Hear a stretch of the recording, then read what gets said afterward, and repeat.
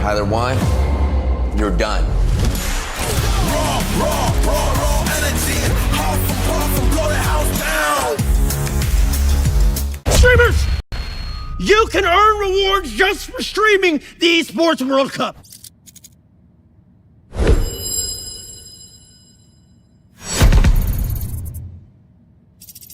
This is what winning is made of. Precision. Checkmate. Calm. Control. Creativity. Killer instinct. Esports World Cup. He thinks he can come in here and play my game. Let's go. He knows nothing. Let's go! Tyler won. You're done. Raw energy. Puff, blow the house down. Streamers, you can earn rewards just for streaming the Esports World Cup.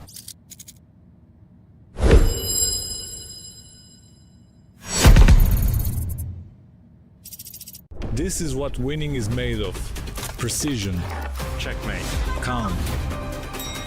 Control. Creativity.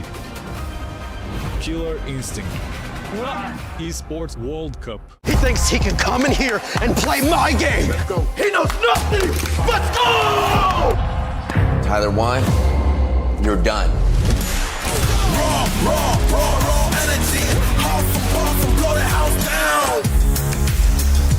Streamers, you can earn rewards just for streaming the Esports World Cup.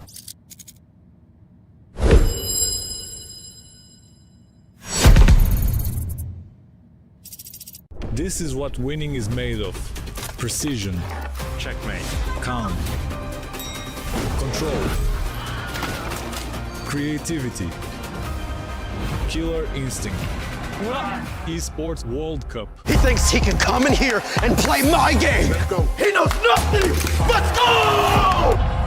Tyler won. You're done. Raw energy. Puff, blow the house down. Streamers, you can earn rewards just for streaming the Esports World Cup.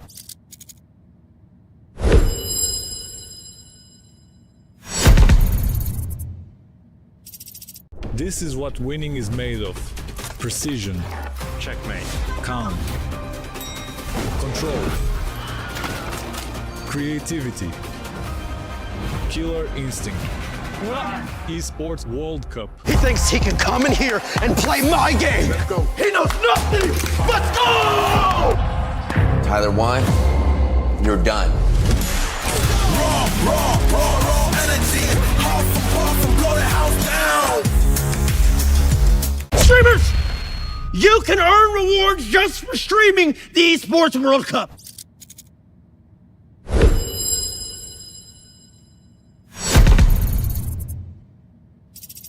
This is what winning is made of.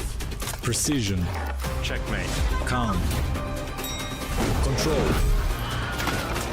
Creativity. Killer instinct. Esports World Cup. He thinks he can come in here and play my game. Let's go. He knows nothing. Let's go! Tyler won. You're done. Raw energy. Puff, blow the house down. Streamers, you can earn rewards just for streaming the Esports World Cup.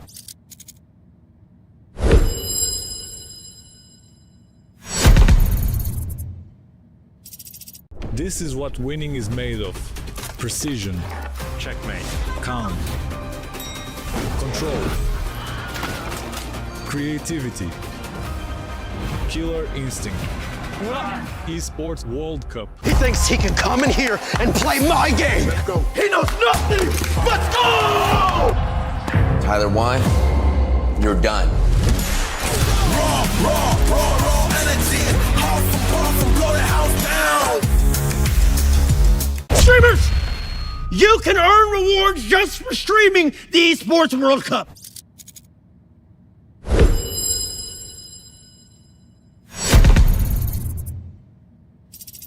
This is what winning is made of. Precision. Checkmate. Calm. Control. creativity, killer instinct. Esports World Cup. He thinks he can come in here and play my game. Let's go. He knows nothing. Let's go! Tyler Wine, you're done. Raw energy. Awesome, blow the house down. Streamers, you can earn rewards just for streaming the Esports World Cup.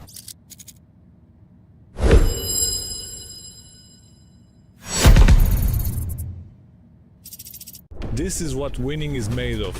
Precision, Checkmate. calm, control, creativity, killer instinct. Esports World Cup. He thinks he can come in here and play my game. Let's go. He knows nothing. Let's go! Tyler Wine, you're done. Raw energy. Awesome, blow the house down. Streamers, you can earn rewards just for streaming the Esports World Cup.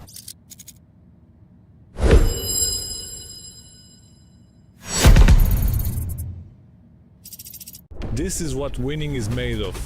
Precision, Checkmate. calm, control, creativity, killer instinct. Esports World Cup. He thinks he can come in here and play my game. Let's go. He knows nothing. Let's go! Tyler Wine, you're done. Raw energy. Awesome, blow the house down. Streamers, you can earn rewards just for streaming the Esports World Cup.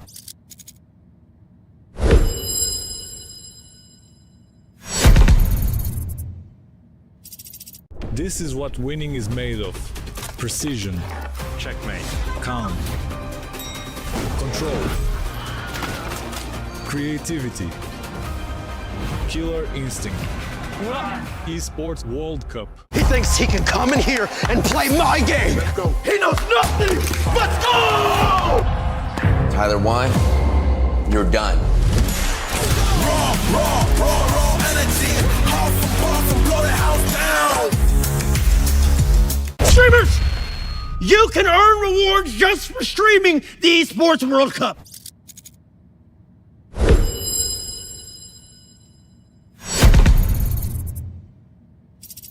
This is what winning is made of. Precision, Checkmate. calm, control, creativity, killer instinct. Esports World Cup. He thinks he can come in here and play my game. Let's go. He knows nothing. Let's go! Tyler Wine, you're done. Raw energy. Awesome, blow the house down. Streamers, you can earn rewards just for streaming the Esports World Cup.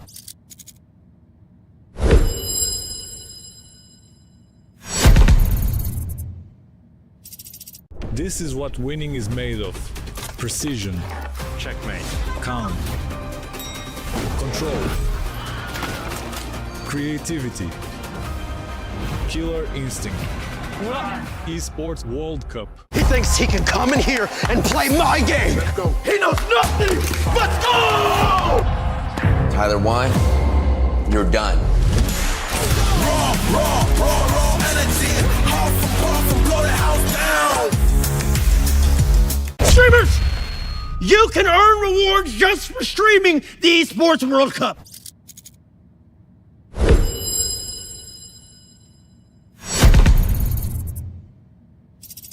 This is what winning is made of. Precision, Checkmate. calm, control, creativity, killer instinct. Esports World Cup. He thinks he can come in here and play my game. Let's go. He knows nothing. Let's go! Tyler Wine, you're done. Raw energy. Awesome, blow the house down. Streamers, you can earn rewards just for streaming the Esports World Cup.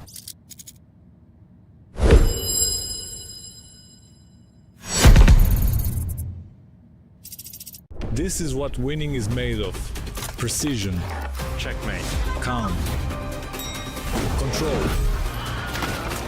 creativity, killer instinct. Esports World Cup. He thinks he can come in here and play my game. He knows nothing but go! Tyler, why? You're done. Raw energy. Awesome, blow the house down. Streamers, you can earn rewards just for streaming the Esports World Cup.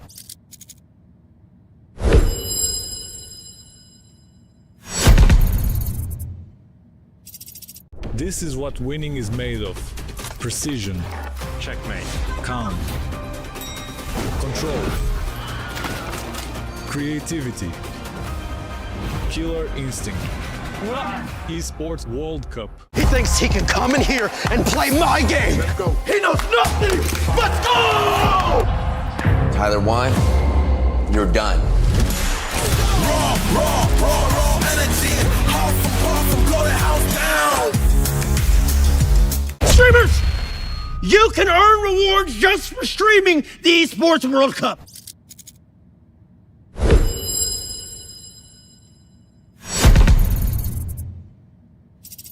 This is what winning is made of.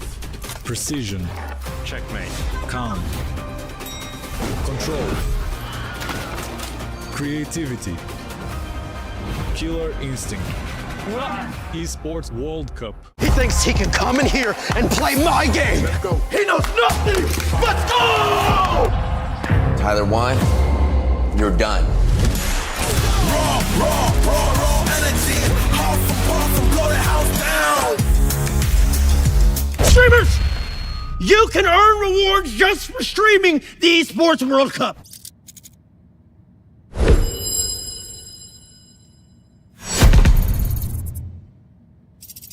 This is what winning is made of.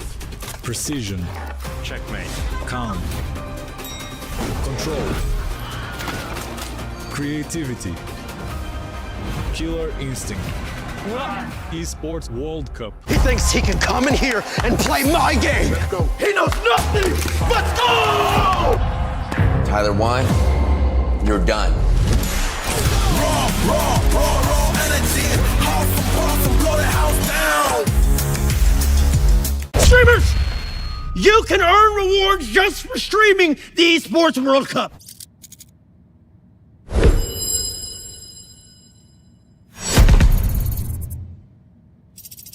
This is what winning is made of. Precision, Checkmate. calm, control, creativity, killer instinct. Esports World Cup. He thinks he can come in here and play my game. He knows nothing but go! Tyler, why? You're done. Raw energy. Awesome, blow the house down. Streamers, you can earn rewards just for streaming the Esports World Cup.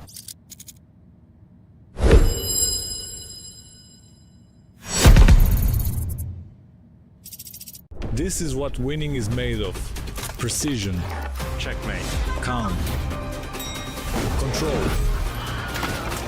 creativity, killer instinct. Esports World Cup. He thinks he can come in here and play my game.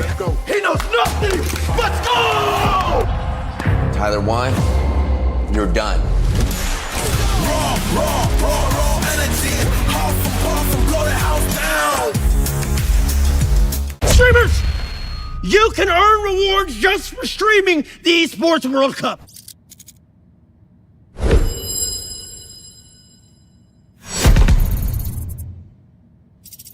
This is what winning is made of. Precision, Checkmate. calm, control, creativity, killer instinct. Esports World Cup. He thinks he can come in here and play my game. He knows nothing but go! Tyler, why? You're done. Raw energy. Awesome, blow the house down. You can earn rewards just for streaming the Esports World Cup.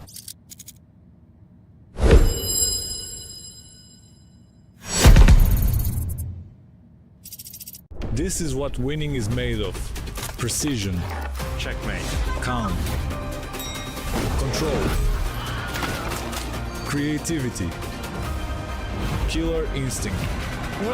Esports World Cup. He thinks he can come in here and play my game. He knows nothing but go! Tyler, why? You're done. Raw energy. Awesome, blow the house down. Streamers, you can earn rewards just for streaming the Esports World Cup.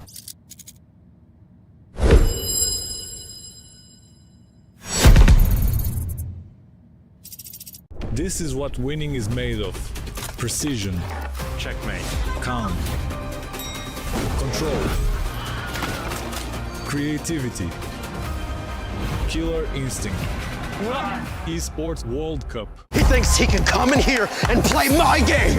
He knows nothing but go! Tyler, why? You're done. Raw energy. Awesome, blow the house down. Streamers, you can earn rewards just for streaming the Esports World Cup.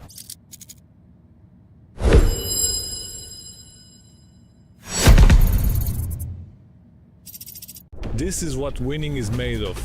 Precision, Checkmate. calm, control, creativity, killer instinct. Esports World Cup. He thinks he can come in here and play my game. He knows nothing but go! Tyler, why? You're done. Raw energy. Awesome, blow the house down. Streamers, you can earn rewards just for streaming the Esports World Cup.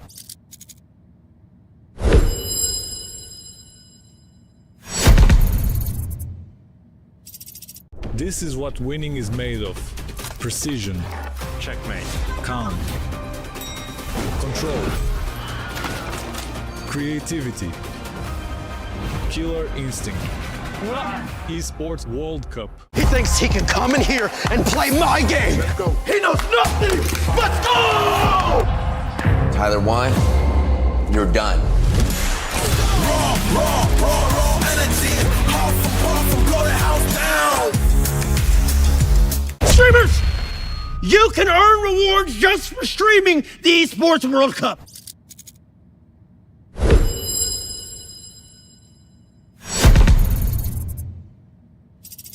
This is what winning is made of. Precision, Checkmate. calm, control, creativity, killer instinct. Esports World Cup. He thinks he can come in here and play my game. He knows nothing but go! Tyler, why? You're done. Raw energy. Awesome, blow the house down. Streamers, you can earn rewards just for streaming the Esports World Cup.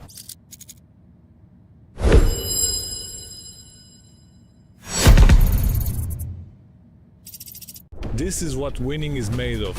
Precision, Checkmate. calm, control, creativity, killer instinct. Esports World Cup. He thinks he can come in here and play my game. He knows nothing but go! Tyler, why? You're done. Raw energy. Awesome, blow the house down. Streamers, you can earn rewards just for streaming the Esports World Cup.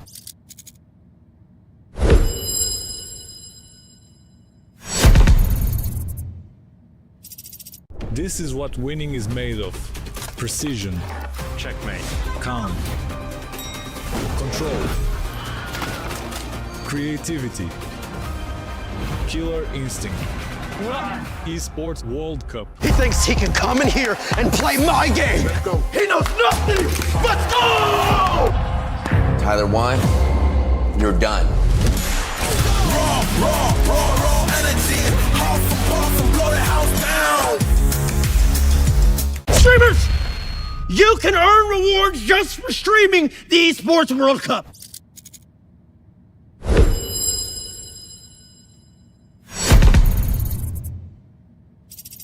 This is what winning is made of. Precision, Checkmate. calm, control, creativity, killer instinct. Esports World Cup. He thinks he can come in here and play my game. He knows nothing. Let's go! Tyler Wine, you're done. Raw energy. Half blow the house down. Streamers, you can earn rewards just for streaming the Esports World Cup.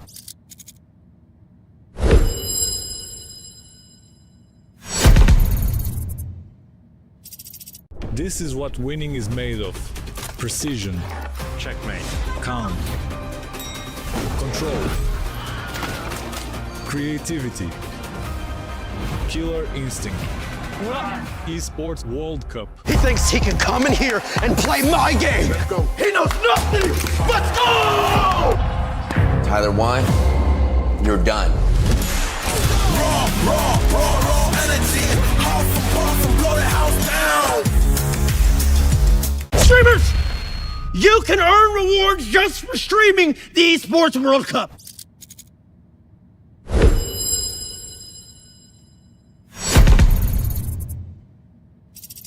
This is what winning is made of.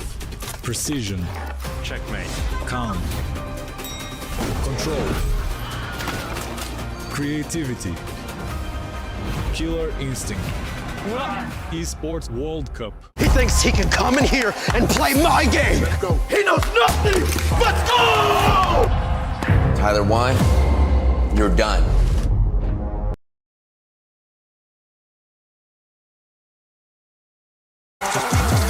Feel your heartbeat raising. Goes like 3, 2, 1, that you count down. I won't let this crown be taken. Can you hear me go?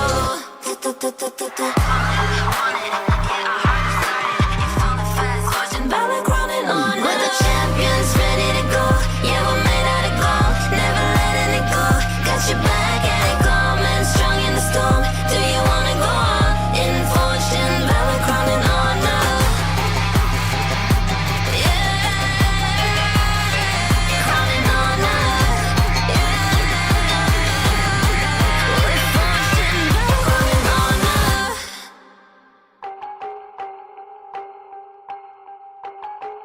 Ladies and gentlemen, welcome back. We're live from Paris, France. This is the Honor of Kings KWC 2026. Today's gonna be the day number 3 of our group stage.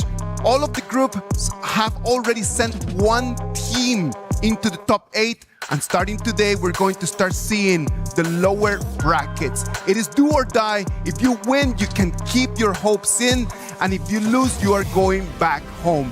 I am Isaac Peña. I'm going to be your host for today. And for this first game, we're going to have Sagi and Holler right over here with me. Lads, this is a little bit of a chilly morning right over here in France. How are you guys feeling? We're feeling good, but also at the same time, we're kind of a little bit unwary. Like, we're not 100% comfortable, and the reason being is that some of these teams are going to be going home today. And we all love all of these teams, right? Like, at the end of the day, we don't want anyone going home, but it's all part of the tournament.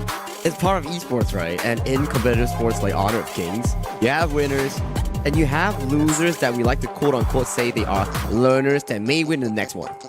Well, as long as they are trying to learn, they will always win something. They might not be winning the trophy this time, but they will be gaining experience as they go back into their regions. And when we think about the regions, we're going to have the champions. Champions of MKL are going to be playing today in the lower bracket, man. We never expected that. I think it was more of an upset, right? Like we talk about, like, yes, in terms of power ranking, Aurora is potentially one team that is right under the KPL teams.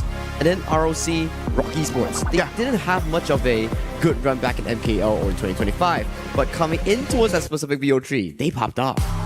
They definitely popped off. I mean, but also to Aurora's point, it seemed like that they were a little overconfident. I mean, if you saw Jihong in that interview, it seemed like he was kind of dismissive of all the others, and they were just going to run over everybody, and they had a bit of a wake-up call, as of course they did not overcome Rock Esports here. In our match number 2 of the day, we're going to have the champions of PKL as well. BOOM Esports in the lower bracket. Were we expecting that? I mean, for me, I sort of thought that it was going to be much more of a closer series against Nemesis.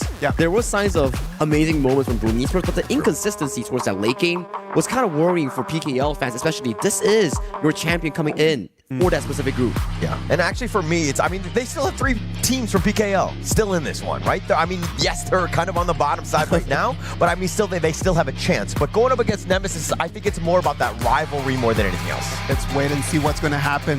Today we're going to have our lower bracket finals, and that is going to give them tickets to try to go into the top 8. In order to know a little bit better how this KWC 2026 is going to work, we've got a video right over here explaining that. Welcome to the Honor of Kings World Cup, happening right here at the Esports World Cup 2026. Before we get into the action, here's how the tournament works. The global ban pick system will be implemented, and there will be 3 stages: the play-ins, the group stage, and the playoffs. The 8 qualified teams have been split into Group A and B and drawn their placements on the bracket. The play-ins will have best of 3 matches, where the top 2 of each group advance to the group stage. The 4 teams who advanced from play-ins will be joined by 12 teams that qualified from their respective leagues, forming a total of 16 teams for the group stage. The 16 teams are split into 4 pools based on their performance, with teams in Pool 1 being the top-seeded team in each group. The rest of the teams will be drawn into the groups, with each group having a team from each pool. The group stage will once again have best of 3 matches in a double elimination format, where the top 2 of each group advance to the playoffs. Teams that advance through the upper bracket will have an advantage, so placement matters. The playoffs is where things get interesting. The team who advanced through the upper bracket in the group stage will first draw their selection order. Then, they each get to pick one from the other 4 second-place teams to play against. When all teams are picked, the stage is set for the playoffs. The playoffs will have best of 7 matches, and where teams tie 3-3, the ultimate battle will be the deciding factor. No second chances, no room for mistakes, and only one team will be crowned the champion of KWC at EWC 2026.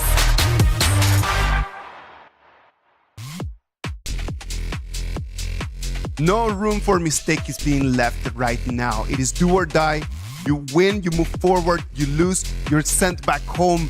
The groups right over there, they were a little bit better because there was kind of like a second opportunity, but all that is something of the past. Yeah, I mean, they had that one opportunity. Unfortunately, they ran into, generally speaking, the top dog in each of the seeds. Obviously, Group B is the only one that didn't really happen, but as we look at Group A, this is kind of formulating based on, I would say, the seeding. AGAL, high expectations. They're going to just move on as they kind of roll through Team Vitality and Blacklist International. Blacklist International deciding dropping down to that decider match, but in that elimination match, the Team Vitality, MIBR, LOS, that one is going to be a fire of a series. It's always the Chalk VR and also the IKL teams going in for that elimination match. It happens every single time. Every single time. It's happening tomorrow. But in for today, we have Group B with the upset coming in from Rock Esports, taking down Aurora Gaming, advancing to the playoffs as a seed number 1 for Group B. Now, the first match later on, Titan Esports Club going against Influence Rage. There's a lot of storyline. We can talk about this later on. And then the winner of this elimination match will be facing Aurora Gaming. It's going to be difficult, but they have to shoot their shot.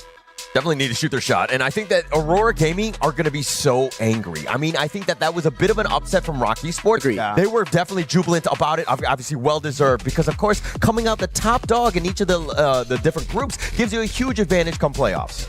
Kwaisho Gaming took Group C right over there with 4 games that they lasted, what, 10 minutes, 11 minutes? And then they literally just came, beat those two teams and then just left back home right over there. But my point being is, Virtus Pro, they put up a decent show against the potential champions of KSG and also AGAL. These two, they are definitely crowned as the top tier teams coming in for our KWC. But Virtus Pro, at the very least in their game 2, they were holding pretty well in the first 10 minutes. Yeah, and I also kind of to also blacklist against AGAL, it seems like the global teams have kind of leveled up. Not to say that, I mean, they still did come out with the L, but I think that they've been in a much better spot as we look at Group D here. When you compare 12 months ago to right now, everyone is getting better and better and better. Group D, GK Esports took the first ticket and is sending the game that we're going to be watching today, Deep Cross Gaming against BOOM Esports. The winner of that match is going to go against Team Nemesis for what's going to be a ticket to the top 8. Now, it's going to be an interesting one, right? Because if we use GK Esports as a measurement tool, both Deep Cross Gaming and Team Nemesis, they did extremely well against GK Esports. Yes, you can argue that it's still 0-2 Sagi, but the game time, the game duration, and the intensity of those games, how do you compare it when you're a Team Nemesis versus BOOM Esports? It's just something that I'm worried about for PKL fans. It was very different. And I think that these scores do not really show or give justice to those teams. They were way more competitive. They were way more close in that sense. But again, I think that going into this one, we only have the best of the best. So we're going to only see competitive games here on out. I love competitive games, right? Especially when there are stakes at the line. If you lose, you're really out. There's just no more second chances. It's your only shot of making it into the top 8. Yes, you're going in a C2, but hey, top 8 is better than top 16. Of course, of course. And of course, being the top dog as opposed to number 2, where you're going to be selected, I think that would be a prime position, but we've already know who those number 1 seeds are going to be, but now it's about fighting for that last spot. That last spot that is going to keep their KWC 2026 run for a little bit longer.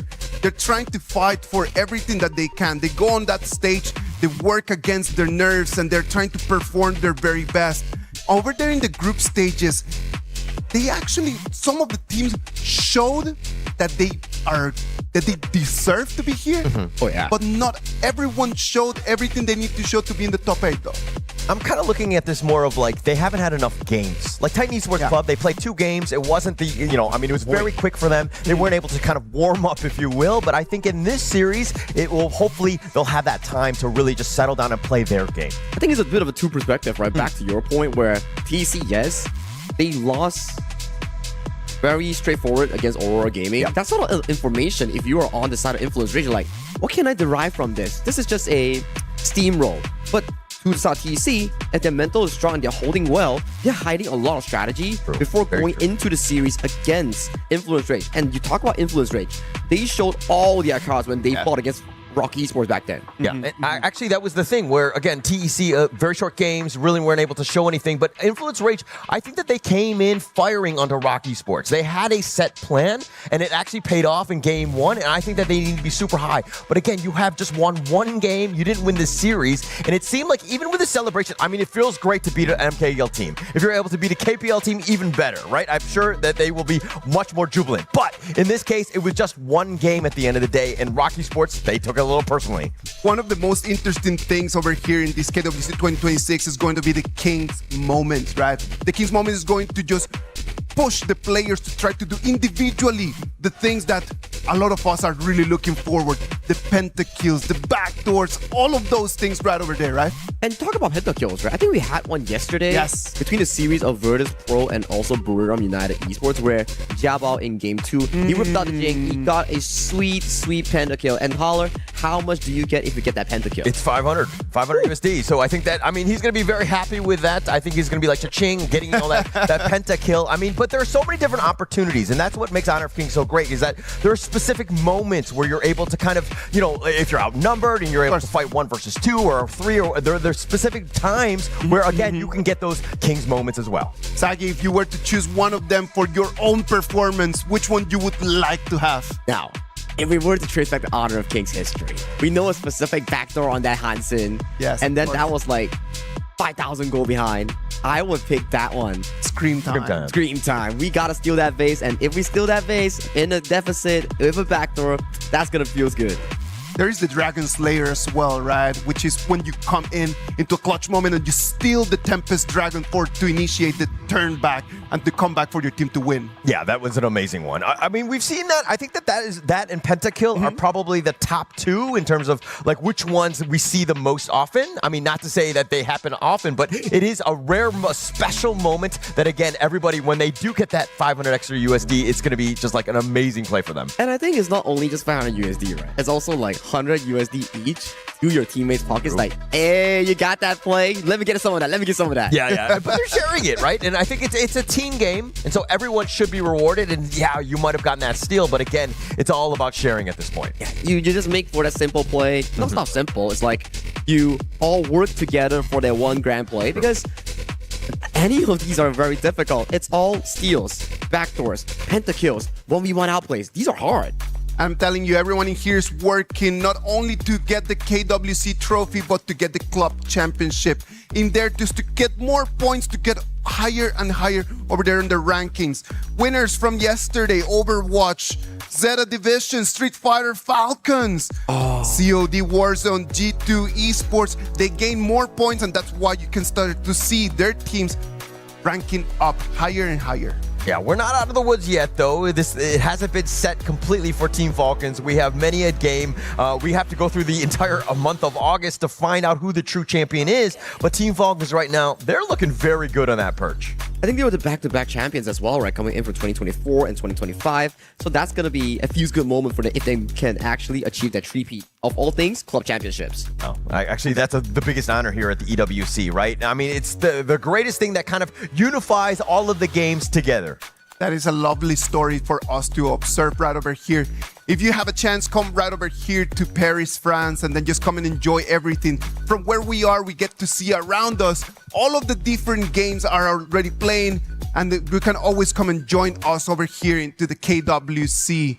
Into the stages right now, the lower bracket finals. The schedule is going to say Titan Esports Club is going to be fighting against Influence Rage first, and then after that, Deep Cross Gaming against BOOM Esports. And coming after that is going to be Aurora Gaming, Team Nemesis. They are like at the decider match, waiting for the outcome for these specific two series here. But I'll talk more about the first upcoming series here. We have the boys on stage coming in from Titan Esports Club and Influence Rage. It's not only about elimination, it's a revenge arc coming in from Ivalis from the side of TEC. Yeah, and he had some past history, right? Especially with going up against some of the members of Influence Rage here. But I do think that Ivalis is the guy who's had the most competitive level. I mean, he's in terms of international experience, he's brought it back. He was previously on that Elevate squad where they did well. He was a mid laner. Now he shifted back to his previous with roots, which is back into the Rome here. Yeah, and the storyline is like this. Back in KIC 2025, they were at Philippines. Yep. Danny and also Fury. They were in Alpha 7. For the side of Ivalis, he was in Elevate. They were feeling so good. 2-0 lead, almost making it to the next stage. Boom, reverse sweep. Ivalis, that kind of feeling. How do you convert that? Now, you have one shot, one opportunity to do the same thing against the opponent that knocked you out of that previous tournament. Yeah, I mean, to quote, I like the fact that you're quoting Eminem right there with a one shot, one opportunity thing. But I do think that this is still, he's had multiple opportunities. Now he's actually able to bounce back. He took that fuel, he took all those lessons, and now he's back on the international stage, and he can get revenge, of course, against Danny and Fury here. Well, and they want to do that with style, right? Like, they want to do that with the best skins, with the best everything. So that's why we need to show you over there on stage, Forged in Valor, crowned by Honor Heaven Beacon, Princess Frostkin. I mean, Princess Frost has been one of the more popular heroes, I would say. Yep. It's not pick a lot, but when it comes down to niche picks, we have certain players like Sheng from AGAL that has been amazing with this pick in his history and his career, and also Shisan and also Zeb with that Princess Frost Liang combo that they showcase against DCG. So I would believe when we pace into BO3s and into longer series forms like in the playoffs of BO7, we will see more and more Princess Frost debuting in the pick and bans. Yeah, especially partnered up with the old tried and true Liang. I think that those two have been working well together, but it's usually in later series where they kind of really excel because, again, in these best of threes, there's so much CC, so many different ways to kind of counter this combination right now. What about we move forward into our first match of the day? Titan Esports Club against Influence Rage. Both of them lost their openers. This is their chance to prove themselves. Not winning that first game right over there sent them right in the place where they are. For these two teams, like, which disappointment is going to be bigger? I mean, it's for Ivalis, right? You lost once to Danny and Fury last year. You want to get revenge, and it's right here, right now. They're in front of you. You lost to them once in a reverse sweep fashion, and if you let it happen to you again, it's not going to be sad. It's going to be heartbreaking. Yeah, and also this format, I mean, they've only played one other series, and it was against Aurora. It was just like they got 0-2'd, and now they have to play another series. If they lose this one, they are out. They might come out winless, not to say that they, that series is not going to be competitive, but again, it's just like how many games until you're actually warmed up and you're able to play to your level? You cannot have that many games, right? Like, you need to just really come in and hit the ground running. You don't have a tomorrow if you lose this game. Only if you're winning, then you have it tomorrow. You gotta keep pushing, keep trying, and chances are, you gotta work for it. And this is the Titan Esports Club roster here. In the jungle, we have Gushing, Qingxi. In the farm lane, these are 2 core carries here, paired up with Calm, Evilis, and Katsu. And Evilis, we covered his backstory here, so he's coming back for revenge. This time around, he swapped from mid lane to roamer in 2026. Yeah, I also want to highlight Katsu here. This guy's a rookie of the, he's a rookie, right? And not only that, but he's actually just, he has accolades in terms of education as well. I believe he was magna cum laude as well. So that this is a guy, again, incredibly smart and what you kind of want to kind of direct how this team will go. From South America, we have Influence Rage. They really want to come in and just continue with their run. We want to keep over here the South American flair. Danny is going to try to carry his team to try to move forward from these lower bracket semifinals into the lower bracket finals. Now, I understand the main story has been about Danny since his last year of top 8 finish and also his KIC performance. Now, coming from play-ins, there is one star player coming in from Influence Rage that we must highlight. Leffy, the boy wonder in that farm lane. He's been carrying Influence Rage on his shoulders and pushing him forward in every single game. Even against the game against ROC Esports, Rock Esports, he's been doing amazing in that farm lane role. The craziest part is that actually he was not the starter on this team when Influence Rage first was formed this year. I mean, it was Elwind, and then they had a little bit of a struggle, and they were always like, okay, we had Leffy as a sub, but he was never given that opportunity. But Leffy, he was not phased. He's been doing this entire life where he's just been grinding games. And actually, recently talking to Danny, Danny was just like, actually, Leffy is the hardest worker in the room. And sometimes when you work really hard, you will always get back. You will always have something back. And if you already worked so hard for this, it is your opportunity to shine right now. Like all of those hours that you've been working in there, please show us something today that is going to allow your team to take the victory. Now, before we actually hop into the pick and bans, right? Let's do a bit of predictions here. Go ahead. Scores. You want to start off with that one? I'm going to go 2-1 in favor of Influence Rage. I like what I saw in terms of when they played against Rock Esports. They were able to steal game 1. I mean, for that, you got to give them props, right? What about you, Isaac? I am going to go with Holler completely. 2-1 for Influence Rage. I don't think that it's going to be a 2-0 for none of both the sides. But I do believe that Influence Rage has showed us something a little bit deeper than what has done the other side. You're going to correct prediction right there, man. Right there you go. You're putting me in a spot right now. I was going to say Influence Rage as well, but we can't have a broadcast where everybody's supporting the same team. It was your topic, boy. I mean, all right. Let me hop on to the PKL train. DC, I got you on my back. 2-1. 2-1 in favor of Influence Rage. Let's do it. So we're all kind of doing 2-1? No, I want TC. TC, okay. Yeah, okay. Gotta all right. some support for them. Yeah, I was going to say, I can't agree with you. I was thinking about changing my prediction. But my name is not Kindofu. But now it looks like we're going to be going into the draft here. The players are underway. They're ready and good to go here. Now, it goes back to one of my conversations that we had back in the green room. I feel like, yes, the junglers has been amazing for both teams, but since we highlighted Leffy, we must also put focus on Qingxi coming in for the side of TEC. Yes, Leffy is the late game style carry with the consistent DPS and clutch playmaking. Qingxi, however, complete opposite. Hyper aggressive laning style. Wants to go on your face with the strong picks in the early to mid game like Arlie and Shicha or Ao Yin. Yeah, and actually, you were talking about this earlier about the fact that they kind of really prioritize the Chicha as much as possible. Correct. Again, this is something that they're very comfortable with, even almost first picking it, almost all of their games. They really like it. I'm a bit worried, right? Yeah. Chicha is, for me, is one of the heroes where you are a fighter that can do great in the early to mid game, but you start to struggle at a 10th minute mark where you can't take down turrets because of your innate passive. Your range war only lasts for what, 4 to 5 seconds, so it's really hard to take down tier 3 towers. Yeah, definitely a bit of an issue here. I mean, in terms of that range, and they can get kind of outclassed, right? So the spacing is there, but again, it's more about the play style of TEC, right? Correct. They want to be aggressive, and Qingxi kind of plays that one to the T, if you will. And coming into the pick and ban tier, we do see a lot of the mid lanes that's been removed from the pool. Mai Nui, Haya, aggressive mid lanes that are really active in the early game. So Coach XC probably be thinking like, okay, we want to give Katsu priority. At the very least, something like a Garuda, something like to equalize out the laning phase, make sure that Katsu can outpush Fury and Mena, then assist King C in that bottom lane. Makes a lot of sense there. And I mean, with this Lori in here, we also know that Fury, this is something that they like to play as well. They've been prioritizing this hero quite a bit. They had a lot of success against Rock Esports, winning game 1 with that Lorian as well. Oh, if you look at towards this draft, right? Do we see a Flowborn tank on this third? It's good against the Long because Long doesn't do consistent DPS. It's good against marking the likes of the Guan Yu here.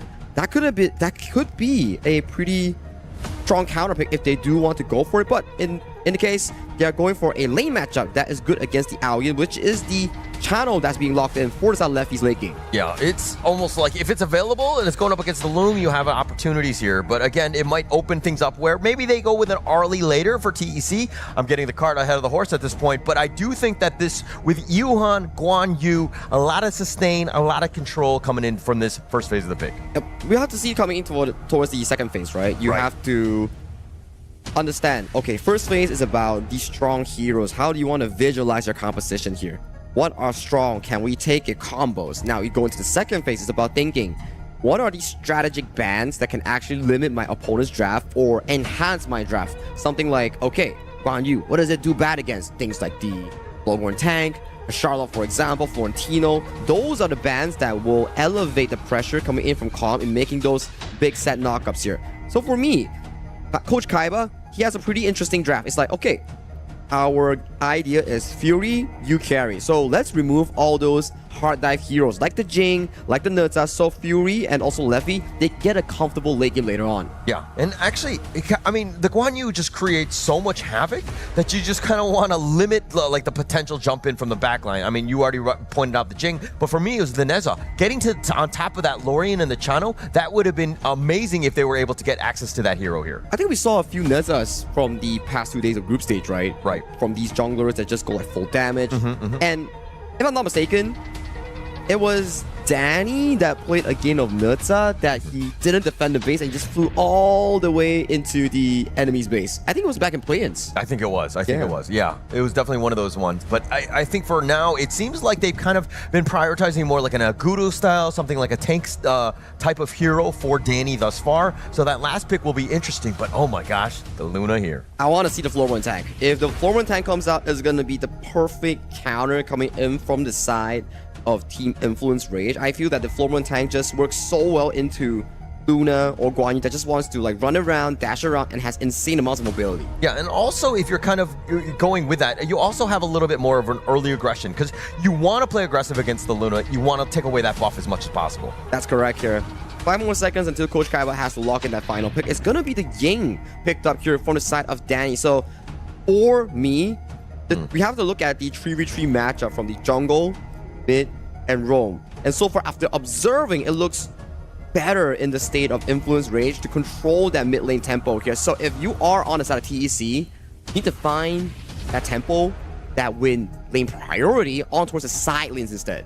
Do you think that that's enough though? Like, because I'm thinking about this lineup. I mean, this is a tough lineup for both ends, right? You're seeing CC galore, you got the Dharma, the Zhang Fei, you know that those are going to be Wombo combos, the Guan Yu on the other end, plus the Lian Po. It's about this execution. Like, the team fights are going to be enormous, if you will. It's like a clash of two of the same playstyles because every time we interview Danny, it's like, oh, we don't like to play slow, we like to play in your face. Fight, fight, fight, fight, fight. And what does fight, fight, fight remind you of? Also PKL teams. And when we talk about Titan Esports Club, we call them the BOOM Esports because that's just how their playstyle revolves around. You look at them in the face, right in the rear, it's like, hey, why are you looking at me? You want to fight? We fight. Yeah. Actually, easily goated, I would say. It seems like they're almost impatient at times, and they like to take those team fights. And why I think the global teams are a lot of fun to watch. But I mean, going back to that boot camp where they were kind of taught by some of these KPL coaches, I think they were taught a little bit more about patience, right? Taking, calculated risks more than anything. So the Suzo boot camp for these teams is like they were invited by Honor of Kings Esports just to go over there, train for like 2 to 3 weeks, understand how to improve fundamentally. Hence, what they learn from the bootcamp, they must apply it and implement it in their game. So you can't just copy. You need to fully understand what's the teachings. Okay, yeah. I mean, but getting that opportunity, I think, is a golden one, like a blessed opportunity for these teams, because they're going to level up. Some of the other teams that haven't had that access to that boot camp, they're going to be a little bit behind, if you will. Yeah, fully agreed, right? And both of these teams, at the very least, they all went to that boot camp. They have sufficient results, and jumping right into the game. This will be game 1 of Titan Esports Club going up against Influence Rage in the elimination match of Group B. All right, now with these drafts alone, who do you give the edge to? Let's start with the early game first.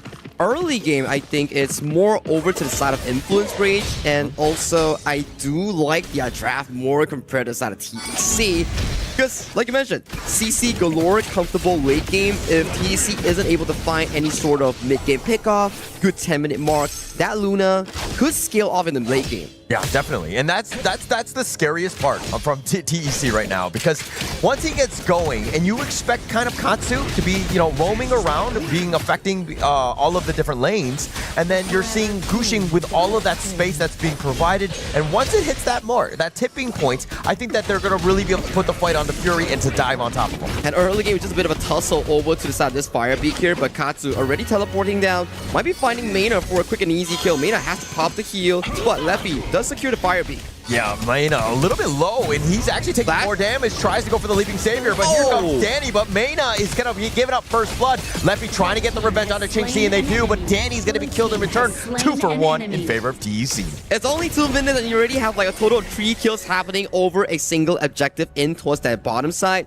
but it's a bit of a over-aggression coming in from Mena. He miscalculated how much damage he can actually tank, and he got silenced by Qingxi with that Flash 3-1 combo from the side of Ao-In. Yeah, just a little too close to the sun, if you will. And I think that he was thinking that he was safe under the tower, but again, just too low, right? And they do have enough damage. TEC, this is a squad that, yeah, while they're definitely going to scale up and do a lot more, I think especially early, they're going to do a decent amount. I'm okay with sacrificing Qingxi for that play, but I'm not okay with Danny actually having to go down as a jungler. Yeah. But with junglers going down in the early game, you're essentially losing so much farm that you have potential in farming every single lane, because we see how the KPL teams, MKL team play. It's about farming waves, stacking waves through your jungle, share with 3 or 4 members, bring them into the jungle, and then farm together for the efficient goal sharing.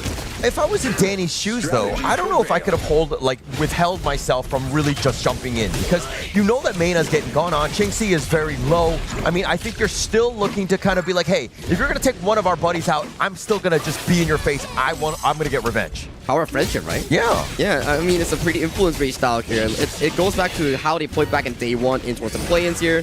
Bit of a face check here coming from Evilis just to spot out the buff taking, but nothing much will be happening thus far in this early game. We might see more aggression going into that first 4 minute in that Tyrant. Yeah, and actually, it's all about the setup. I mean, the 800 goal lead that you're seeing go in the way of TEC is that rotation. Those extra kills have actually padded the stats, but now 30 seconds away from that first Tyrant. Yeah, we're just clearing up waves first. One final wave coming in.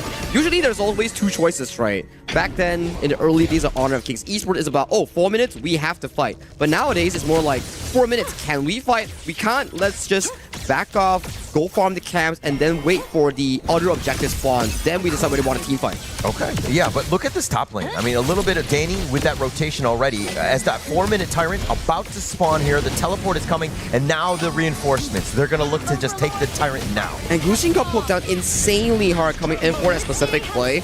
Yuri made his statement on that Lorien pick, and right now we do see this Tyrant being started by the side of Gushing. Yeah, it's going to be off to the side, if you will, and now the pullback Leffy, no chance. Gushing taking him down, and all that control from Ivalis.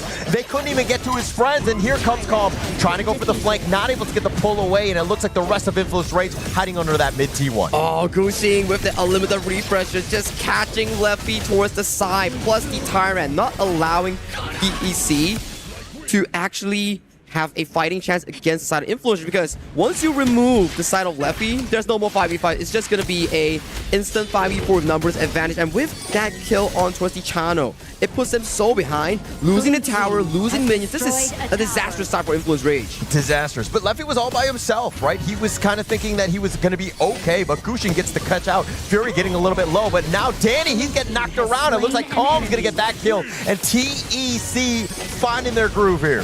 They're just pushing pushing their momentum ever since that Tyrant play, with Lefty showing on the top side.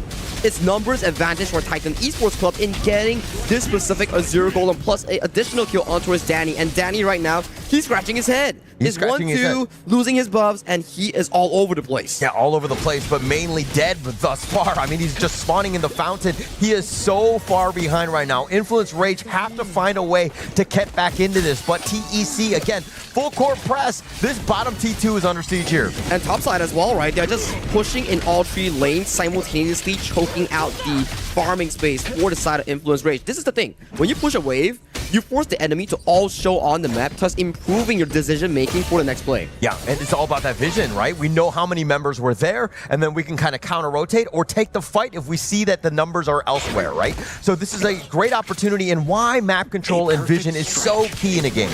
But it's still okay, right? For Influence Rage, yes, you're losing 3 kills, some towers, but there's still a acceptable 1,000 gold deficit with the top here. side. But Kushing here gets the low. Temp is actually flashing away. Calm is actually not going to snipe him out. It looks like they're going to let him walk away. Ivalice was thinking about jumping in, but Chinxi with a couple flaming palms, he came a little late to the party. I like the play coming from Influence Rage. If Gushing goes well, if Gushing breaks his ultimate chain, then it's okay. And Ivalice, he has to back up. So this upcoming Azure Golem in towards that bottom side, TEC, they don't have any resource to actually contest for it. Yeah, Ivalice, though, actually had to spend the Tremor Smash just to get to safety here. So Influence Rage with a small little win. Nice little burst ram onto 2. They have the knockback, but Ivalice just so tanky thus far. Danny trying to do some work, not enough damage to kill Ivalice. Tempest, though, not as lucky. Jinxie gets that one. Oh, that's just the difficult part, right? When you're investing so much resource towards that mid side, you give Katsu and Chinxi just a free kill on towards the top side. Now, Chinxi, we talk about the specific matchup.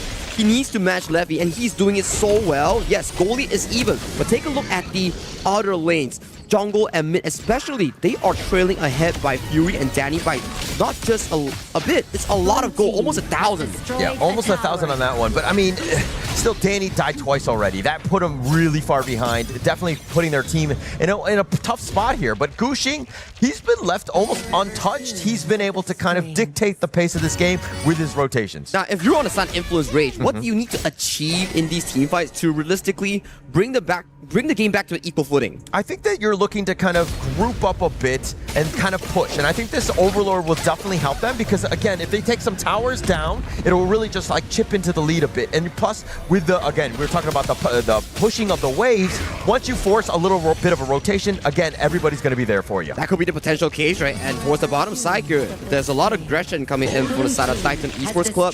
Just picking up an easy tier 2, further pushing up their lead in this mid game. But I still think it's actually comfortable for Influence Rage. Yes, that early game was disastrous. Lefty dying, Danny dying, but as long as they can reset themselves, bring the game back into a 10-minute equal footing, then they still have an equal fighting chance. Yeah, have a chance, but they're down about 2K. One thing to take note of, Chinxi actually expended the flash, tried to go on to Fury. The nice little control on with the Umbrella Outburst, and they have the control, but he gets on his dragon. Chinxi with the clutch save there. And now on the side, Gushing, though, he tried to go in. He's going to walk into 4, and Influence Ray says, thank you for that one. Huge mistakes coming in from the side of TEC's jungle and farm lane. Being caught up by the CC galore. That's the strength of the Lori and Zhangfei. You initiate, you combo it, and you make them immovable for at the very least 4 to 5 seconds. And with that play, they get that tier 1 tower from a losing position. All right, so you're talking about how to come back into the game. Well, that's how you do it. I mean, you get the Overlord. The Vanguard was pushing,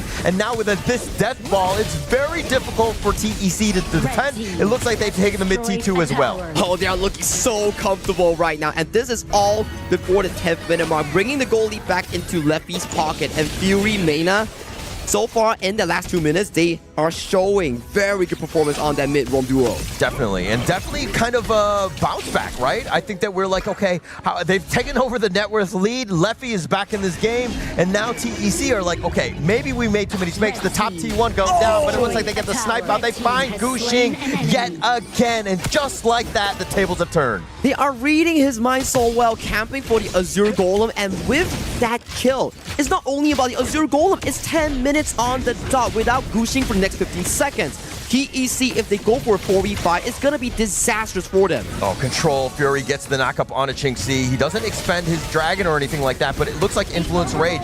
Again, with Gushing down for 5 seconds, they'll start the Tyrant, but I think it's just too much time or not enough time for Gushing to make his way to the Tyrant Pit in time. Maybe he has time. Lefty is all the way towards the top side collecting the Crimson Golem here, and Calm is actually looking for a potential flank onto the member. Oh, they go for the flank here, but Calm trying to just herd them in. He gets the pushback. The Umbrella Outburst is going to be on to 3. The Dragon is going to be used as well. He tries to go in with the 2! Tempest! Oh, setting it up! Ivalice will survive as he flashes away, and it looks like only Katsu goes down. That was a lot of spells being thrown left and right coming in from both teams. Unfortunately, only Katsu fall in that team fight. If not, that's going to be a disastrous outcome for the side of Titan Esports Club. But nonetheless, Influence Rage from that good team fight being set up by Tempest, Mena, and Fury's combo chain, they successfully got that Shadow Tyrant in towards that pocket. Oh, that could have been way worse. That could have been way worse. But Ivalice just barely able to just hop on out of this one. And Katsu going down. I mean, yes, they lost that one as well as the Tyrants, but man.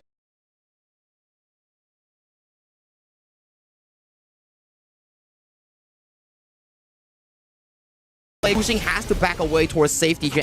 You have no more fighting power because Qingxi and Gushing, they were zoned from the team fight. Yeah, completely taken down out of this one. But now, a little bit of control in. Danny just going in on the Katsu, trying to bait things out with those heals and those stuns, if you will. But on the backside, Gushing looking to go in. They find 2. The Umbrella Outburst will be used, but it looks like Gushing is a little too low, and it looks like they find Ivalice as well. They will continue on with the chase. They find Katsu. 3 members down from TEC.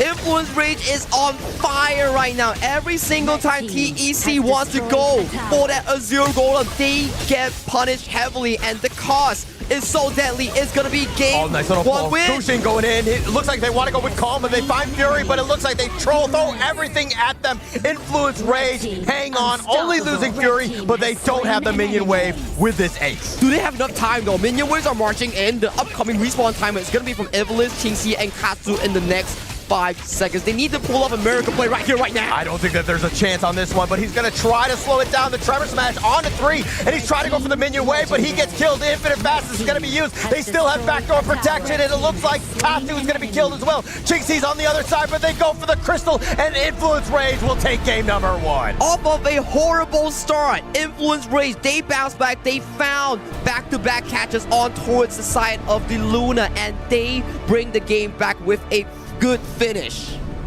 Talk about resilience from this team, right? Things were not looking great. Other teams could have folded on this one, but Influence Rage are like, no. We got this one. Come on, it's in our culture, man. Like, we go down once and then things are against us, but we just continue pushing and pushing and pushing.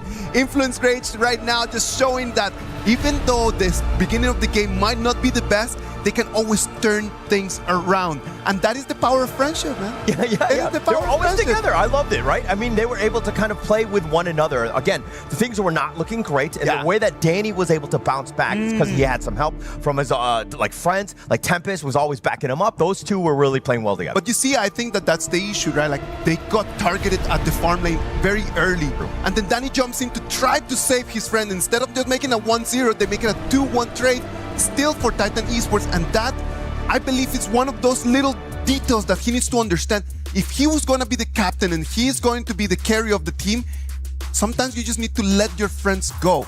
That's correct. Sometimes you just need to let them go. Now, I understand that we're looking at a very beautiful KDA coming in from the side of Lefty, 8-1 and 2, but I want to shine focus on towards Fury and Mena.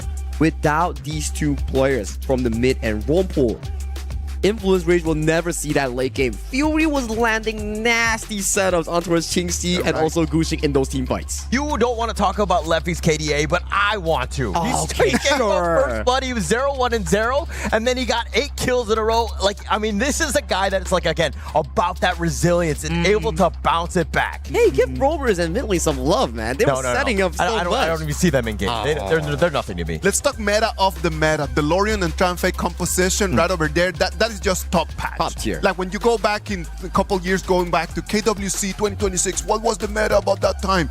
Tranfei and Lorian. That was it. That is it. 100%. I mean, they just had a lot of control. They were able to just dictate the pace. I mean, okay, let's give a little bit of love. Again, the CC setup, all of those good things came out of those two. I know. It's like And later on in towards the replay, we will see very good combinations here. And let's check it out here. Early This game, one right over here, Sagi. yeah, Mayna just being taken down in towards the early game. Then it goes back to your question, Danny, playing for friendship, going in for that specific play. This puts them so far behind, but this is the crucial one. Gushing jumps in, gets cancelled by Danny's skill 1, and he couldn't get any of the refresher. And after that, once a Luna even died once, Yeah. his entire snowball potential gets mitigated in the game. 100%, and that actually was like the tipping point. And then you also see this mark where they're trying to fight for the buff because Influence Rage had an advantage, and all 5 members not enough. And again, the team fight from Influence Rage to be able to dissect them all on this one was great. Just beautiful stuff coming in from side of Influence Rage. They weren't in a hurry. They were playing for their item power specs, and in the end, they set up Lefty and Danny for amazing moments here. It is a team contribution in allowing them to find these beautiful teamfight moments and resulting in this game 1 comeback win. And look at the fire you see from the players of Influence Rage. Danny is, I mean, they're all just high-fiving one another. What a great win, a comeback win. That one feels good. That one feels good. Is the best way to start the day in one day where everything is gonna be on the table. Influence Rage right now, 1-0 advantage on top of Titan Esports. Let's go to a little break, and when we come back, it's gonna be our second game of the day.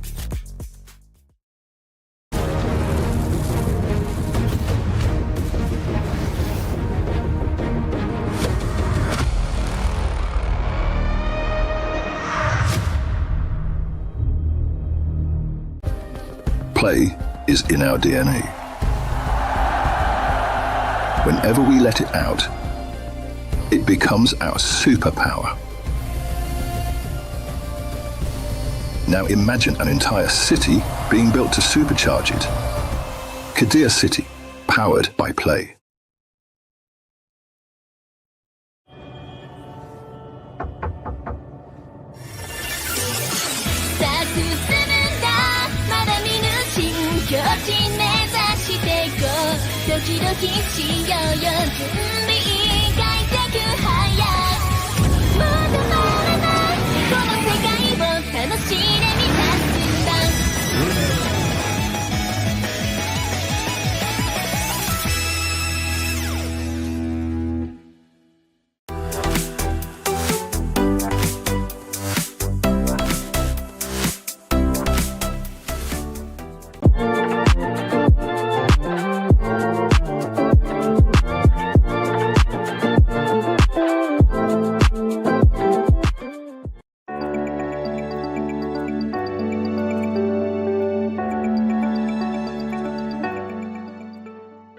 He can come in here and play my game. He knows nothing. Let's go! Tyler 1, you're done. Raw energy. Puff, blow the house down.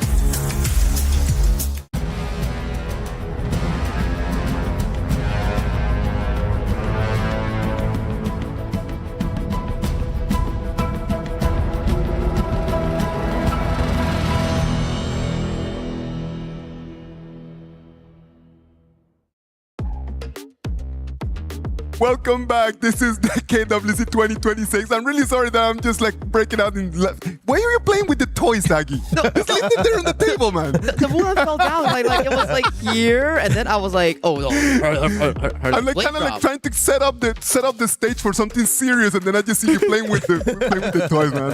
There's no way to be serious in this game. I'm the kid of the broadcast. Look at this. You're having the most fun, that's for sure. I mean, all right. Thank you very much, everyone, for being back. Right over here is going to be game number 2. Influence Rage right now. Good performance. But we need to understand, they cannot just let the game go at the beginning, just hoping to find a mistake from their opponents. Correct, yeah. Because when you get to the higher levels, man, there's no mistakes coming in from them. yeah, I think that's something they definitely need to shore up is that early game, right? You can't let other teams kind of dictate the pace for you, and then you have to come back. That is a losing situation long term, especially against good teams, as you mentioned. Gushing over here just kind of like just opened the door for them to be like, hey, do you guys want to come back in? No. Yeah. Because he completely just allowed them back. I think that's the Luna player philosophy. It's like, I want to go for the refresh. I don't care. I must go for it. And then the CC layering coming in from the side of Danny, that was just really crucial. That Ying spell 1 tip up Yes. It just stopped him in his tracks, and that one, ever since that, they tracked the Azure Golem timer. They made sure that every time Gushing wants to come for the Azure Golem, without the Azure Golem mana buff, he's forced to fight. It's like, do I want to risk it? But if I don't risk it, I can't fight. So it goes into a loop for TEC that they are constantly trying to fight over control on the Azure. And if you're a Luna, you need that blue buff. Like that's it. Like he's not even... That's one of the things that we want to set right over there for the audience, man. Like, specific heroes need specific resources to be able to really win the game. And when you're fighting against a Luna, it's not even about just trying to kill the Luna, it's trying to just to take the Azure Golem away, and that's it. It's a 6v4. Yeah, and also they were winning, right? There was no reason for Gushing to push the initiative. Correct. He could have just stayed back and just efficiently farmed, but once he died, that snowball completely shattered. I think it goes back to our discussion where these two teams, they love to fight, and with the quote-unquote name on the side of TEC being the mini BOOM Esports, they really are like a team where you look me in the eye, I'm like, you want to fight? I'll fight you. And that is exactly what happened towards that mid-game that allowed Influence Rage to capitalize on the over-aggression coming in from TEC, allowing them to bounce back in that late game. Yeah, sometimes in life, you just don't need to fight, man. Sometimes in life, you just need to let it go. Understand that with the advantage, with the moment that you have, just turn around and then just leave. Let them just be yelling at you and then just take the higher ground, man.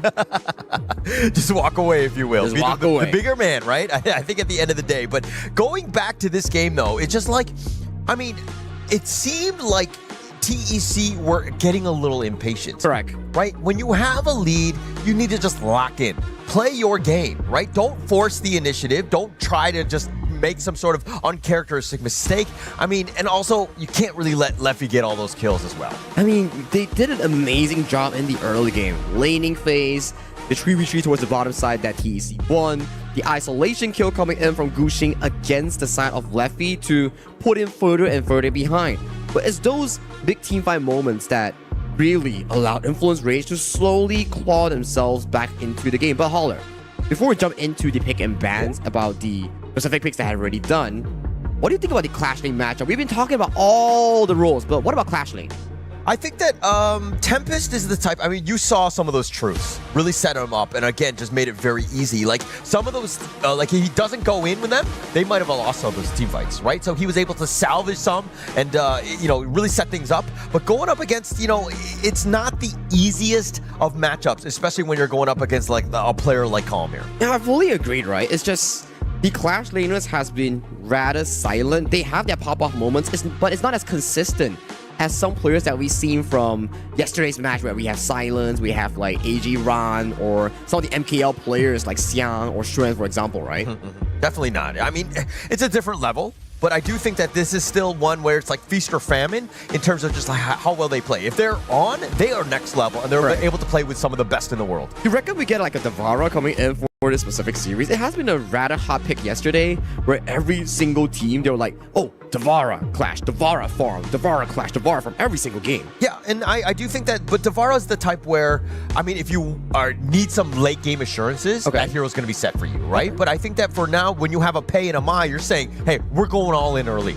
Yeah, going all in early here. So the upcoming mid lane pick for the side of Titan Esports Club will be really, really important. They need something that can actually go neck and neck with the Mai Shirley on the hands of Fury.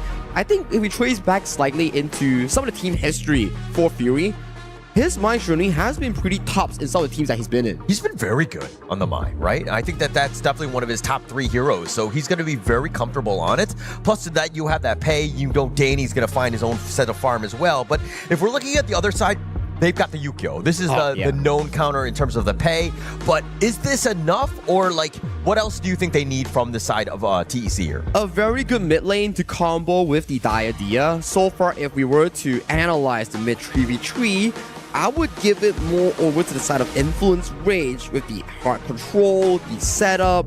Even if, let's say, like, yeah, you get the Lorien, it's an amazing, fantastic pick. But Lorien's weakness is the strong crowd control, hard engage, which Influence Rage, they have it in their mid-lane role. Yeah, they have quite a bit, actually, if you think about it. Plus, they'll probably look to add something else. But this Lorien has overall just been a bit of a problem, right? Most teams have been not really been able to kind of deal with the amount of CC, that damage, that orb is just so annoying to deal with. I mean, Lorien is a tough out, if you will. I'm a bit worried right now for the side of Titan Esports Club. That is a beautiful team comp that has been drafted by Influence Rage. A plethora, a ton of crowd control coming in from every single role except for the pay that can actually maul the entire team. Because if we look in towards the crowd control reliability, yes, you have the Arlie's ultimate, you have the Diatia skill 2. But what comes next? You don't have a solid front line to actually stop this horse in its tracks. Yeah, not at all. I mean, well, this is a good attempt. That's nice. That's a pretty good counter, right? The ghost ship will lock that down, assuming that he's able to kind of get the right angle. But this is a good setup, right? TEC understanding that, hey, they're going to run at you. This ghost ship, if they're able to isolate, divide the enemy team, they might have a pretty good chance in those team fights. And Ata is one of the prime counters in towards the Guan Yu in the laning phase, in the team fight, because Ata, he's built with so much crowd control in the skill 1, skill 2. You can break the horse charge. You can also lock him in so that the horse cannot jump over the wall when his bar is not fully charged. So I like the last pick here coming in from the side of Titan Esports Club. They know what they're lacking, a tank. They know what they're lacking, a CC to actually stop the horse. So this is, I would say, a very good last pick coming in from the TEC coaching staff. Yeah, actually, it's gravy, right? I think that last pick really solidified them. They're right back into this. Going into this, I was like, oh my gosh, this is so aggressive. They're going to be in your face, blowing you up, but then this ghost ship is just like, nay. Nice. Nay.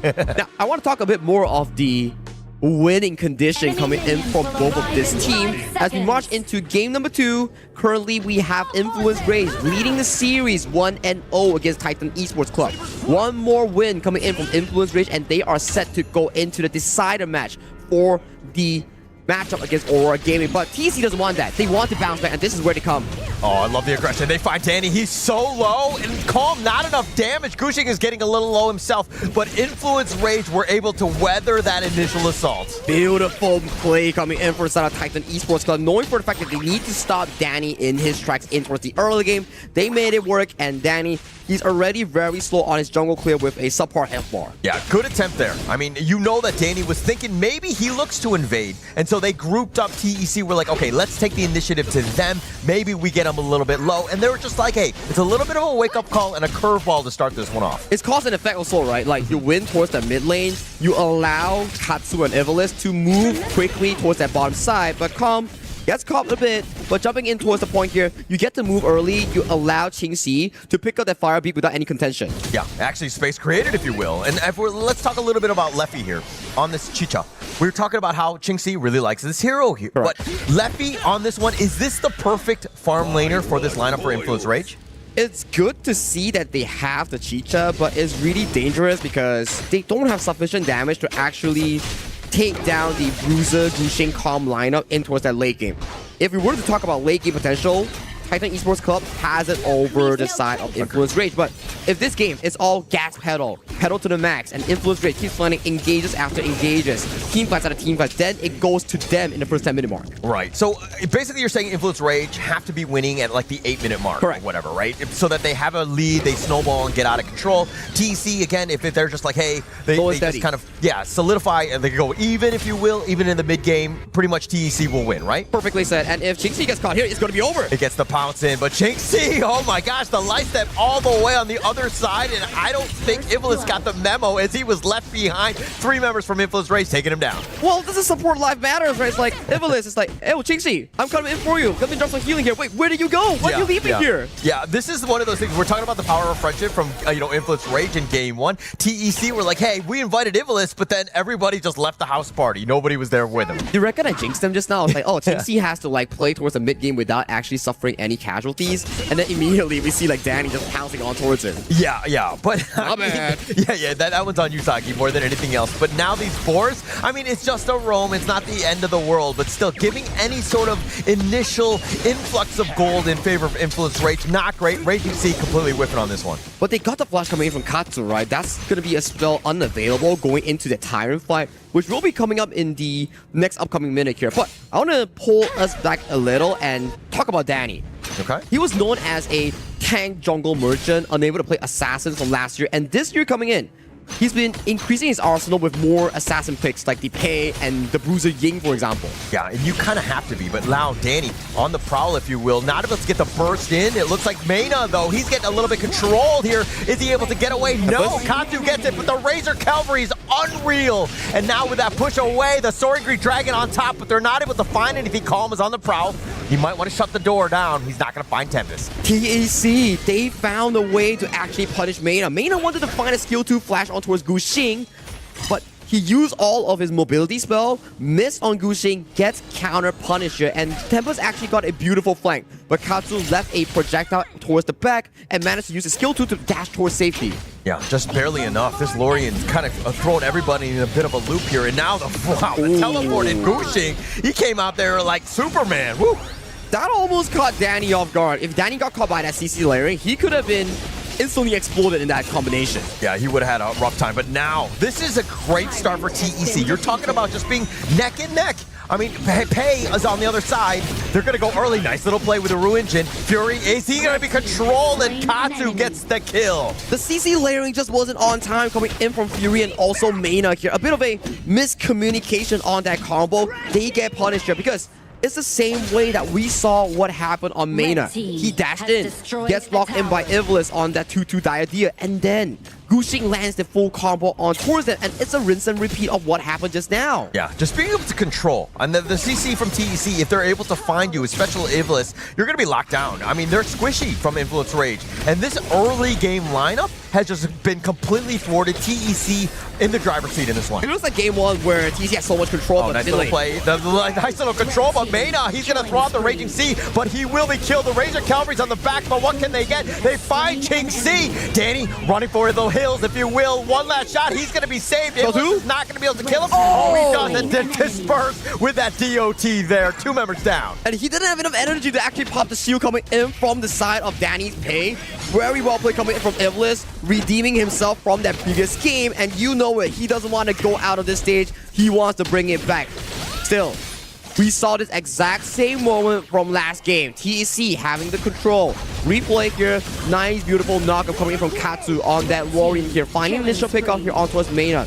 Then the pushback coming in from Tempest toward the backline. Finding Ching Si. And then the DOT. Latching on towards Danny here. Sending him to the grave. Yeah, Danny's just like praying. Oh, if I just had a little bit more HP or be able to get my shields. Not able to do so. And now TEC, they actually find the play. They get the knockback. Gu Xing. Oh my gosh. This is exactly Deja Vu one, right? Where Gu Xing goes down again. We remember, like, okay, TEC in control, then all of a sudden, Gu Xing walks into a dark alley, he gets taken down, and in towards the mid lane, Calm. He's finding a bit of business here, but Gu Xing, you cannot afford these deaths for TEC. All right, just a pro-life tip. Don't walk into any dark alleys alone, right? I think that's something that we've learned walking in the mean streets of Paris, if you will.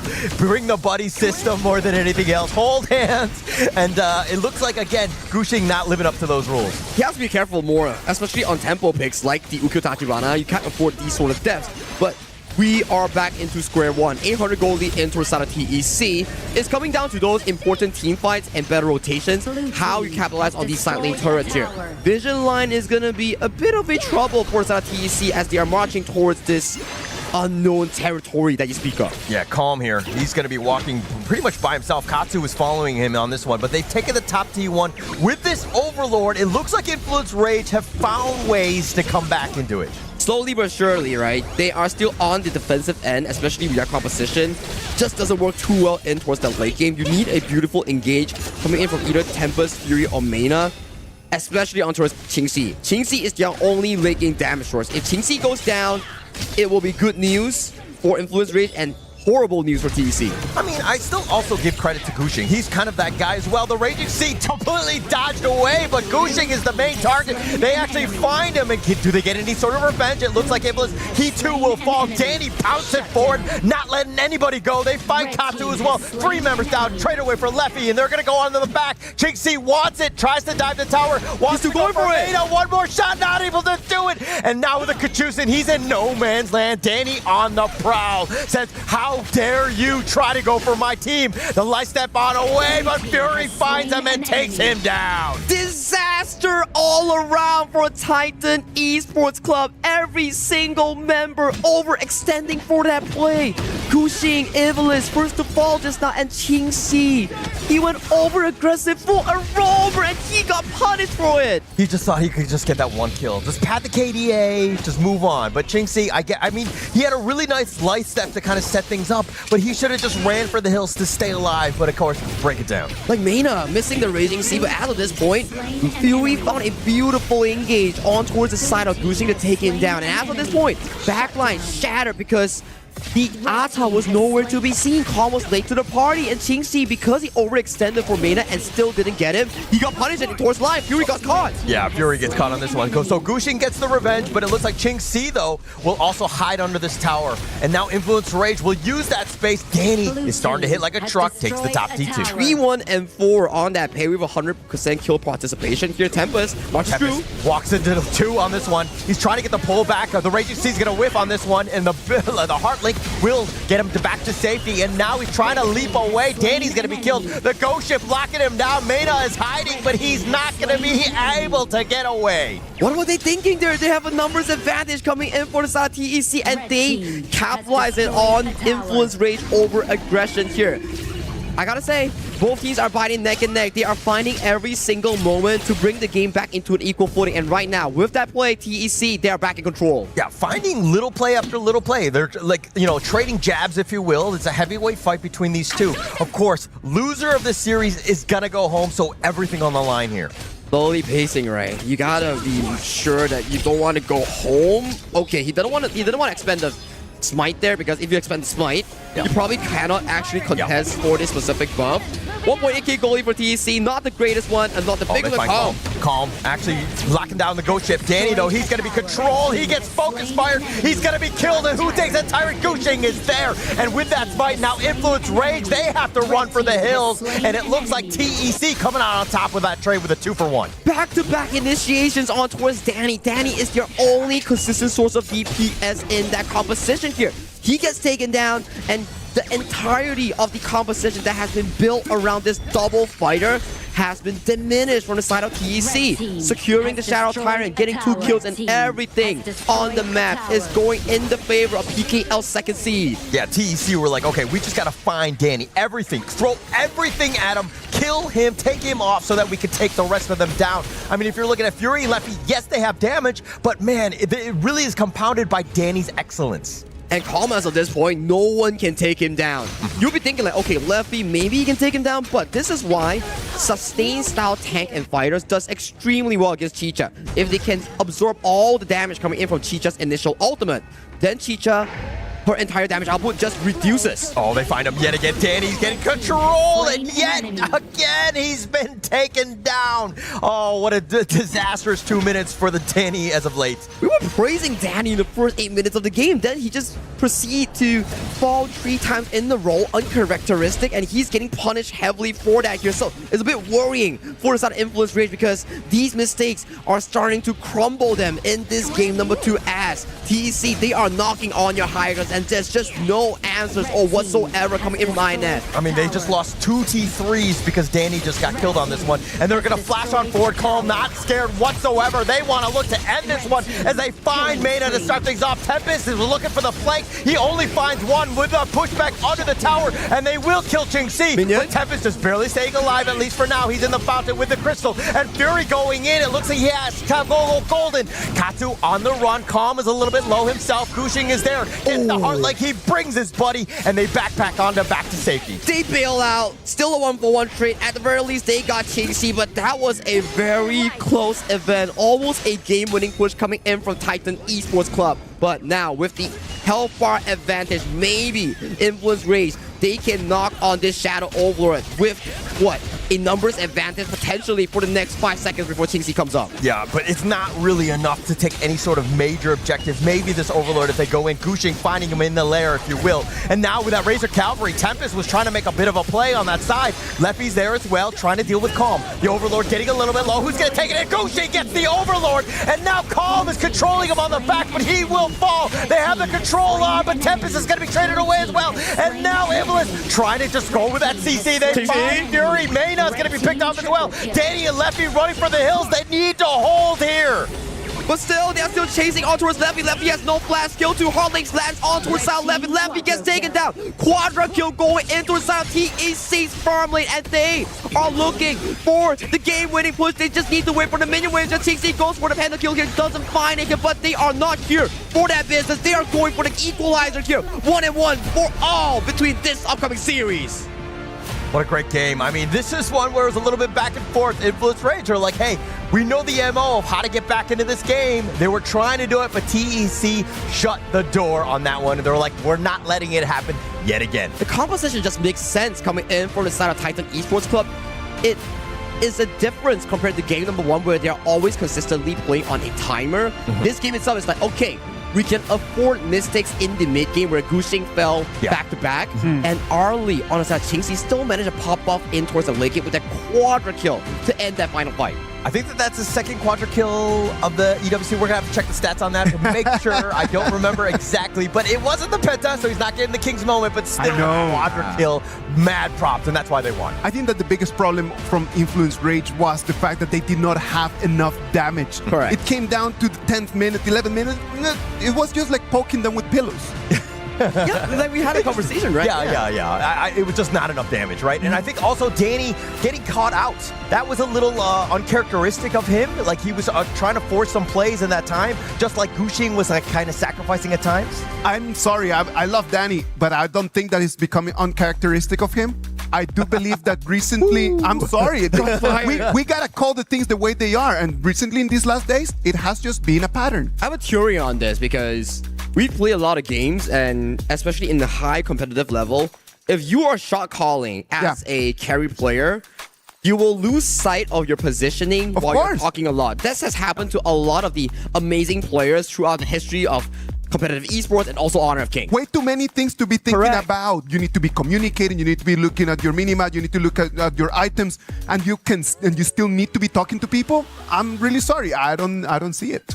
Okay. But I mean, as we check out this gold graph, really back and forth, both of those teams were kind of, you know, jab for jab, blow for blow. They were kind of making it very close. But in the end, Titan Esports Club, the way that they were able to close this out, explain to me, what was that major tipping point to you? Now, it goes down to the composition that Influence Rage has drafted for themselves.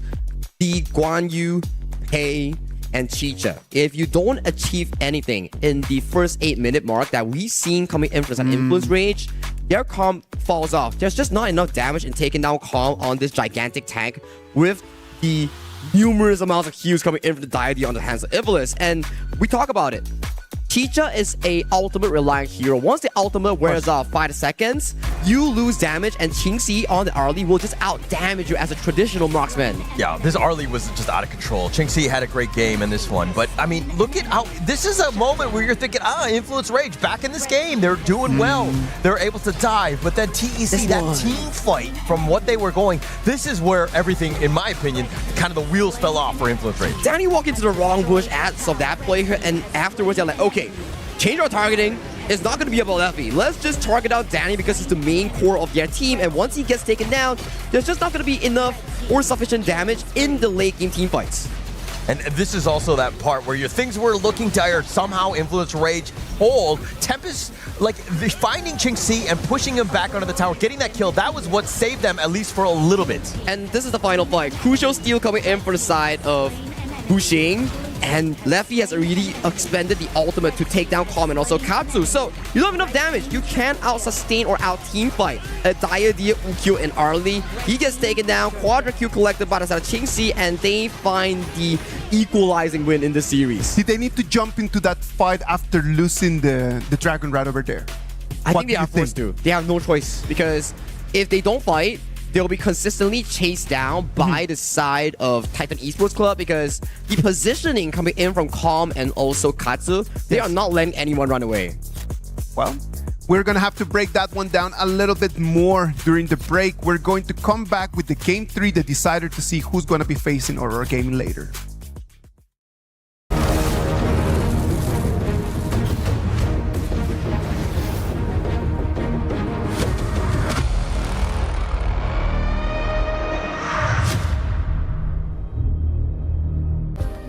Play is in our DNA.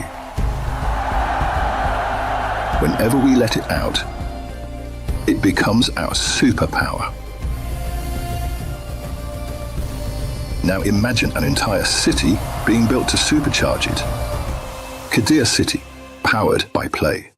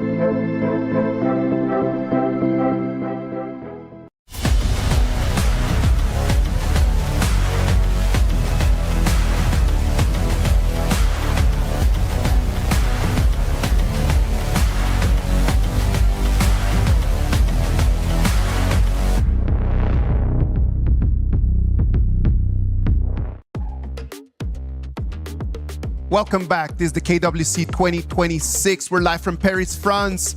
Titan Esports won. Influence Rage won. The players look ready. The audience look ready. Are you guys ready? I think we've been ready, right? I think we're good to go on this one. I mean, we wanted to see a competitive series. We got one in the game 3 here. And I remember that Sagi asked us what were our predictions, and we said 2-1.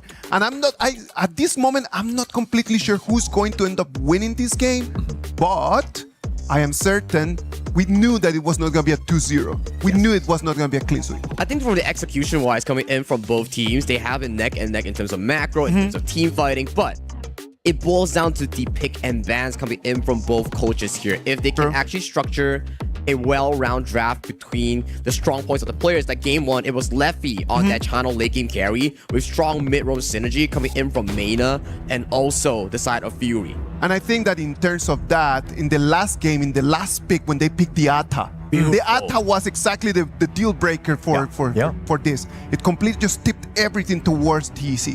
Yeah, it was so good. I mean, the lockdown, the amount of control, the charges, the CC, and he was a tank. He was taking a lot of the shots, so that's exactly what you wanted. It was the perfect last pick for TC. I fully agree with that, right? When I saw that, I thought I was like, oh, that's just Chef's kiss. Yeah. It counters the Guan Yu. It counters the Chicha. Pairs well with the Diadia. What more could you ask for, right? Nothing more. I mean, that was just perfect in that sense. But, I mean, going back to the predictions, I know that everybody on the desk was like 2-1 in favor of Influence Rage. Hey, not me. Oh, sorry. Yeah, that was you. Okay, so I got to continue on with my prediction. I was because I'm kind of wavering, to be honest, because I love teams that have a really good early start. Correct. We're seeing that TEC have gotten the better thus far in both of the games. But at the same time, you start seeing that a good start is not everything. After you have a good start, you need to really lock it down. What we have seen today in these 2 games is just like a good start, then I kind of like just drop it. Mistakes. A little mistake. In this time, Influence Rage was not able to really capitalize from the mistakes coming in from TEC. Yeah, it was in their snowball tempo to actually push for those consistent objectives, towers to recycling, potentially high grounds, then win the game. But due to the fact that Danny, yes, it's his mistake, but he also got punished because this side of TEC, they were looking at him. He was like, Danny must fall for us to win.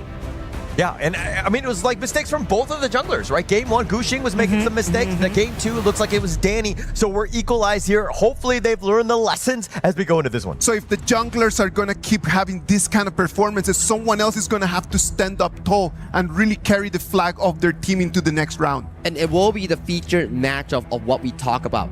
Leffy and Qingxi. Yes. Arguably both the MVP of Game 1 and Game 2 respectively, coming in from both of their teams. Look, going into this one, the loser of this one is going home. I am heartbroken for both of these teams right now, and we haven't even played this one. Coming into the pick and bans, the most crucial one of the first half of Honor of Kings year here. Titan Esports Club, they are on the blue side with Influence Rage going on the red side here. First ban, Haya and Ao Yin coming in from Coach XC. Yeah, just ban those away, right? If you're not looking to pick them up yourself or they pick them themselves already, they want to definitely limit that. On the other side, you're seeing the Pei and, of course, the Changfei. Both power picks. They're limiting as much as possible as we get into the first pick here. So far, the Lorien has been a 100% win rate in this specific series itself. Yes, it's removed due to the global ban pick here, so it wouldn't be available. No Lapu Lapu, no Zhangfei. Chicha will be the first pickup here coming in for side Titan Esports Club, giving more priority over the side of Qingxi in that farm lane role. It's funny because we were talking about how, Qingxi loves that Chicha. Wasn't able to get it until this game 3, but they will go with that first pick to set things up. I don't think Leffy was as amazing on this hero as we could potentially see from Qingxi here. Well, it could be the opposite, right? Like, they immediately pick up the Aaron and also the Byron. Very interesting pickup nonetheless from the side of Coach Kaiba. So I want to see how they formulate around that late game. Yes, Byron, amazing laning phase. Aaron as well, strong DPS.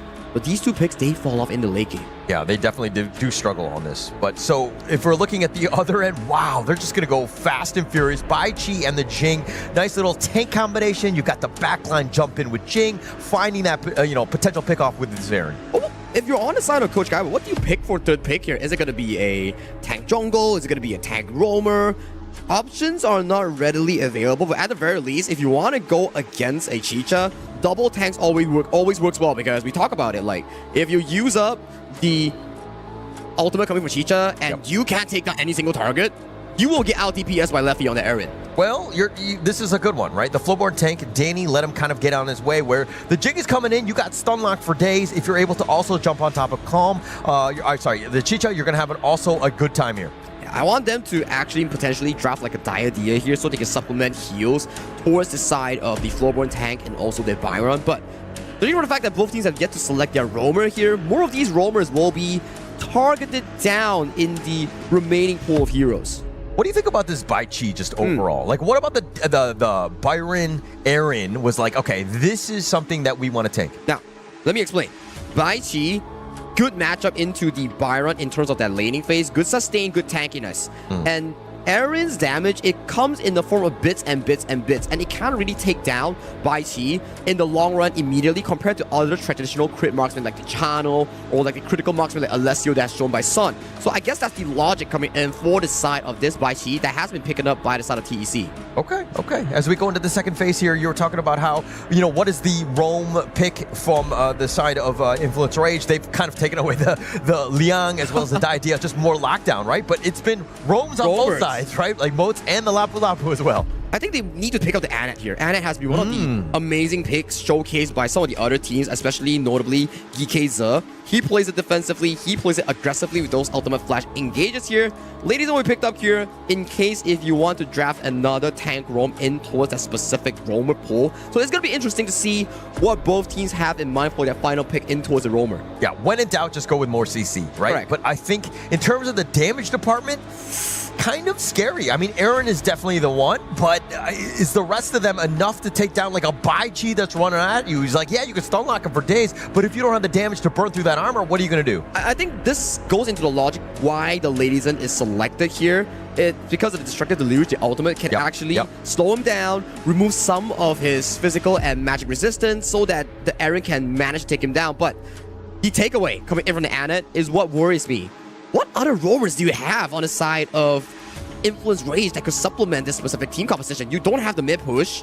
You need something to protect the Aaron. So what is it going to be, Influence Rage? What is your last pick roamer? Going to be a very good question. I think that because the Byron of the Flowboard tank, you've already got kind of like that meat shield, if you will. You need something that's a little bit more with that. Okay. Sunbeam speed, the heals.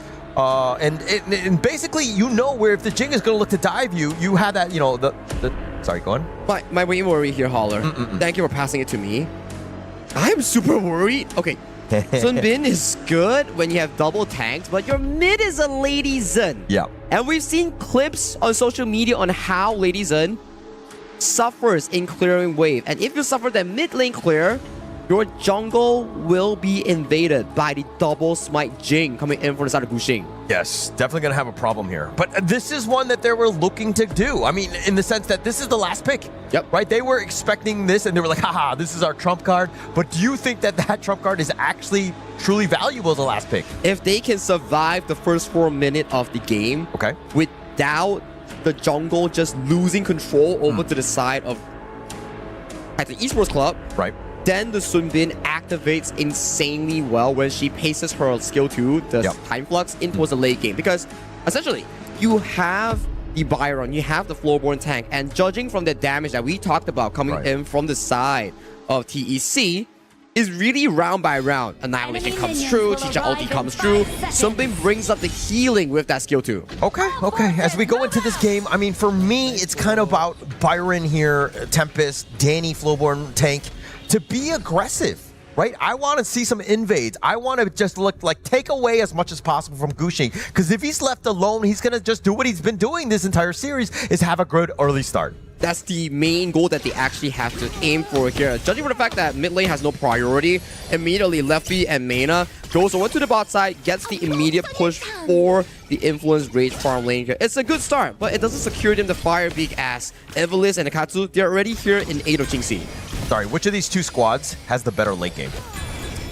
Let me process it real quick. I think it's 60 to Influence Rage, 40 to the side of Titan Esports Club because of the power level of Inua towards the late game. Yeah, that's definitely going to be a bit of a problem, right? I mean, if he's able to annihilate somebody, he can find all of those squishies. They're very vulnerable. You know where they're going to be relatively to, where everyone else is because they're going to be so far back. That's correct. And for me, Aaron is not the best late game farm lane, so at the very least, you can take down the front line, but it will take a very, very long while at the very least. So here in the early game, Danny just supplementing a bit of farm in towards that mid lane, has the Crimson Golem still. Information is available for both teams. Yeah, so I think that going into the draft of TEC, Gushing, definitely the guy, right? But that's the obvious answer. I think for me, though, it's about Calm. How tanky can he be? Because if he's nigh indestructible in the heart of your team, pulling everybody, taunting everybody, he's basically going to control everything. I fully agree with you. And then we put a perspective into a sort of Influence Rage. It's also quite similar. Tempest, Danny, Mena. This is my core trinity that I'm looking at. If these three can actually combo well, that Sunbin is going to make these two tanky boys, I would say, invincible. Yeah. I mean, that heal, that sustain, plus they're able to kind of accelerate, get onto the backline from the TEC side. If we're talking about them, they are also very squishy. Calm is pretty much the only guy. So much stakes at hand, right? This is the final game that one of these teams will be potentially playing in the KWC 2026. They lose this, it's back to the drawing board, back to qualifying from their own region. None of them want that. They want to advance further. Yes, you will meet Aurora Gaming, but it's better than just losing in this series. Yes, I mean, but losing this series, you're going home, right? I don't want to go home with lessons. I want to go home with a trophy and more money, if you will. It's about the bag, right? You're coming in for the dignity and for the bag. One of it is Chalk BR's, one of their hope, and one of it is Influence Rage. That's the Chalk BR team. And TC, they're like, all the PKL teams are in the lower bracket. We want to make it troopers. Yeah, and also they don't want to be the first one out from PKL, right? If we're talking about representation, right? Again, all three teams from PKL are still in. Yes, they're playing in the elimination games, but being the first to fall is not something that they want on the resume. It kind of reduces the overall morale of the PKL teams going at it in the following days when they have more games involving their elimination match later on. As we go back into the game, we're nearing the 4th minute mark, 30 seconds on the dot with the final wave. Lefty is being targeted really heavily coming in by Gushing and also Qingxi. And also the dynamic of the game has changed a bit. Gushing going in, finding two. He's going to use the mirror domain, dashing around with that annihilation, but not enough first. It looks like the emergence. He wants to be popped on this one. Ivlis, though, getting a little bit controlled. He's going to just use his untargetable to get on back. But he gets chased. Danny chasing him down, getting that first blood, and they will push them all away, opening things up for this 4-minute tyrant here. That is a beautifully timed skill 2 here. Taunt lands on towards Danny, but Danny, he's a pretty tanky boy. There won't be annihilation to snipe him off here, but still, Influence Rage taking control of that specific play. Yeah, and Danny, he's so low, he can't even contest. I think they need to give up the tyrant at this point, but Danny, I mean, he was held together by scotch tape on that one. That was so close. And I like the timing coming in from Danny, right? It was at the last possible second of the Anet ultimate, the CC immunity. Then he latched on with the skill 2 bash. Follow him right into her flash range and find her in towards the backline here. That was an amazing stuff coming in from Danny, and he has already completed a Dragon Rage.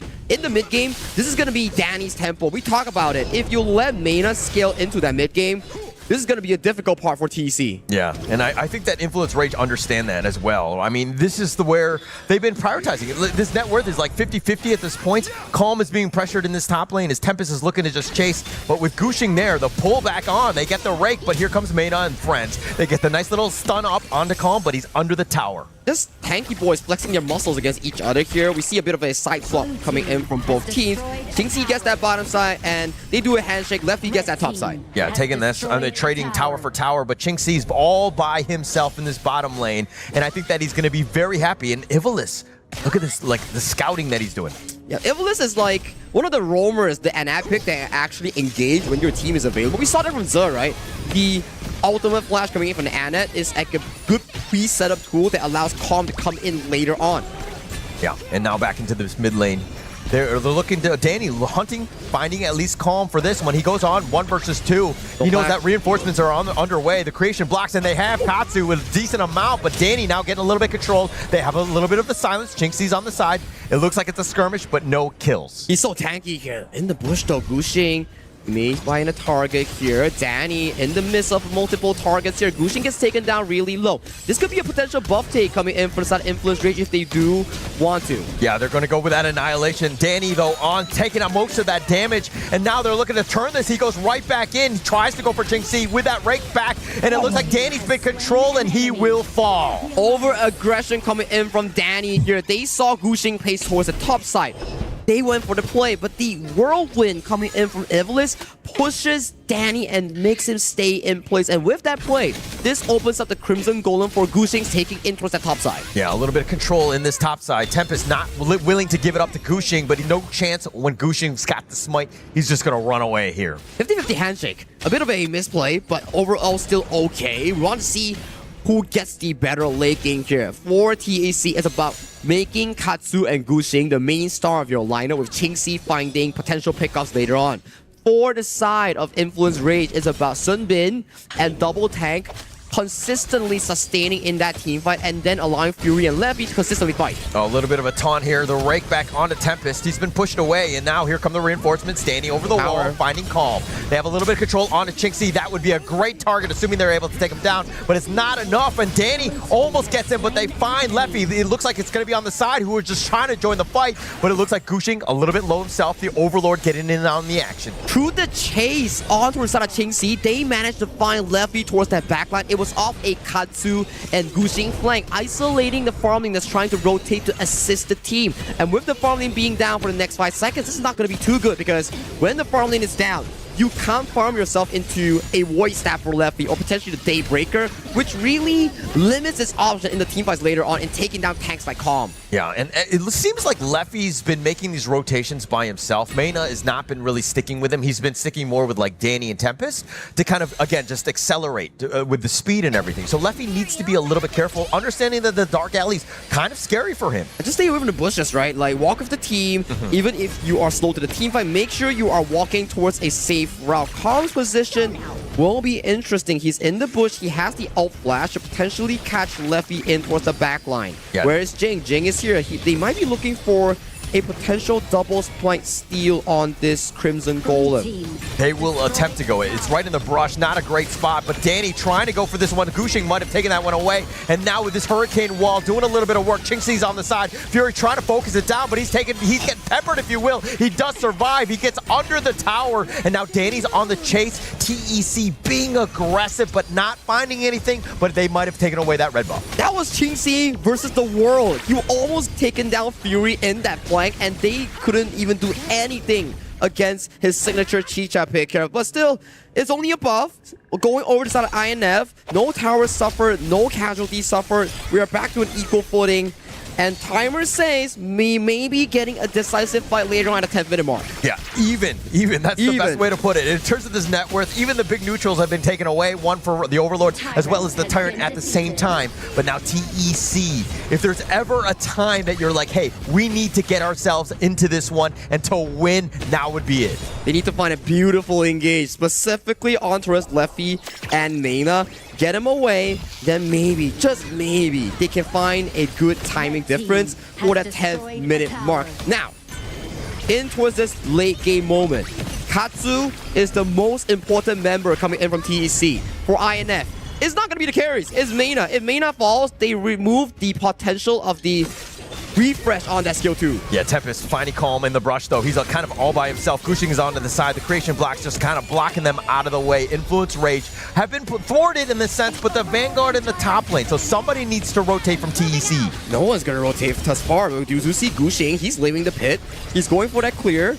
Leffy will be slow towards this specific Shadow Tyrant here. Both teams, they're doing like, okay guys, let's go back to basics. Clear up the waves first before we play the upcoming team fight. Now, both teams slowly fighting for control towards that mid lane. Danny, where are you going? Danny finding Calm though. Calm actually dashes back over to the ledge. They swap positions, if you will. But Influence Rage, they know that Qingxi's off to the side. The Tyrant is not going to be fully contested at this point, but if they're able to take down Qingxi, this would be a huge win. Yes, no ultimate thus far coming in from Leffy here, and it's going to be a spike nail, so he's definitely going for the backline. Yeah, but Danny going in for this one. Needs to defend at this point, but Qingxi onto the backline, finding Fury. It looks like it's going to be too deep as Qingxi gets taken down. Gushing gets to take on the Tyrant though, but at what cost? Qingxi going down. Qingxi falls, Shadow Tyrant going over to TC. Still, numbers advantage for a sort of Influence Rage. They could get this mid tower, scale into that Shadow Overlord. I gotta say, it's looking really like a stalemate. No one is getting any sort of advantage. There is no heroic play thus far coming in from both teams. We are still waiting for that one special moment. Maybe a steal! Ooh, potentially, almost. That was very close. The timing from Katsu, that would have been brilliant if he was able to get the steal. And that was as close as you can get without the actual steal. That gave me a little bit of a adrenaline shot. I was like, it almost stole away the Shadow Overlord. Fortunately, it didn't. If it did steal, then maybe it could have been TEC's tempo here. But minions are top side. Overlord cast towards the bottom side. Rotation coming in from the side of Influence Rage. They want to protect this and usher Leffy towards that bottom side. Yeah, but also, I mean, the Overlord was taken, but it looks like Gushing was able to take the bottom T2. So it's a little bit of a trade, not the worst thing. Danny looking to dive. He's under the tower. Fury? And off to the side. Fury's going to get blown up. The stuns are real, but Danny getting focus fired. There's just too many of them, and it looks like Influence Rage down 2. Oh no, they showed all their vision towards that mid lane. Leffy and Tempest was on the map, and they were like, I want to defend this over, but there's just not enough members here. Immediately, Gushing isolates, then jumps on towards Fury. The cavalry arrives, takes down Danny. This is a heartbreak right now because the control relinquishes here. Let's check out the replay. Map.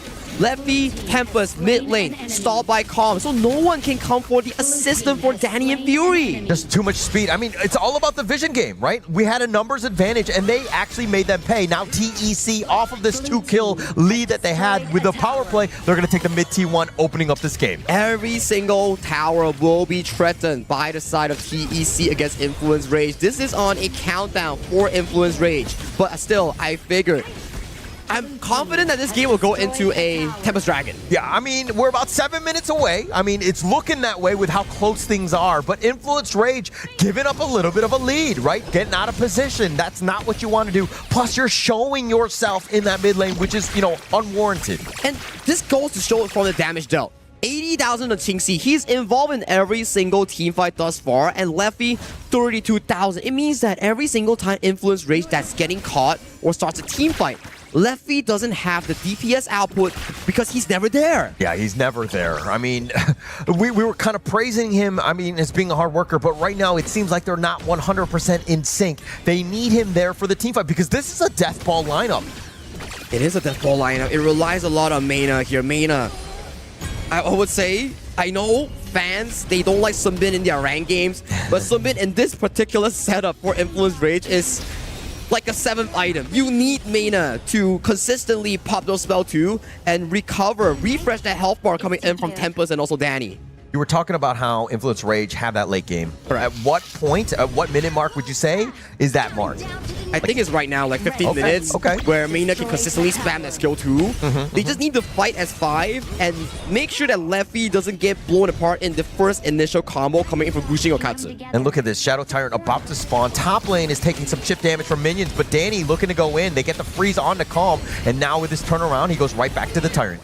Slowly but surely, Qingxi finding a bit of a 1v1 against Tempest in towards that backline. How has been popped? Oh, he's thinking about it. Danny trying to go for that control, and how much can they do? The silence is real. The Tyrant, though, it looks like Gushing gets the steal. Calm is so low. He will be picked off. Danny finding him. It's only one member down, though, but they lost the Tyrant. The clock pushed everybody back into the welcoming hands of Calm, finding his own calming depth there. And a repeat of what happened. One depth into a Shadow Overlord trade. This time around, Katsu, his ultimate is still on cooldown. Maybe he gets the steal on towards this? Yeah, I don't think it's too much. But I mean, look at how Gushing instantly...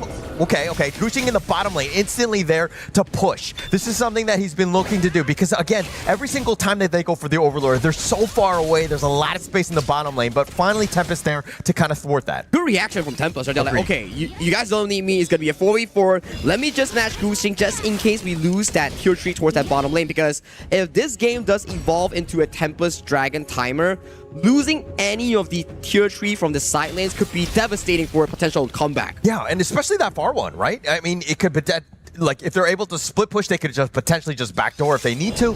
So again, it's all about the minion waves here. We do see Overlord coming in from all 3 lanes. It's not going to be a repeat of what exactly happened. Gushing, where are you? Gushing looking to dive in. He instantly just gets on out of that. There were just too many members of Influence Rage. They've been using the buddy system. All of them are holding hands as they move around in this jungle. And Leffy is stacked with those defensive items here. 1 Blood Rage, 1 Sage Sanctuary. Probably has Calm. money as well for the Destiny. Yeah, it looks like Calm just too tanky. They don't want to risk this one. But with these Vanguards, look at where Qingxi is. In the top lane, he's going to deal with the Shadow Vanguard all by himself. Very smart, right? There's just not enough tower pushing capability from the side of Leffy. If he walks to front forward, Katsu with those creation blocks will catch him off guard. Qingxi might be in a bit of a danger here. Oh, he just barely canceled it. Qingxi is on the run. The prowl is on. They'll call the police, if you will, said, hey, we have an invader in our jungle. They have a little bit of the silence, but the Smite Veil is going to just keep him on back. The rest of TC are joining up. It should be the end of this, but Danny not able to find the catch on Evilus. Very good haul coming in from Evilus to disengage Qingxi towards safety here.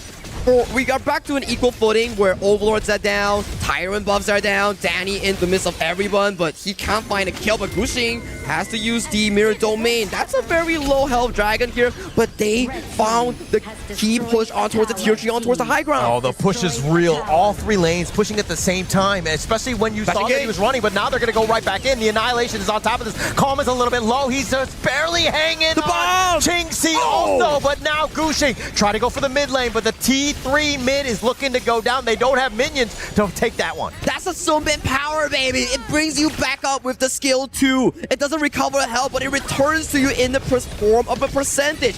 And with the tier 3s coming down, that mid lane turret is long gone. The next upcoming Tyrant, if any of these teams take it, especially Influence Rage, they can remove all tier 3 towers from the side of TEC. Influence Rage right now, they are so close. I mean, both of these teams right now, it could go either way, but I think there's a slight edge for Influence Rage as they're putting on this full court press. That composition just makes so much sense going in towards that late game here. If Mena survives, Danny and Tempest will be raid bosses going in towards that team fight. And Qingxi, his damage will be suffering right now, but that's a very peculiar flank position on towards that backline. Just could be a game-changing moment for the side of Qingxi here. If he can find a backline, oh my god, he's going to go in for this. He tries to go right on top of Fury with that Annihilation with Calm damage. That is going to be enough. Mena now running for the hills. He's not able to find it, and they get the pick off as well. And now Evilus, he's going to be taken down, and now with this Sage's Sanctuary, is he able to stay alive? Qingxi fighting 1 versus 2. It doesn't look like that's enough. Leffy is doing too much work. Off to the side, Katsu. He's trying to stay alive with Gushing, but it looks like they find Tempest, who out heals him. And now Gushing, he's all by himself here as Calm is going to recall on back. Can they potentially end the game though? There is a 30-second death timer. One wave towards that bottom lane. Gushing just freshly uses ultimate. Potentially, INF. The safe route is to just remove all the outer turrets. Wait for your teammates. Then go for the Tempest here. But they are potentially looking for that game-winning push. It may be a potential endgame moment. Yeah, the bottom T3, but they're going to make their way to the mid lane. They're going to take them all down. I think that they're going to disengage. Shinxi was up in about 5. I don't think they had enough time. This is the smart call by Influence Rage here. It's a very comfortable situation right now. They got the Tyrant, they collect the buffs, wait for the Primal Born to expire, then threaten the Tempest Dragon with the tree pushing waves. For TEC, they need a miracle, some steal, some King's moment from Katsu on that Nua. I mean, it's not just about the Tempest Dragon steal, but if you're able to get some sort of pickup. But TEC looking to waiting on the prowl, if you will, but it looks like Calm is getting control, just way too much CC. Yes, he's tanky, but at what cost? He will be backing off Influence Rage, not able to find the true pick. Slowly. It's going to be a reset moment coming in for both of these teams. For TEC, they only have one shot if they want to contest this Tempest Dragon. They need to clear out the side lane first. Calm is being controlled a little bit on the side as well. Shinxi actually flashing back to safety, if you will. He needs to group up with his teammates. Danny, he's so tanky as well. He's just taken most of the punches, but now the Tempest Dragon is up. How do they proceed? There's a lot of minion waves crashing on towards the cross map here. Katsu has already showed himself on towards the top side for INF. It's their call. Do they want to start this? Left B, hands on towards the Tempest Dragon for the initial play. Yeah, this is that moment. The Tempest Dragon is going to be started. Shinxi is within the wings as well. This is a golden opportunity if they want to go for this one, but they're backing off at this point. Calm, looking for Danny, understanding that they might have a bigger target. Shinxi is definitely the target if they're able to go. And now Danny continuing to duel with Calm. The pushback, if you will. He's going to be sent with some damage. He's at half-life. It's a setup phase. You need the minion waves to start marching in first. Tempest is at the side lane setting up the play. Yeah, now they're going in for this one. And they're Shinxi. Oh, he's been stunned. Calm is as well. And Tempest is just on the run. He's absolutely a demon, if you will. They find Ivalice. They've got 2 members. What do they want to do? They want to end the game. They want to advance to that lower bracket finals, but Shinxi's coming from the backside. On the backside, it looks like Gushing just trying to deal with the minions. That's good. They do have backdoor, but Gushing is a little bit low. Sage's Sanctuary is going to be popped for him. They're trying to take him down, and they have him. And now with this minion wave, it looks like Influence Rage are going to move on. Vamos! Influence Rage! They advance to the lower bracket decider match against Aurora Gaming. They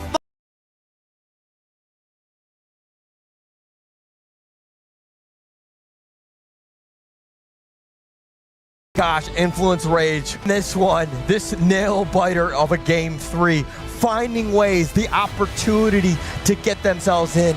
And I mean, it is a sad day for TEC fans, but man, that team played with their hearts on their sleeves. They delivered a splendid performance coming in for both teams, but it's the draft of all things, that Sunbin final pick. This is towards the viewers here. This is how you draft Sunbin. You need double tanks, and this is a perfect showcase coming in from Influence Rage on that Sunbin. Influence Rage is gonna move forward to our today afternoon's match against Aurora Gaming. Congratulations to Influence Rage. The Choke BR second place are still alive in our KWC 2026. On the other side, thank you very much Titan Esports for coming in. But right now, their dream of the KWC 2026 championship comes to an end. A lifeline, if you will, for Influence Rage. Really well played. You know, I mean, they dug deep for this one. They knew things were going to be on the line. Everything was going to be competitive. But being able to just overcome, and I think that this comes with the experience of this team. They've gone through a lot of heartbreak. But to get themselves here and to win that pivotal game 3, again, just shining when you need to. Heartbreak. Yes. Yeah. Shattering moment, not only for the heart, but their keys later on. It's going to get crushed by the machine later. Yeah. I mean, just that's the whole point of EWC, right? Having that moment. The key is definitely something that is, again, part of all of this. Lads, let's look at the hero picks right over there. We can all agree that it came down to the Sunbin pick. Agreed. Let's break that down because we don't get to see a lot of Sunbin picks through the KWC 2026. In these patches has not been a very popular hero. So I really want people at home to understand a little bit about the mechanics of that specific. Now, Sunbin skill 2 is a movement speed buff. And it's not a heal, it's a rewind of a percentage of your health loss after the movement speed ends. So what happens? Nuwa, Chicha, Jing, these heroes are combo reliant and burst reliant. Yep. If your enemy doesn't fall after the initial combo during the Sun Bin skill 2, means you wasted all your spells and they can fight against you instead. The ulti, how does the ulti work? Because just being able to silence a lot of people and allowing the power, the speed boost after with your second ability, it can become a combo as well. And silence is a very, very strong tool. We have stuns, we have like roots, we have different crowd control. Yes, suppression from Liang Donghuang is the utmost strongest one, but when you come down one more step, silence stops you from smiting, from using items, from using skills. So that's a very strong tool as well coming in from the side of Sun Bin. And you know exactly where they're going to be, right? When that fight is happening. And it's such a large AoE where, again, it was a very tough spot to be in. And they actually paid with their lives. Mena had some amazing, time lapses. Of course. And I think that the pick opened the doors for Influence Rage, but it was not enough just to have them open. You need to go through them. And the way that they played in here, sometimes I just felt like they jumped in a little bit too quickly. I felt like they were tossing too many abilities onto the Paitsi, because Paitsi is just extremely tanky as well. I think they are on a knife's edge, right? They are forced to make plays that just counters out the timer, where we talk about it, the better late game goes in favor for the side of Influence Rage. So if you're on the side of Titan Esports Club, you are forcing yourself to find moments. That's why we see in multiple occasions is 3v5 on the front side with Qingxi and Guxing finding the flank angles here, which to their attempts, it worked out most of the time. But it's just that the scaling coming in from the Sun Bin is just too darn strong. Yeah, and again, you were talking about the fact that this lineup was all late game. Correct. Right? Once they hit the late game, it was way more difficult. It looked like TEC were doing things that were a little uncharacteristic, especially with aggression by Qingxi. We gotta just talk about that, about just like the times of the game. As time passes, that Sun Bin strat was gonna become stronger and stronger and stronger. What about if we go to Mara? Mara got Danny right over there on stage. Let's hear from them one more time. Danny is here with me, smiling as usual. Congratulations. You get to move on to the next round, which is gonna be happening later today. But we want to know your thoughts, because in game 2, your opponent was really targeting you. They were making it very difficult. In moments like that, how do you adjust to that pressure to make sure that you could still make an impact and have it not ruin the entire match? So yeah, about the game 2 was not very easy for me play. I mean, our champion is really OP, but was kind of hard to play against their composition, and they are playing like really good. But I feel we were doing great in the game. We were with some advantage. We are doing good the rotations, but after we lost, I think our mood was kind of bad after we lost, and then I just said to them, guys, don't keep pressure. That's fine. We just need to see our mistakes. We know what is our mistakes about half map, about some pickoffs. So we just need to pay more attention in the next time, and we're gonna win for sure. And that was a really great pep talk, because we saw in game 3, you got it all under control. Now, your next matchup, because you've won, you're gonna be fighting once again in match 3 today against the MKL Spring Champions Aurora. You took off one game from Rock Esports, right? They defeated Aurora. Now you face them. You said that your play style, your identity is very aggressive, but now you're going to be going up against Aurora that's very methodical. How are you going to approach that one, and what would you like to say to them? Yeah, about it, I mean, Aurora is really great team, one of the best of the competitions for sure, but I feel actually if we beat Rock one game, for sure we also can beat Aurora one game. We can beat the series. I think everything depends about our mindset, about our mentality, about preparation. So yeah, I am excited to do it. I'm not afraid about them, to be honest. I know they are good, but I know we also can do it. For me, our games is not important if we are playing against MKL, if we are playing against PKL, AKL. Always is hard game for us, I feel. So yeah, I think we can do it. We are ready to do it, and yeah, we're gonna try. And that is the spirit, to not fear your opponent, to be able to look them in the eye. Now look at the camera and invite them to support you for the third match of the day. Guys, keep supporting us, please. Now we need you guys support a lot because we're gonna play against a really strong team. But it's just one series to go to playoffs. So yeah, guys, please keep your support and thank you for the message, for the support. You guys are incredible. Thank you. Congratulations, Danny. One more. And now we'll talk about that with our casters. Lead the gorge. Thank you very much, Danny. Being strong is not only about the muscle, but about the mentality. When you have setbacks, how do you jump back right over there? He mentioned to us that after their game 2, they were actually feeling pretty sad and pretty mad about it.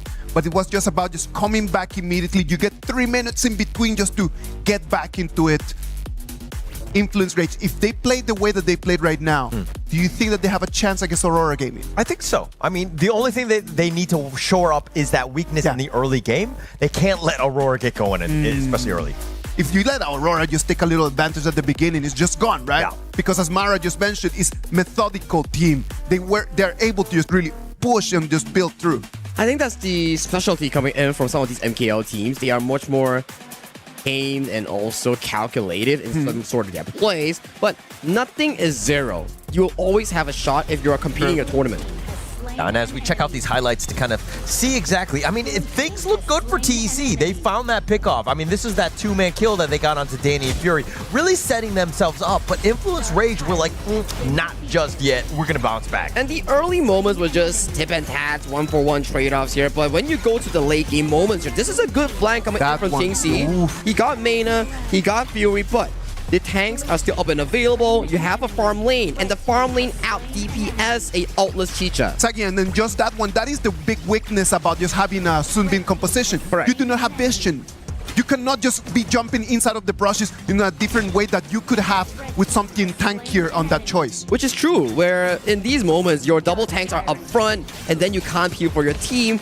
But in the endgame moment, they found Evilus, they found Qingxi, Guxing was on the flank. It was already too little too late, and the game just naturally flows into the later, stronger game of Influence Rage, and they got that game-winning push. Yeah, and I just felt like if we're talking about the draft of TEC, it didn't seem like they had enough. I mean, you had the Bai Chi as that frontliner, but I felt like you needed somebody else. Guxing was just very squishy. He was kind of forced out because he was target priority, and just they kind of struggled to really take some of these team fights. And you can feel the struggle being relinquished with the player cams there just now. They were stoked, they were hyped, they were just cheering so loud from the stage. It is part of our Latin American culture, man. I'm telling you, we take those little wins and we really celebrate them in a very physical and very vivid way. Game 1, 2, and 3 are gone. What about if we move into our next match? We're gonna go to a little break, and then after that, we're gonna bring you the action of our match number 2.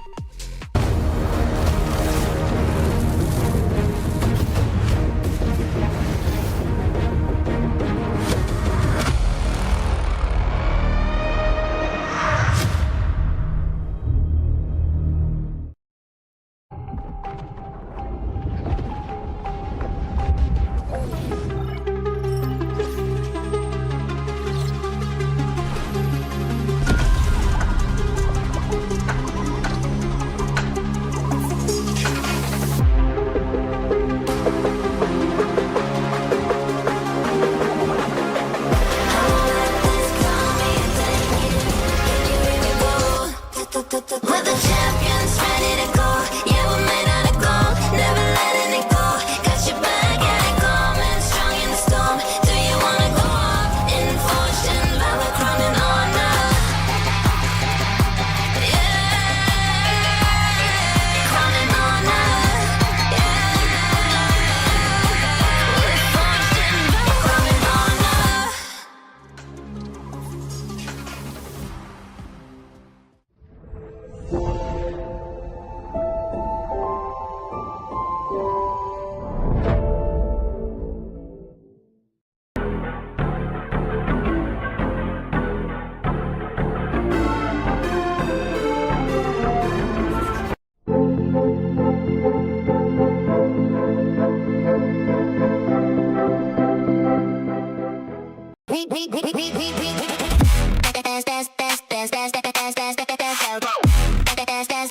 We book Esports World Cup.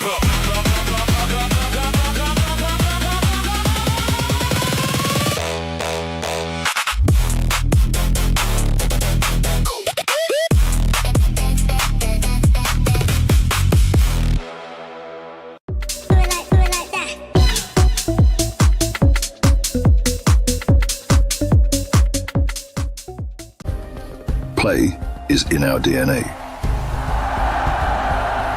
Whenever we let it out, it becomes our superpower. Now imagine an entire city being built to supercharge it. Kadir City, powered by play.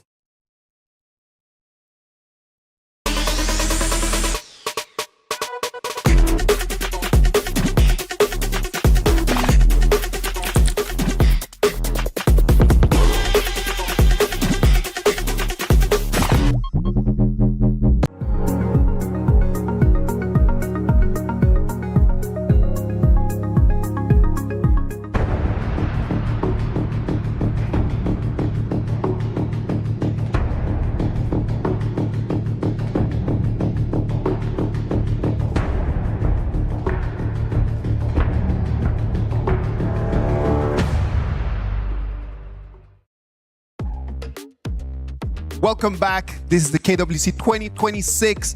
Our match number 1 sent Influence Rage straight into the lower bracket finals. They're going to be playing against Aurora Gaming.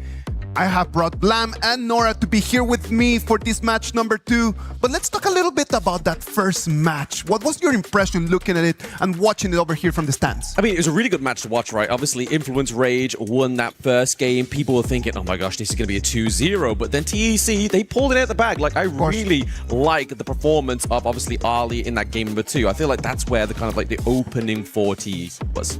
And actually, that just made me a little bit confused about the Flex Farmling Chicha pick, because since it has been played as a marksman for such a long time, but the result didn't come out really well so far in this journey. So when you're thinking about just playing that Chicha right over there for the people at home, what hero picks do you want to pair up with that Chicha, Nora? Well, pair up with maybe swimming can be a nice choice. I mean, just take that swimming. All right. Back to your place. Yeah, exactly. And also maybe Pei as the jungler. Yeah, helping you to push. Well, Titan Esports, sadly for them, they won't be able to continue here in our journey. Their key has been crushed. Their dreams have disappeared. Everything has shattered right now. And sadly for Titan Esports, they need to get their plane ticket back to PKL. Yeah. Unfortunately for the side of TEC, it's going to be another PKL representative falling out of the competition, right? And I mean, it's a unfortunate evening if you think of that way, Isaac. Of course. Is that they have BOOM Esports up next.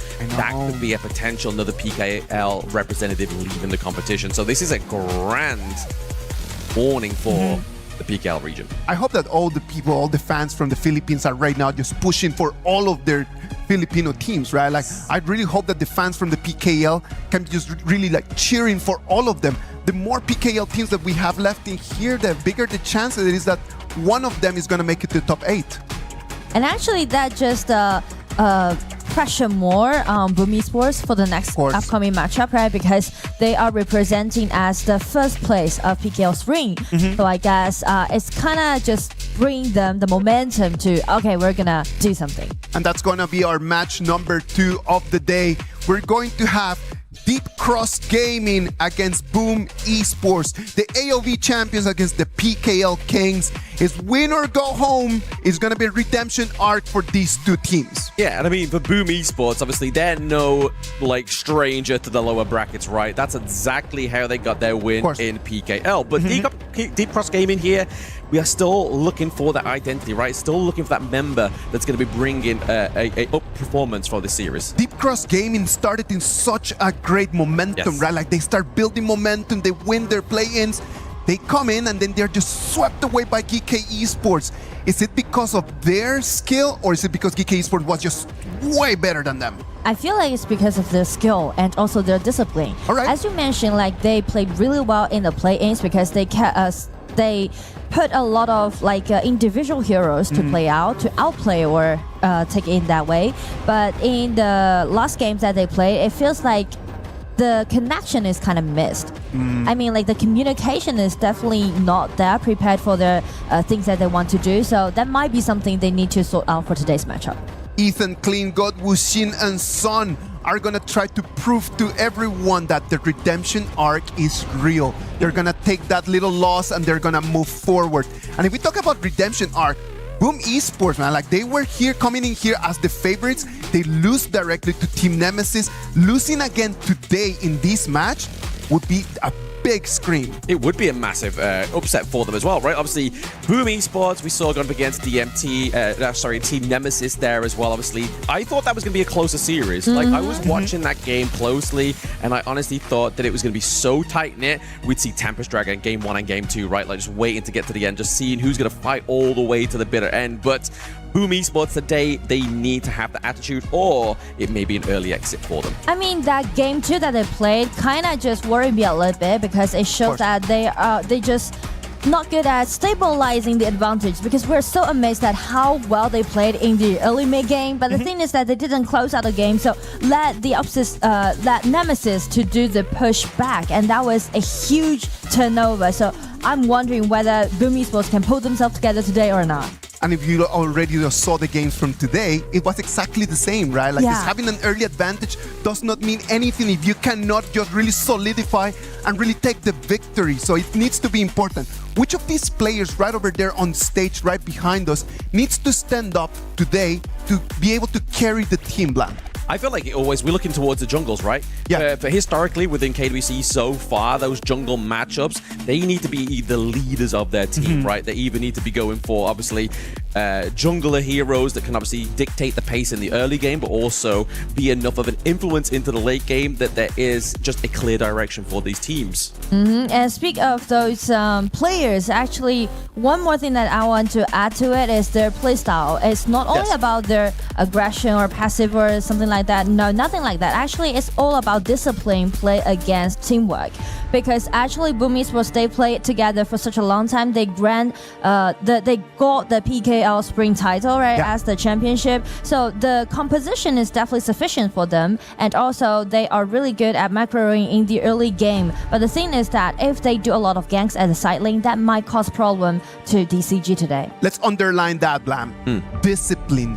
How does discipline looks like in the Gorge? Like, what are the decisions for everyone at home? Just when we talk about big concept, like you gotta be disciplined. How does that look like? Discipline can be in many forms, right? Obviously, it can mean that you can either go for, obviously, those risky plays, but you got to be disciplined enough to know when the retreat needs to happen, right? Okay. And a lot of those teams is kind of get that scramble because the adrenaline gets going, you know? Blam, and that's one of the things that I really hope that everyone at home can really pay attention. When to jump in and when just to call it.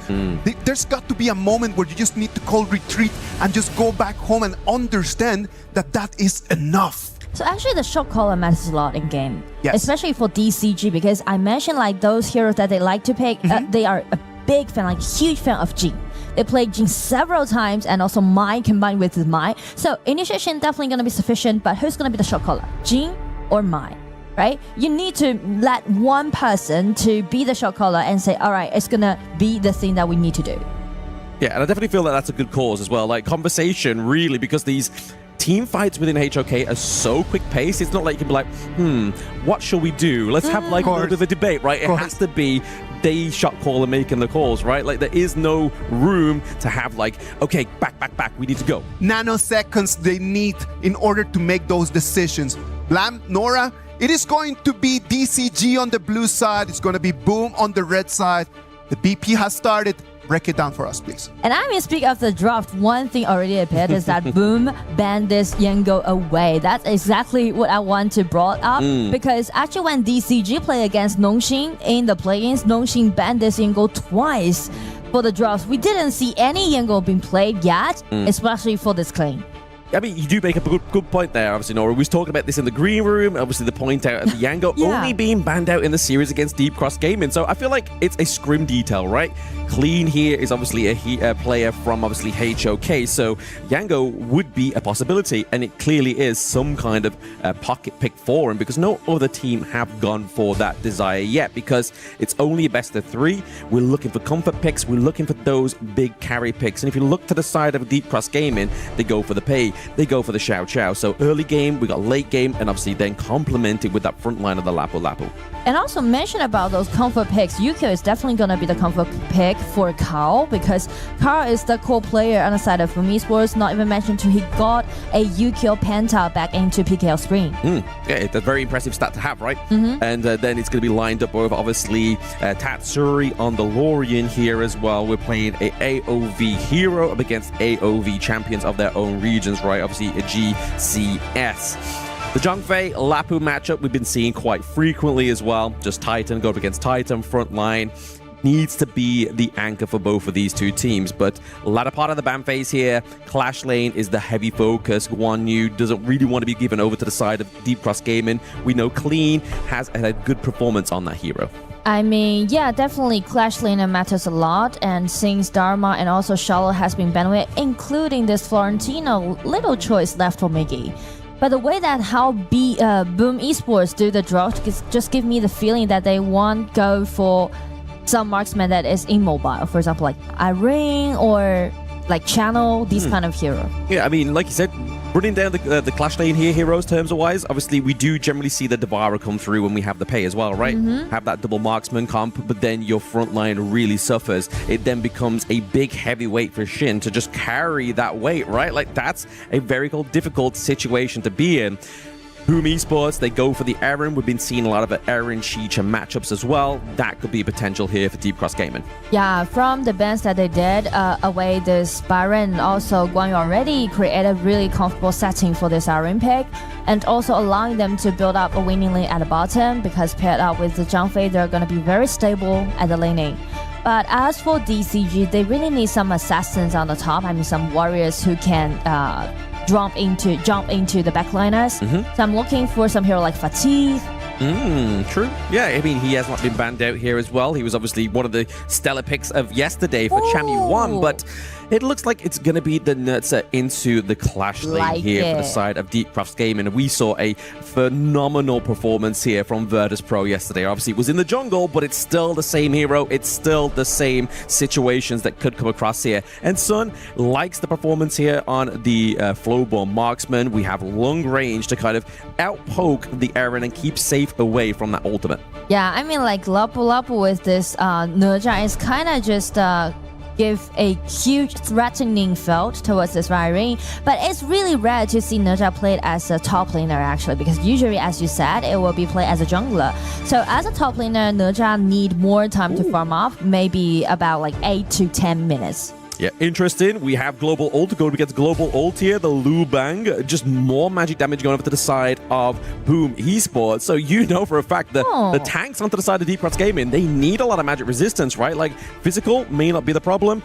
Depends on how the automation for Aaron can go, because it can go 2 of 1 paths, right? You can either go magic damage Aaron, or you can go for the like attack damage, crit damage. I feel like Lobon is kind of like a counter pick towards this Nerja, but not for the laning, but only for the protection that he can provide during the team fight. So it's gonna be a very clear thing for this game 1 is that whether Irene is gonna be alive or not. Yeah, that's gonna be the big depender, right? That's a lot of burst damage to lose, isn't it? So if we look at Lorien generally has a lot of burst damage as well. So for BOOM Esports identity in this one, that backline is crucial for those team fights, crucial at picking off not only tanks, but the squishier heroes. And obviously, taking off the squishier heroes is going to be a bit more of a challenge, but it means that the rest of the team fight is just then going to just crumble and help you in that means. But actually, you know, that just made me wonder, will Danny take the pressure? Because speak to the last matchup when they play against Nemesis, I feel like CC from Nemesis to the farm lane totally outplayed Danny, to be honest.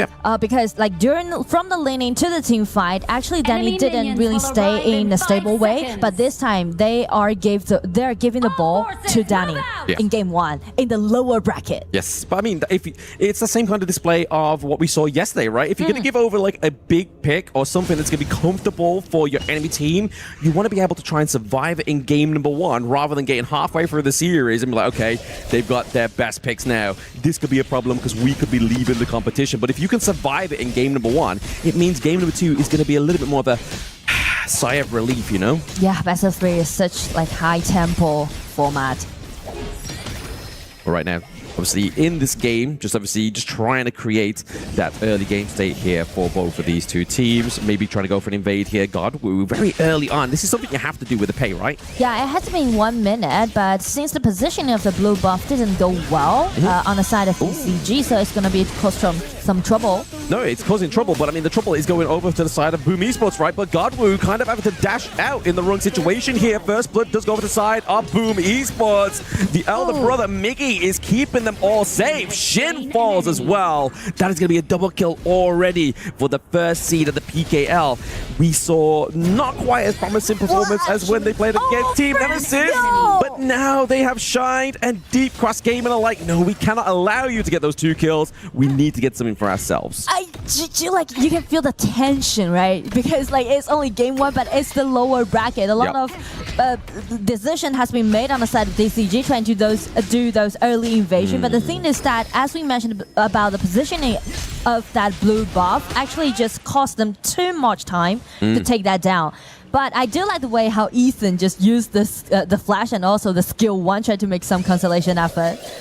Yeah, I feel like at that point when you kind of already lost so much, you kind of have to do like a play of desperation. The risk may be high, but the reward at that point kind of just hemorrhages that bleed of the gold so far between these two teams. It's not like 1,000, it's only a few hundred, but you don't really want to let that snowball, right? Yeah, exactly. And also you mentioned about discipline this time, and I do believe that BOOM Esports is quite disciplined team. Because as you can see, they just move in groups, a lot of group hunt that you can see, right, from their gameplay style. And already you can see Lauren's position is kind of guarding this blue buff for Yukio. Yes. At the same time, obviously guarding the blue buff at the side of DCG, you saw clean there, just kind of like waiting around, trying to get a bit of intel, you know, that this is the good thing about having that tank in the clash lane, right?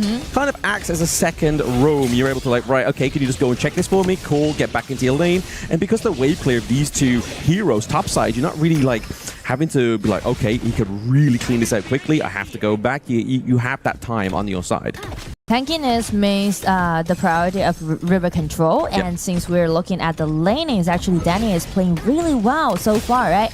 Due to those HP trade, we can see like Sun just fell behind a little bit, and Shin is coming for help. But I mean, like to the laning performance, Danny is improving, I guess. Definitely, he's having a bit more of a comfortable game. Like maybe just the first match of this KWC just had too much kind of like gravity towards it. You know, like sometimes it can be a lot of pressure for these players because they are quite young. So now that the fact they've had their first go, they're in the lower brackets, they realize what's at stake here, and that is tournament life. So it really kind of just it either makes players or breaks players. Well, speak of that, I feel like DCG is trying to make something happen at the bottom, but as for BOOM Esports, they're playing really aggressively on the top side.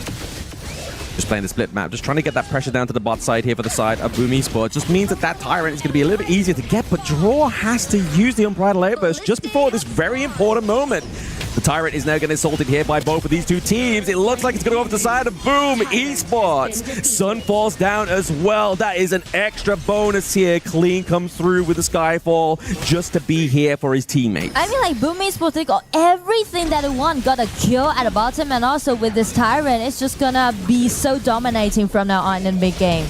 Killed at the bottom as well. The lane did really good. I'm so impressed with Danny's performance so far today. It's a lot more orchestrated, right? Obviously, I feel like the extra bit of intel for the side of BOOM, obviously Miggy here has to use the flash to get away from Godwoo, but the fact is, we see Carl, Captain Carl here. He has the means of Miggy, the older brother of the team. He's able to kind of not only say, right, you can make the calls, but I'm also going to aid you in giving the intel to make the right call here. But Shin's looking a bit low here. There's going to be the Rising Tide onto the back line, but he's going to fall down as well. Ethan oversteps there. It's BOOM Esports with another double pickup here from the side of Deep Cross Gaming. Well, since we mentioned about both junglers are really powerful in the early game, so DCG is kind of overcommitted to make a lot of things happen on the top side of the map, right? Yes. And just open a window for BOOM Esports to do all those counterattacks. Actually, little initiation that we can see so far on the side of BOOM Esports. It's pretty much like, okay, you're gonna attack me, I'm just gonna guard myself and just push back. Yeah, exactly. That's what they need to do, right? Like we were saying in the introduction, the pre-game, we need to make sure that that discipline is there. And I feel like BOOM Esports is definitely showing a lot more discipline than Deep Cross Gaming, because you were making the point earlier, Nora, about kind of obviously pressure topside here. But really for DCG, the reason why they want to get topside clear is it means that clean is just going to be a little bit more available for this team, right? It then puts a bit more pressure onto Miggy. And Miggy right now, I feel like, is having a lot of impact as well as Carl. Yeah, I mean, like both top laners in game 1, they are holding the same responsibility. Actually, Clean is going to dive right into the backlaner aiming at this Irene, but since he suffered a lot during the laning, so actually the item is totally not enough for him to do that insta kill upon this Irene. But as for Miggy, wow, Miggy can just, you know, easily ulti down and try to protect Irene as a princess. That's it, yeah. She is the Laurel Princess, right? And to be honest, when you go in up, when you see a matchup like an Erin going against a Nurtza and you don't have the items, you're not quite scaled into the late game. Yeah. It's a very hard matchup to be like, okay, I can have the confidence, I'm going to be able to take this Erin down. You just don't have the damage, you don't have the tankiness. So it's really a good methodical draft here from BOOM Esports. And that's also the point why a lot of people like to play Nerja as a jungler instead of being the top laner. Exactly. Top laner there. It's looking like they have to just clear that up for the side of BOOM Esports now. Gold lead is definitely going over to their favor by about like 1.2k. So definitely starting to see a bit of a lead start to summarize here for the red team. It's not something that DCG cannot come back from. You can kind of feel and get the energy that DCG are just trying to drive out this ultimate from Zhongfei. He gets the catch onto 3 just there. Did they ask for it? He supplies the demand. But really what we need to do here is try and keep this minion wave alive. But the long range poke here from Ethan, I think, is just going to be too much, but it's going to be the Stampede onto the back line there. Ethan falls down to Tatsuri. The Leorian here for BOOM Esports is popping off. I mean, like, Tatsuri's damage data is just insane. I mean, the preset, just like the 1-3 skill, a skill in, just open the door for Draw to do that. Draw definitely had the means to make as much action there as possible for his team. And now, obviously, the potential takedown of the T1 here into the mid lane really opens up this early game, game state here in priority for BOOM Esports. And you know, like you mentioned about the early stage again on the side of BOOM Esports, everything just went so optimistic, so well. But the thing is that from now on, I guess it's going to be the true test to BOOM Esports, because we've seen them play like this, right, before 10 minutes mark. So the question is how they're going to secure the advantage, because they lost in that point against Nemesis last matchup. Yeah, you make a really good point there. Like, having the advantage is great, but maintaining it, that's a much harder task, especially if you kind of feel like once you've gotten the advantage, it's some teams are kind of like, okay, well, what do we do with it?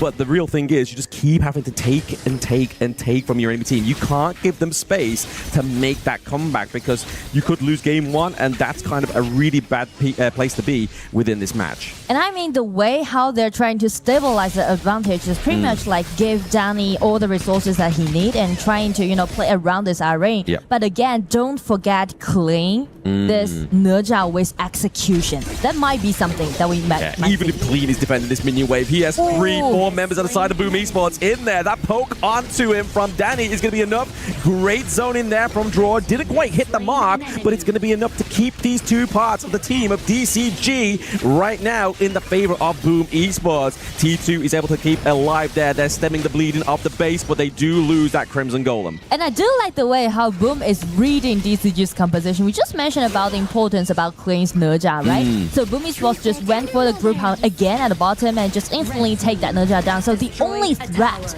that can be done to this Danny to Irene is vanished. Yes, absolutely. Like, he's playing this Zhongfei really well. I mean, you can see it in this replay as well, right? If you just break that through for us. I mean, like, Nerja is trying to do some sort of push because he needs more item to deal enough damage. So that just gave the cue for BOOM Esports for that gank at the bottom. So it's going to be an easy kill, but you can see from that kind of easy kill that BOOM is really, really composed for today's matchup. Yeah, I mean, sometimes the Zhongfei ultimate doesn't need to land necessarily, right? Like, it can be used as a zoning potential. It is an expensive zoning potential. I mean, like, just save it for this 10 minutes mark. Yes, exactly. I mean, it's going to be harder trying to contest this one, but the fact is that BOOM Esports are ahead makes it a little bit easier for them here as well. 4k gold lead just about in the favor of BOOM. You just see here, draw. This is why Zhang Fei's such a prio pick. He's able to just soak so much damage and stay alive when really burst damage is not going to be the means of a takedown here for draw. You need to be able to kind of like keep him in place and then just keep doing that over time. And I mean, like, due to the overall stats so far in KWC, actually Zhang Fei has been the first picked hero with a 61% of winning rate. And for Lapu Lapu as the second picked hero, only should with a 40% winning rate. Yeah. That's the difference. And I mean, yesterday, I don't know if you were watching, but the Lapu Lapu's Rising Tide ultimates were definitely just like magnetized. Like they're completely in the wrong direction. And speaking of which, in the right direction is going to be clean into the back line, just cleaning up the side of BOOM Esports. That is going to be a 2 to 3 takedown here as well. BOOM may have overstepped into the jungle of DCG, but your teammates are going to come back, but those turrets are not. So sometimes you have to sacrifice yourself for the greater good. I mean, like 3-3 trade. It's gonna be quite even as for DCG, but also for BOOM, the Danny is still alive. And I mean, Clean this time he's play it in quite a smart way, right? He's targeting at Tatsuri, this Lorian, also gonna be very squishy. But the point is that check BOOM's positioning, right? They're just guarding that narrow L and trying to protect their own marksman. It's gonna be a crucial kill upon Danny. Oh, I mean, they got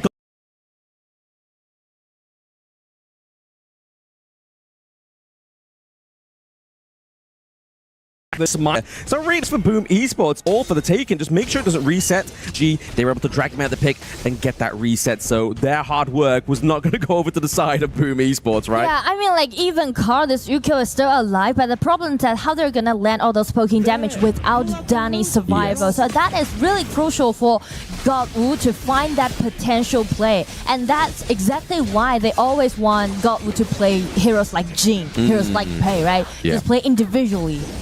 Yeah, because I mean, Sun's not really been carrying too much, but it is a late game hero here for the side of DCG's farm lane. But they do get the Tyrant over to the side of BOOM Esports. Shin is just there. The stun comes through onto Sun and Shin, but they're able to retreat. It's just enough room here for BOOM Esports to just have access to potentially this Azure Golden. But as you can see, when BOOM, they won upper hand in the mid game, but still they suffered a lot about taking those high ground tower down, which I would say DCG is doing really, really good, right? Yep. They're guarding all their high ground tower, and even like God-Wu, he's trying his best to find some potential play. Yeah, I mean, look at the damage. Obviously, top 2 is over to the side of DCG, so you're really starting to see where the vital parts of Deep Cross Gaming are and where we need to be seeing that focal point or executions here of BOOM Esports.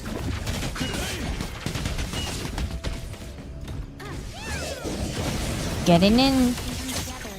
Lonely minion wave there just gets taken out by the side of DCG. There's going to be no assault here because obviously back to the point you were saying literally moments ago, Nora, just to bring the tension back onto the gorge here, is that higher ground turrets. The effort of Deep Cross Gaming here has definitely been a commendable one, right?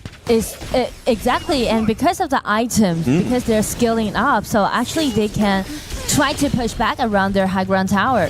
You already break out his ulti, but still high ground tower. Oh my god, the damage! Iris ulting with Lorian. Shato just vanished on the battlefield, and it's gonna be Clean getting in, but it's gonna be a 1 vs 4 Splendid. Splendid just get away from that execution and survived on the side of BOOM Esports. Yeah, I was meant to give them a bit of a jab, you know, like Draw, he used that Unbridled Outburst a little bit too early. Like, there could have been a bit of a better setup, but the fact is, they got what they were looking for, right? They got the T3 top side of the map here as well. Miggy's taking too much damage from this crystal, uses the Splendor to keep himself alive, gives time for the minion wave into the top side of the map to actually make it through to the crystal, and BOOM Esports take their first game victory in KWC 2026. I feel like coordination is what we can see from game 1 on the side of BOOM Esports. We know that actually they struggled a lot in the previous matchup with a 0-2 loss against Nemesis, but this time, as we are seeing them play today,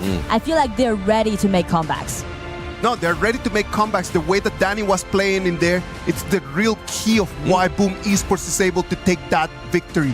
A 1-0 lead right now that could mean that the PKL champions can still be alive in this tournament and play for their ticket into the top 8 to the afternoon plan. Yeah, absolutely. Definitely I wouldn't say dominant, It was definitely a clearer kind of means of a direction for that victory in game number one. It wasn't like completely one-sided, Yeah, right? Like there were sides where Deep Cross Gaming could have made a comeback.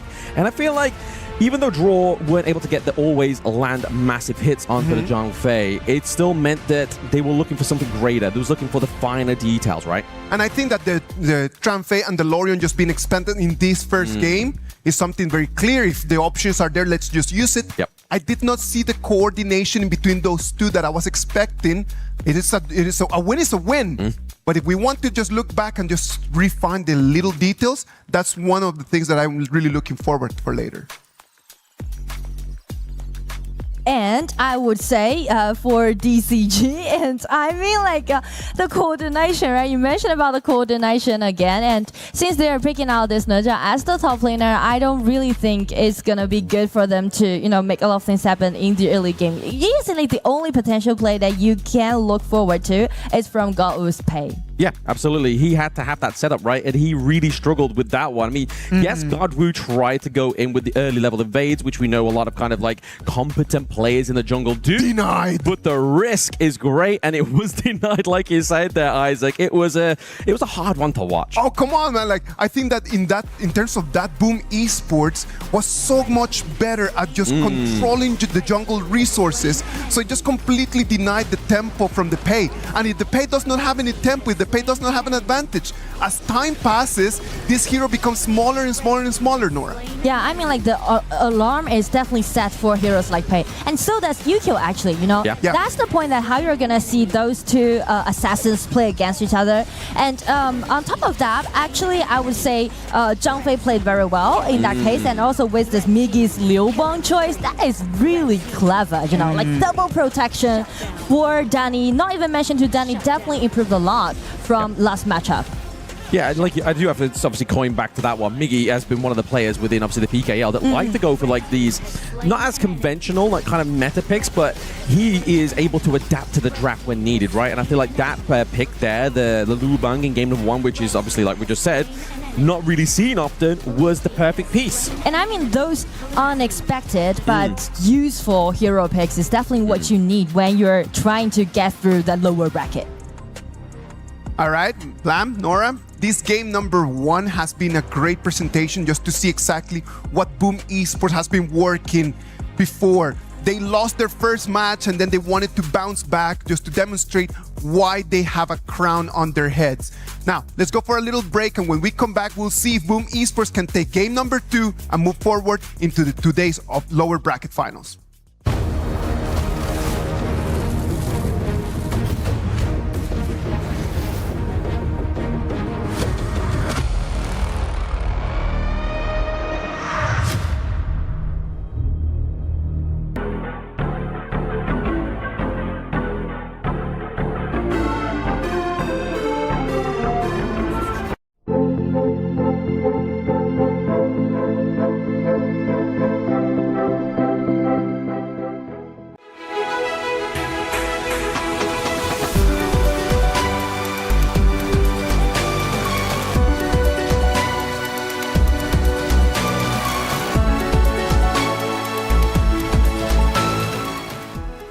The human body was built to move, not trapped at a desk in one singular posture for 12 hours a day. It's time your chair evolved. This is Secret Lab Titan Evo. Ergonomically engineered for you, gamers, hybrid workers, artists, backing your every move. Play is in our DNA. Whenever we let it out, it becomes our superpower. Now imagine an entire city being built to supercharge it. Kadir City, powered by play.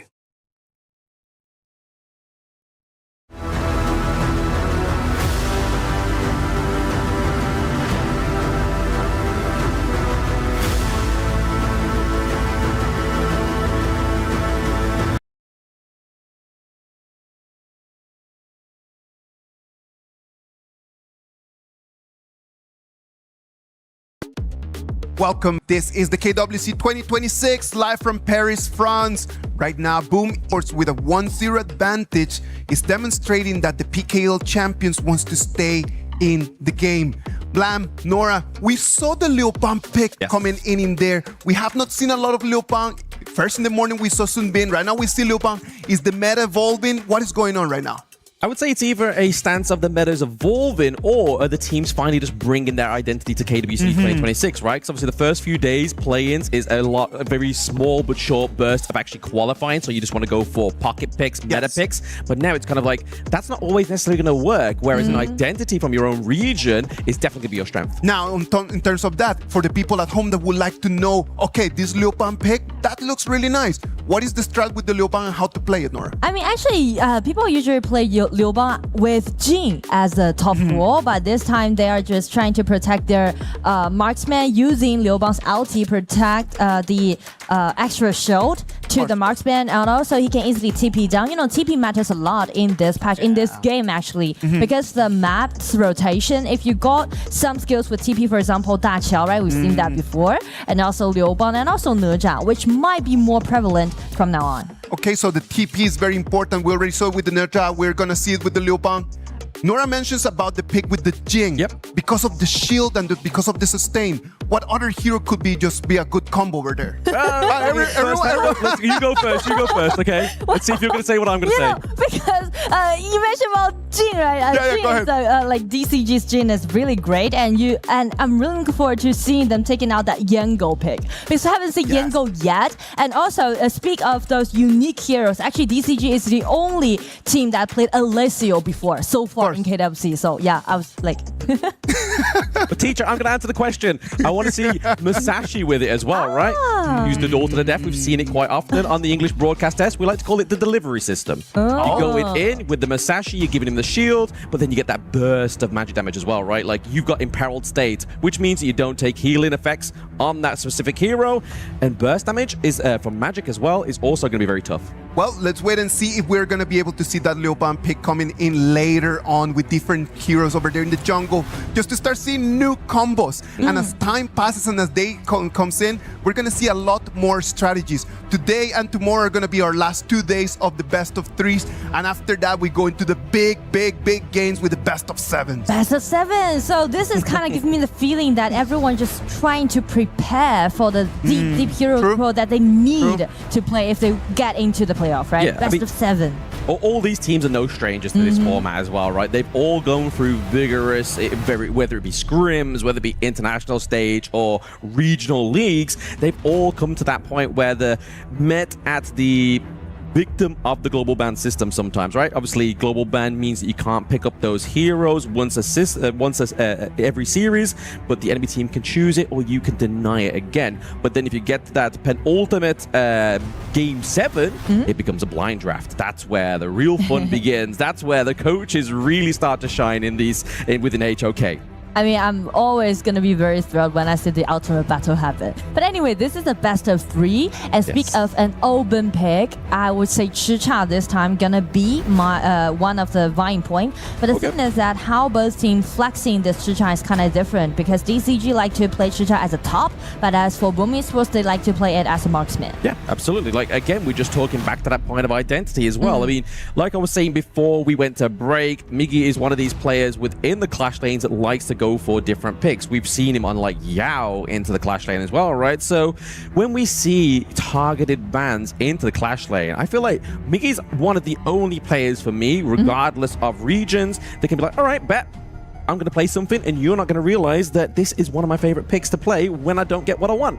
And speak of you don't want to get what you want, is that BOOM Esports ban away this Yango again on the blue side. And DCG on the red answered with Florentino. All right, I'm going to just ban away those mechanical heroes, and also with this play. Aoying, yeah, it's going to be quite a safe pick actually.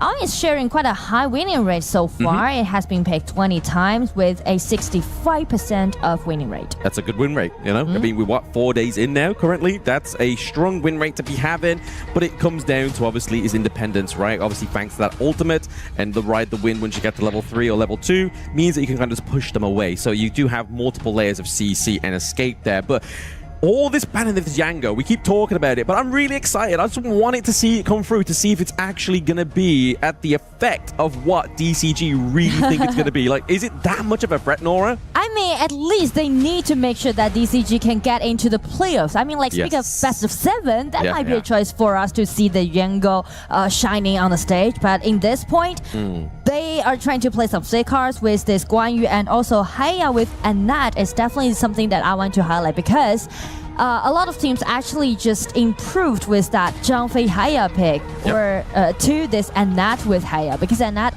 ulti allowing the immunity and also with the flash get in is not only gonna be a nice pushback measure but also a good initiation. I feel like the Motsu's a good call out though to the Annette, right? Because obviously, yes, you have that CC immunity, but what are you trying to stop the CC of? Is it the cannon blast? Is it the think inside the box? And I feel like Motsu's a good means of trying to exhaust that before a big team fight or a big potential like counter engage. And also, Alwyn with this mods at the bottom, well, definitely got them a promising winning lane at the bottom. So I'm kind of worried about what kind of heroes that Sun is going to pick. Not even mentioned to BOOM Esports, they definitely did their homework. They banned with this channel, which some played really well, and also this Jing, right? We mentioned a lot about God Wu's Jing. He's playing this Jing as a godlike. Yes, God Wu Jing is definitely not going to be coming through within this game number 2 here, but we obviously do have clean on the Guan Yu, which was obviously respect banned in the last game. But we look over to the side of obviously BOOM Esports. Like you said, they're banning out some picks for the side of Sun there as well. The Chano is generally kind of like a late game here. Ooh. But what we don't quite have just yet on either of these teams is that late game potential, right? Obviously, BOOM Esports do, but the side of the Cross Gaming don't. And now they lock in the Ali. That's a good counter in the lane against the Lung, right? And I feel like on the side of DCG, we're looking for a potential Musashi pick, actually. Musashi can do really good in this game too, but if they really go for that Musashi pick, which means Sun will be under a great pressure in the early game.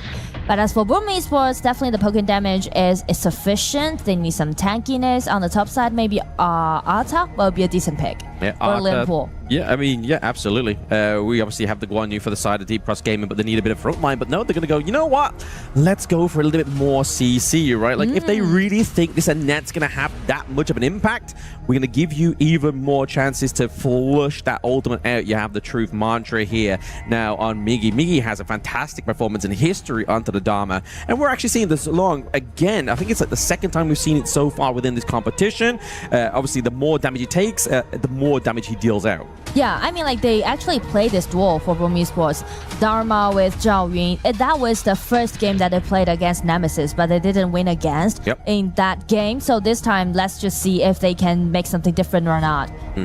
I mean, if you're looking at the draft of BOOM Esports here, who do you think Haya's prio target is to take into that Mirage? Like, so normally it's a tank, right? Normally you take a tank away, so that front line's a little bit more dismantled. But to the side of BOOM Esports, they don't really have the front line that's like Big Zhongfei or Lapu Lapu, right? What would you say is the target they're looking for here? I feel like the only person that she might be able to drag him in will be this Zhao Yun or Dharma. It depends. Because the thing is, it's nothing to do with what kind of target that Haya wants to pick. It's more about how his enemy is going to counterattack him. Because Alwyn with the ulti available and like mods, the Garuda is quite like long poking damage hero, so it's going to be a little bit hard for Haya to get attached to them. Yeah, absolutely. We'll have to see how Ethan does in this one. He had a bit of a 50-50 kind of performance in that last game, right? Obviously, Xiao Xiao was able to kind of like stem the bleed in the early game double kill pickoff, but can he do it this time? Obviously, he does have a great wave clear with the Haya, but I feel like also Tatsuri does as well. And I do like the draft actually DCG did for Game 2. I'm really looking forward to seeing Kling's Guan Yu's performance this time, because I think if Kling can really find a clean spot getting in, then it's going to be a disaster to BOOM Esports during the team fight. DCG is able to actually procure their Azure Golem this time around. Ethan's down to the bot side. He does get hit by the cannon blast, but there's not going to be a real follow-up here because they could be very aggressive, right? They could have used the flash to actually get that kill, but it looks like they've denied BOOM Esports this blue buff. That's a bit of a problem for Zalong. Yeah, we mentioned about BOOM Esports is definitely gonna have a promising winning at the bottom. So actually, DCG is trying to make some trades happen. They just let Ethan to do the swap and just let him to clean up the waves, and that's enough for them. Instead, they're trying to make this invasion happen, and they succeeded. I mean, the clear identity here is that you can see how aggressive Sun's rotation is, right? They're just pooling all those early game resources over the Sun to enable the Sparkforge Dagger, the Doomsday, that early power spike you see from Ali, or at least the power spike you want to retain as quick as possible. And the reason why they are swapping the lane is basically because they already read BOOM Esports composition. They know that they should give up the bottom lane and just, play defensively at the bottom. Yeah, I mean, it's a good play, right? Obviously, if you're able to kind of like keep or make sure that Miggy's attention is kind of put somewhere else, he's not going to have as great as impact as what we saw in game number 1, right? Like, as soon as he had that lead in topside, he was just like, all right, bet. It's like kind of like green light, go for me. This means that Gorge is mine, but the Invincible Warrior is being cursed here onto the side of Tatsuri. But there it is, the Wings of Judgment as well. Both ultimates used, but nothing to gain. I mean, like, Kaiser might be the most powerful hero so far, from 2 minutes to 6 minutes with his ulti available. Because BOOM Esports, the damage dealt is kind of slow. A lot of poking damage can be seen from BOOM Esports comp, so that's not gonna be a big deal to this Kaiser. Oh, forcing out that flash. I mean, you had to, right? There's just too much CC for you to be like, no, I'm not going to do it. I'm just going to sacrifice First Blood. But when you sacrifice First Blood, you're sacrificing an extra little bit of like a neutral objective point in a way, right? You get that bonus gold. And right now, the gold is pretty much at a kind of like knife's edge between these two teams. It's quite even so far. Yeah. Well, as for DCG, they're definitely well prepared for that 4 minutes mark. But for BOOM Esports, I'm looking for some dragon trades actually. Because even though they got a winning lead at the bottom, still, speaking of the Tyrant, it's gonna be a little terrifying to contest Guan Yu with Kaiser in such an early stage, to be honest. You see those two Titans run towards you like, do I want to contest this?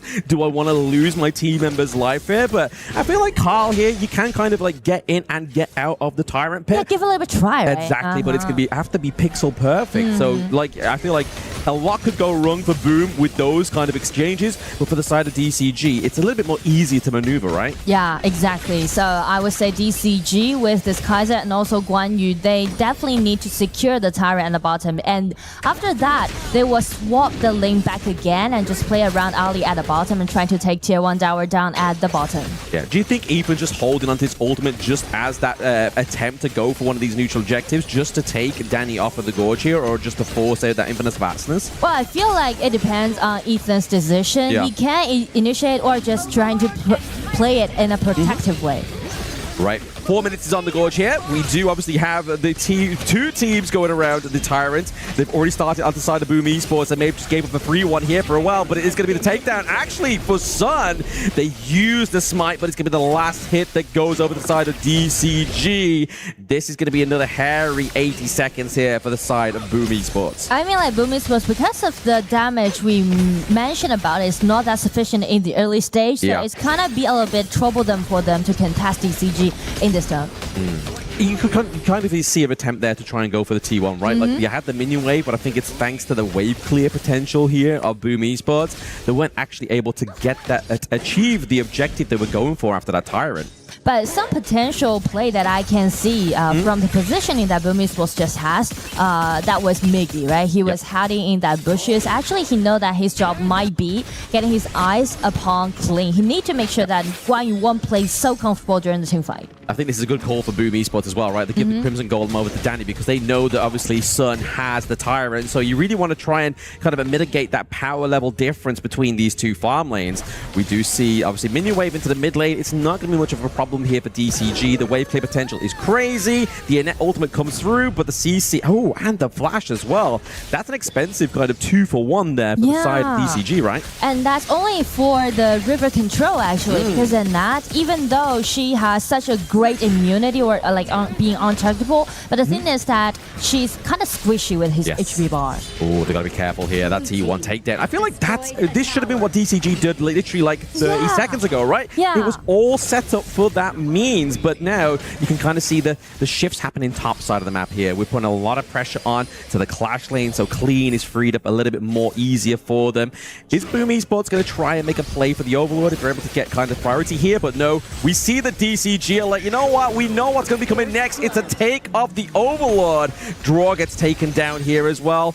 That's going to stop a lot of engages or potential disengages here for the side of BOOM. You know, whenever we see DCG is playing, GOT is definitely going to be on the spotlight, especially like play heroes like Kaiser is not that kind of mobile, right? No. So if you want to make those ganks happen, you need to make sure that you pre-ambushing in those bushes, then allowing to do so. Yeah, I mean, he's a lot more mobile than his previous self, right? Obviously, he's able to use that enhanced basic attack to kind of fly over the walls. Yeah. He never had that, and that kind of like dwindled his pick rate, but now he's actually to the point where it's actually really good. It enhances the speed of his jungle clear, and we're really starting to see this here between these two teams. And with that, first blood goes over to GOT. Oh, it's gonna be making flash in, ulti down, and just trying to chase on Sun. Sun just being taken extremely low, and Draw maybe with the second skill just successfully killed that Sun down. And from the other side, it's gonna be Ethan doing a 1-1 trade against Miggy. That was a beautiful cannon blast, right? That really stopped DCG in their tracks, and then to come out of the Mirage to fall into a think inside the box, and then he has to force the flash. He goes into the wall. There's no means of escape. That was really good handling there by BOOM Esports. I mean, that's the potential play that we're looking for, right, from Miggy, and he really did that. Yeah. And just totally turned over the pace, because they are really good at pushing with this Garuda and also outing with this Mozi. So definitely it's gonna be the turning point of this game. Yeah, turning point is definitely gone. Obviously, the gold was kind of shifting towards DCG before that whole interaction top side. But the fact is, we now have the side lanes opened up for the side of DCG. BOOM has a little bit more of a means of access to their jungle, but also potential setups here as well. Because like you've been pointing out throughout the entire game so far, Miggy likes to hide in these brushes. He's waiting for that lonely little chicken to step out of place so he can slam them into a wall. Here comes Kaiser, GOT stepping into people confronting him, not worry about that.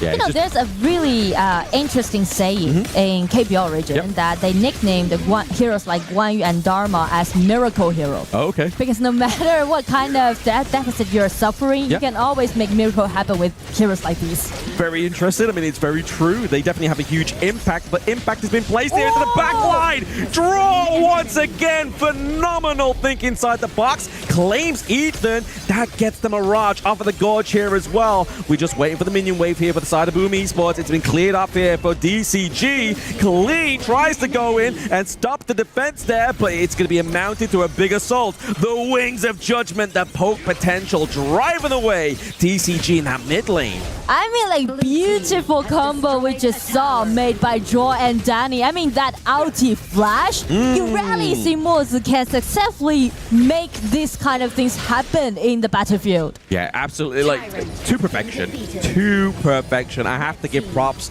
and tip my fedora to Draw there. That was a great play and definitely put BOOM into a more greater situation, right? Like, we were kind of shaky in that early game, was thinking, right, it's looking a little bit too close between these two teams. In a moment's notice, it could go wrong, but it actually went wrong for DCG. Yeah, I mean, like DCG, you can see, actually, we called about the miracle hero, right? Just check Clean, but Clean is always coming in front of BOOM Esports formation, so that's going to be the problem. He needs to make sure that he's at the back. Yeah, at the back and then ready and waiting, right? Just going for that prime moment. All aided and abetted by that flash. But right now, we're getting into that game state, the mid-game here. Neutral objectives are going to get a little bit more beefier. We have more potential of pushing these waves with the Overlord. We haven't seen a single Overlord takedown just yet within this game too. But we're seeing Godwu looking to try and change that narrative right now. And it's going to be Miggy trying to contest with this Kaiser first, and Clean is trying to find a nice spot, but he was spotted by Miggy again. It's going to be a contest. It's going to be Mozi breaking out his ulti, and so does Jing. This and that, and the dragon goes over to GOT. But while BOOM Esports let them go easily, it's going to be Miggy chasing this GOT, and GOT with this tankiness can just escape away. Yeah, very good objective handling there from the side of DCG, but I have to give over. We talk about the point of discipline, and I feel like the theme of this whole scheme as Boom, within 24 hours, understood the whole means of discipline. And that right there, that play, they didn't chase. They said, right, guys, unfortunately, we didn't get it. We need to go for something else. And that is going to be the Tyrant here for them as well. Really enhance their damage into this next team fight, forcing out Carl there. He doesn't have the flash, but he's able to skip over the wall thanks to this Long's kit. I mean, like, I do like the way how Boom is trying to, you know, handle the situation. Actually, they're not that committed into one team fight. They're just testing, and just trying to securing the advantage in the mid lane, in the mid game. And that's something to do with Boom's playstyle and also their journey back in PKO. We mentioned that actually they were beaten into the low bracket and make their comebacks with like 3 consecutive wins right into the final and find the one who beat them into the low bracket and made that revenge happen. And right now, it just made me feel like they're trying to create the same story as they did in the spring PKL. Yeah, it's very rare to find a team that's able to kind of like, with the backs against the walls, they bounce back off the tightropes, they come in with a good 1-2. And speaking of which, it's going to be a 1-2 into that T2 top side of the map there as well. Once again, Boom are restraining and denying a team fight here. They want to play the macro. They want to go for the objectives. But DCG Clean is looking to open up that bot side of the map here as well. Just contest the jungle there, but it's going to go over to the side of Sun on DCG. And here comes Boom. It's going to be Mickey again. Flash with the ulti. It's going to be Guan Yu trying to save his precious marksman next to be Haya. Getting one against solo at the bottom. Danny down the kill. They're waiting for that Mirage to come back. Tatsuri goes down, but there's a lot waiting at the door for Ethan. The takedown as well. Boom Esports currently trading 1 kill for 2. They're looking for their blue. They're like, hey, you take our red, we take your blue, and we're looking for so much more here. Boom Esports, they've got prime opportunity here in that mid lane. Clear the minion wave, take the T2, and they're once again back at that game state that there was dominant in game number 1. I mean, 1-2 trade just happened. DCG trying to make some trades. As you can see, they're trying to steal away the wrap up. But the thing is that it's how decisive that Miggy was, right? Ulti, flash in, and just give Danny the opportunity to take that Sun down. And on the other side of the battlefield, without the early, how you're gonna deal enough damage out on the side of DCG? Exactly. Dodgeball has the 5Ds. I feel like HOK has the 2Ds here. Decisive and disciplined in this series, right? So they are true. so playing to that mythology onto the side of Boom Esports here. Forcenet, the ultimate of Godwoo, is going to be that invincible warrior, but waiting in the wings is going to be Miggy here. Can they actually get the follow-up here onto the side of DCG? It's going to be this long freeze him into place. The Frigid charge being used here as well. They claim the life of Godwoo. Can they get a little bit more here? I feel like as Boom already knowing that they've got capable enough killing that Kaiser instantly, Draw actually gave the item to this hole. You know, it's really rare to see Mozi just use this kind of item to speed up, because Mozi is kind of like a poking hero. Yeah, it's almost like a rage bait kind of itemization, right? It's like, I've already got 2 CCs. Why do you need a third? It's like, I just want to really annoy you, you know? I want to get into your skin. And that's exactly what Draw's done there. Topside T3's been taken down. DCG have got to do some real thinking here to try and come back in this game number 2. Well, I mean, you can see like Clean is trying so hard, trying to, you know, get at the back. But the problem is that check Miggy's positioning, right? Miggy is doing all his best to make sure that the vision is totally clean for Danny and also for Tatsuri. So that's a problem for DCG. They relied a lot on this Guan Yu's coming, but we haven't seen even once that they made the combo being realistic so far in game. Yeah, I feel like the Guan Yu's impact's yet to be felt here onto the Gorge, but there could be still time there. We do see the Moon's Mirage into the brush there. The L brush is where the Shindig is going down, but there is going to be a split on 2 fronts here. Godwoo is paused for a moment. Danny comes into the backline here just to try and save, but he may be in a precarious situation. He is. That's not where you want to be. Sandwiched between everybody on the side of DCG. It's gonna be a 0-3 trade. I mean,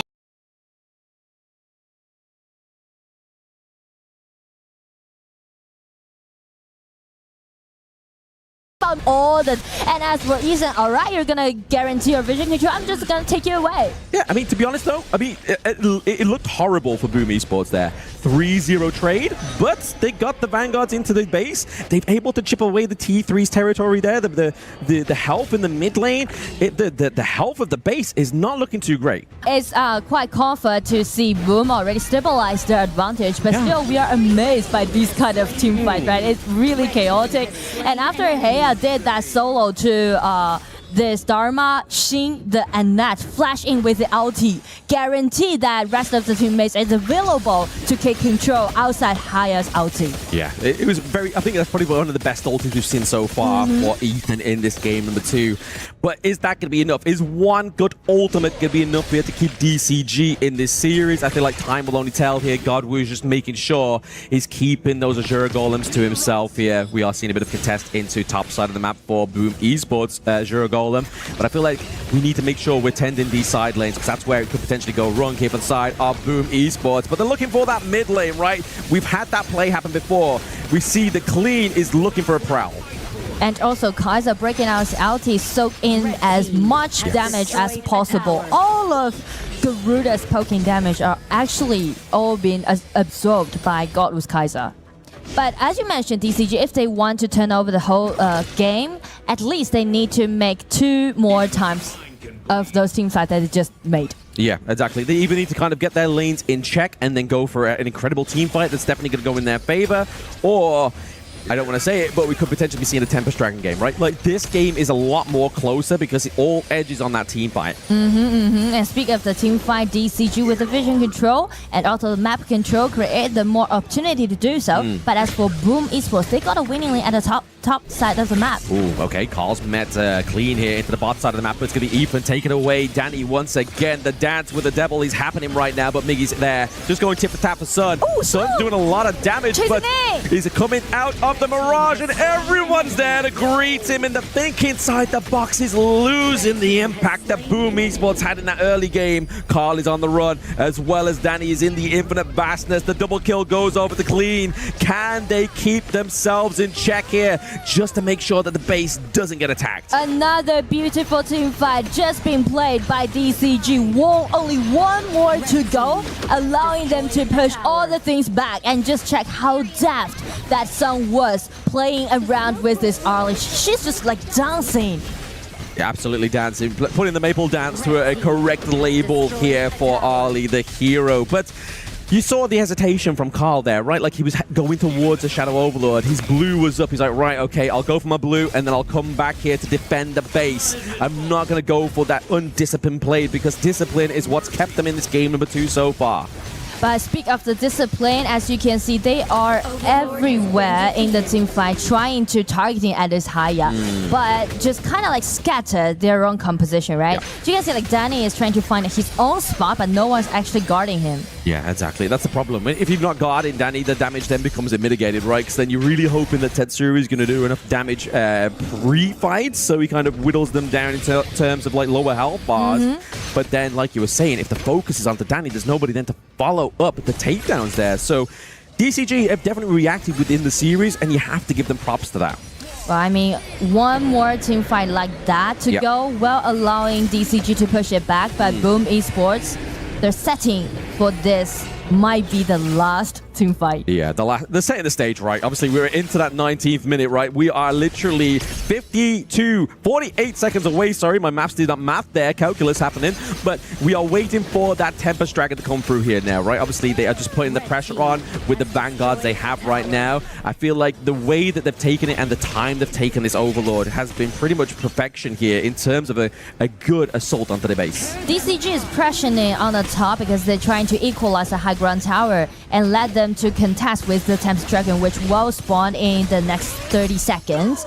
But well, BOOM Esports allowed that to happen. Kaiser into the front line there as well, using the Invincible Warrior, but they're able to keep alive that T3 into top side of the map because, yeah, make a good point there, Nora, right? Obviously, the Tempest is spawning on the red side of blue, right? And where they have that advantage is where that T3's gone. So really, if they're able to play for this Tempest, BOOM Esports are naturally at an advantage here. So that's what BOOM Esports might do in the future play, is that they're just gonna kite, right? They're just gonna kite in DCG and wait for their super minions on the top side to pressure more on DCG.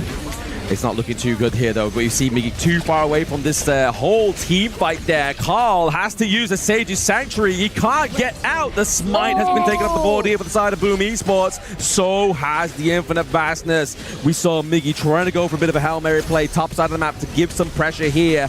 But it looks like this could be a defined unless stolen by any kind of skill. Miggy deletes Ethan. He gets the time crowned here for the side of DCG. He evens the battlefield. The double knock-up Godwoo has to land a godly smite. He gets the Tempest, but they have to focus here. The team fight is going to go into the favor of DCG, but the minion wave topside is where the threat is going to happen. So there's no and trading. Godwoo gets slain. Interrupting. The Interrupting the crystal. I mean, like, everything just happening in 1 second. So many back and forths, but DCG being so committed to take that Tempest Dragon down, and it just goes over to Godwoo. But just check Miggy, right? How decisive he was. Get an instant kill on that Ethan, and also just still chasing in. And that knockup with the Tempest Dragon really do a favor to BOOM Esports. Shin, Godwoo, pretty much 15 seconds until they come back here. It's still low elf bars onto the side of BOOM. Mirage is being taken here as well. The wave clear is essential. Haya is in her own mind here. But DCG clean onto the backline, cleaning up. But double kill now going over to the side of them. It's a whole ace here for the side of Deep Cross Gaming. They held up to the last point. Boom. The glory was in sight, but they didn't get it. It's gonna be the turnover of the whole game. They just turn it upside down with the Guan Yu getting in, with the Sun getting in, with the triple goes over to Sun. It's gonna be the end of game 2. DCG holding the power, making the pushback. Game 2 goes over to DCG. The lower bracket is heating up, Nora. That was a beautiful game number 2. What looked like a decisive win there for BOOM really fell apart where discipline started to show. The cracks, the urgency to run and finish that game really made sure that discipline was running thin, and that's where the tables turned there. And DCG knew what they were working with. Wow, I mean, I'm still in that game, you know. I'm still in that last team fight, because we mentioned about DCG, there's only one more team fight to go, and they do it around the Tempest Dragon side. Well, let's just push back over there into that last fight. Like, BOOM Esports, they go and fight and contest the Tempest Dragon. Okay, good decision. You come in, you cannot win it. All right, you decide to fight. Good decision. We push forward. We get the high ground turret. Good decision. Get out. You do not have the ability to take a fight right over there. Everyone is just going to be all together, and they do have the Tempest Dragon buff. So you're going to be receiving the lightning damage as well. Exactly. You already came in. You already took a bad situation. You turn it on your favor by just being able to take that turret, go back, protect your buff, take some resources, and then just wait and try to shield this. Sometimes you just need to pull back. Yeah, literally, you just need to retain yourself, right? And I think when stakes get too high in a game, it's definitely a skill within itself. Players need to make sure they're just keeping their calm. Even when the end's in sight, anything can happen in a moment's notice. And if you look at the health bars, obviously, in that replay, they're too low to make that push. Exactly. So someone needs to make that decision, and someone needs to be able to say, like, all right, it's already a win. Let's just go back. Let's just go and clean their jungle. Let's go and protect our own buffs. Done. I feel like for the last team fight, it's basically because the Tempest Dragon goes over to DCG. So BOOM feel like even though they retreat, it's going to be something they need to deal with, because the Tempest Dragon and also the super minions are very strong in that case, right? It's upon like 21 minutes. So that's the reason why when they got numbers advantage, they're trying to close out. So what about if we do this? We go high ground turrets, we go in the middle. There was still one more over there at the bottom. Let's just go and shield it, and let's get that done so we get super minions, and then we can actually level the game. I mean, like, just like what you said, right? Actually, there's several ways to go for them, but they didn't make it. So, well, it got an impact on BOOM Esports, right? Because they definitely, after the game down, after they talked to each other, they said, oh, we should do this, we should do that. But actually, what done is done. So, when it goes to, like, the third game, well, they do any impact impact on their mindset. This one right over here, Blam. This was the moment, man. It was the defining moment. It could have been the make or break for them, but the fact that they lost Carl so early made actually the contention for that Tempest 10 times harder. What are you going to do? Land a solid Cannon Blast, land the Flaming Palms or the Wings Judgment? It's a lot harder than just literally getting like, what, 2,000 damage onto a neutral objective there. It was all on the cards for DCG. All they needed to do is just admit their fate, admit that the Tempest was going to go over to DCG. They just had to pull back like you were saying. I mean, that was like 5 versus 3. But as you can see, just a DCG made it as a triple to the early and also claims Guan Yu. That's what we call miracle, right? Stepping in straight down the HP bar for Sun to claim all those kills as a triple. All right.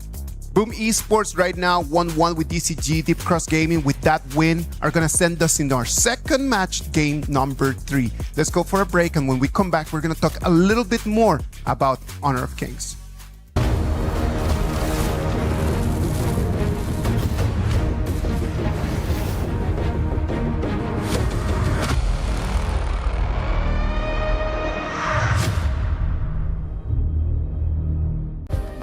Play is in our DNA.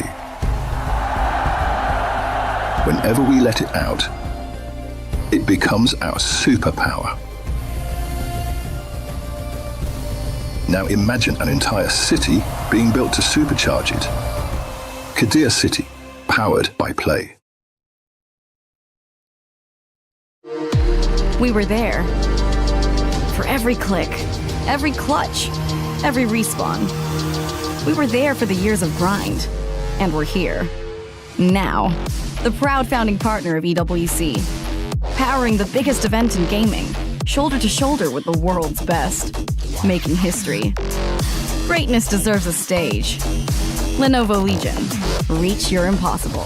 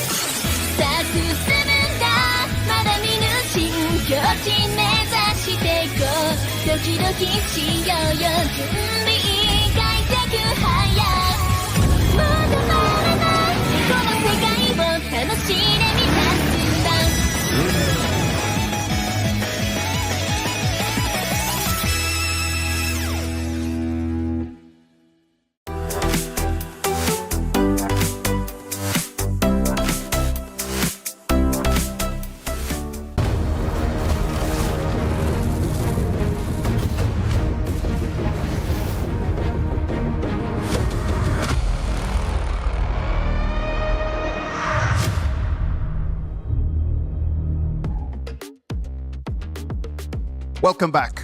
Is it going to be the GCS champions or the PKL champions that are going to be eliminated? We're going to have the result of that after the next game. The next game is going to decide everything. Who's going to move forward? Is it going to be Deep Cross Gaming pushing forward? Is it going to be BOOM Esports? It is going to come down to what Blam was talking about. The 2 Ds. Yes. Disciplined and decisive.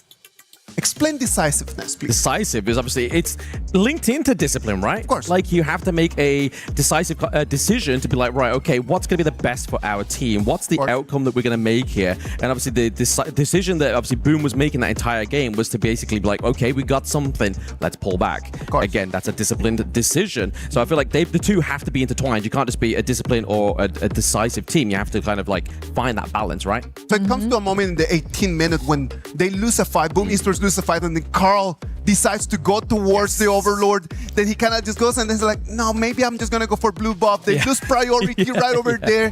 DCG takes the Overlord, and then after that, they take priority over the Tempest Dragon.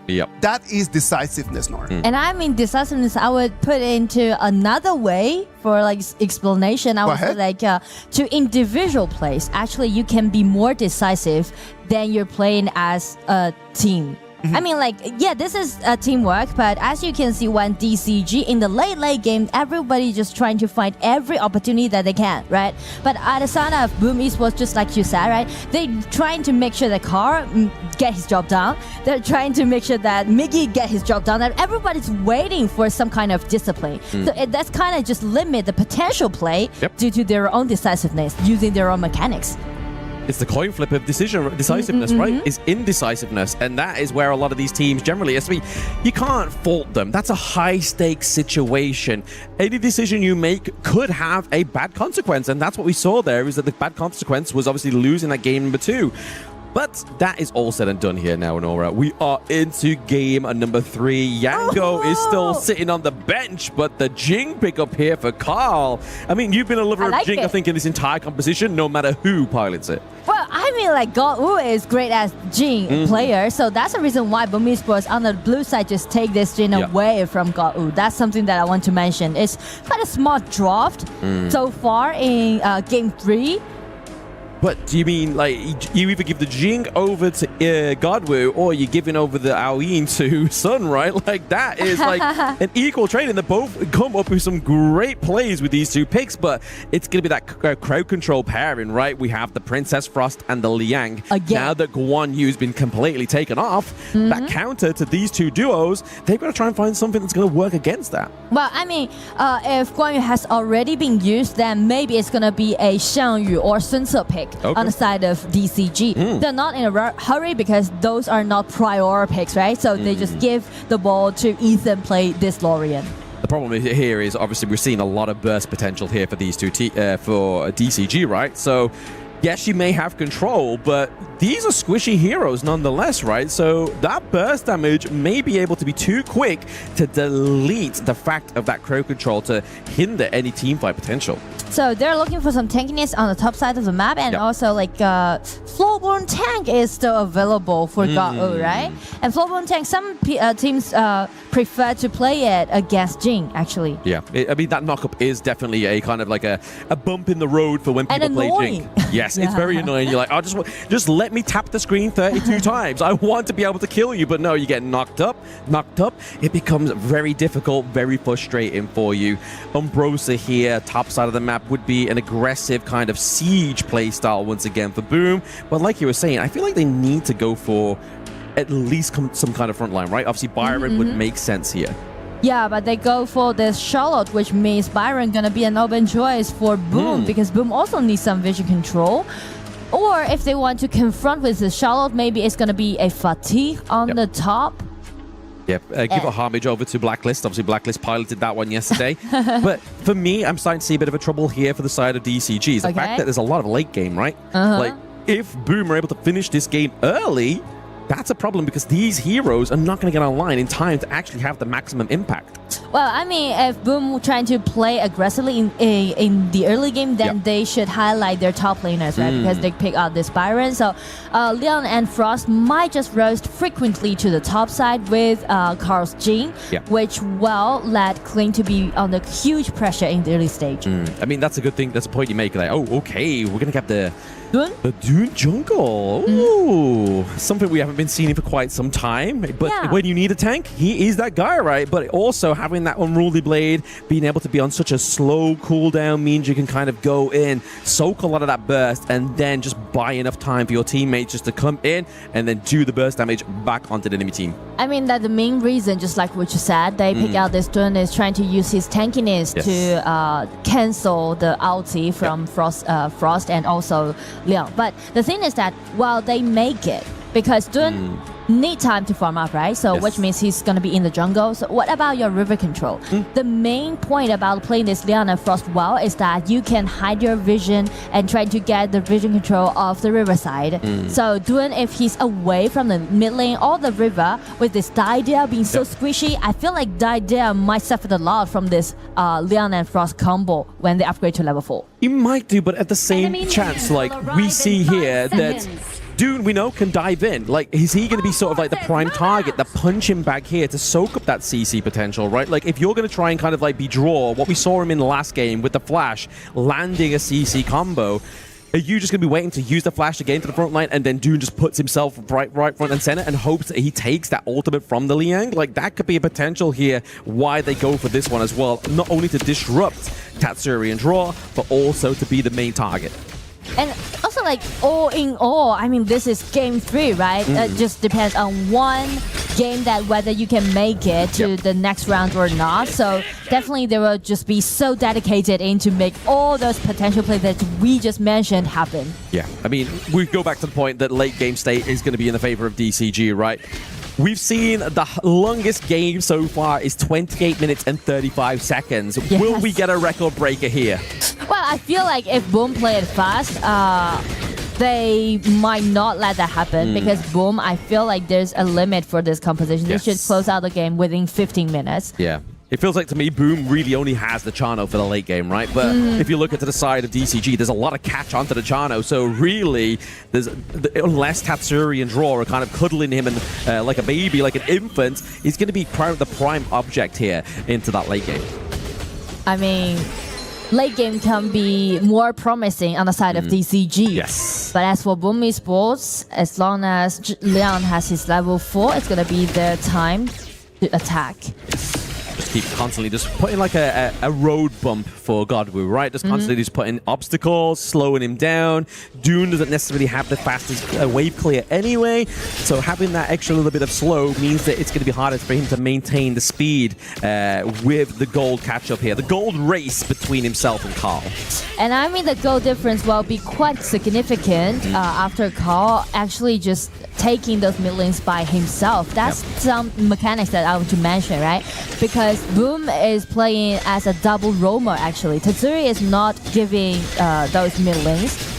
He's giving up all those mid lanes to Carl, as you can see, twice. Yeah, I mean, Tatsuri doesn't need it. He hasn't even upgraded to level 4. That's the detailed mechanics they're using right now. Yeah, Tatsuri doesn't even need it, right? Like, Tatsuri, like we said with the Liang, all he needs to do is get to level 4, you know? So he has, obviously, the Winter is here. That's going to drop down. That's going to be a big vocal point. We don't really need to see those itemizations come through here for Tatsuri. I mean, maybe a little bit of anti-heal, right? But that would be good for against the dive. Is that, like, too late for him? Because even Draw, the Roma already got level 4. But as for Tatsuri, still need time. He's very, very slow. Yeah, he has taken his time, right? Maybe he's just a late bloomer, you know? Like, sometimes late bloomers are always sometimes are overachievers. Let's see what happens here for the side of BOOM Esports. But they definitely are doing what you were saying within the draft, right? They're focusing that top side of the map here. They want to make sure that the Charlotte is not able to kind of get online quicker than the timer is set for her. I mean, like, speak of the impact that if they play so, which means they are putting all their eggs into one basket, which will be Carl's Jing, right? Because you can't just deal enough damage if the Frost isn't got any gold lead. Yeah, exactly. I mean, the damage, it's probably like tertiary or secondary to the effect of the slow, right? The impact of that CEC, especially on the tankier hero like the Dune, right?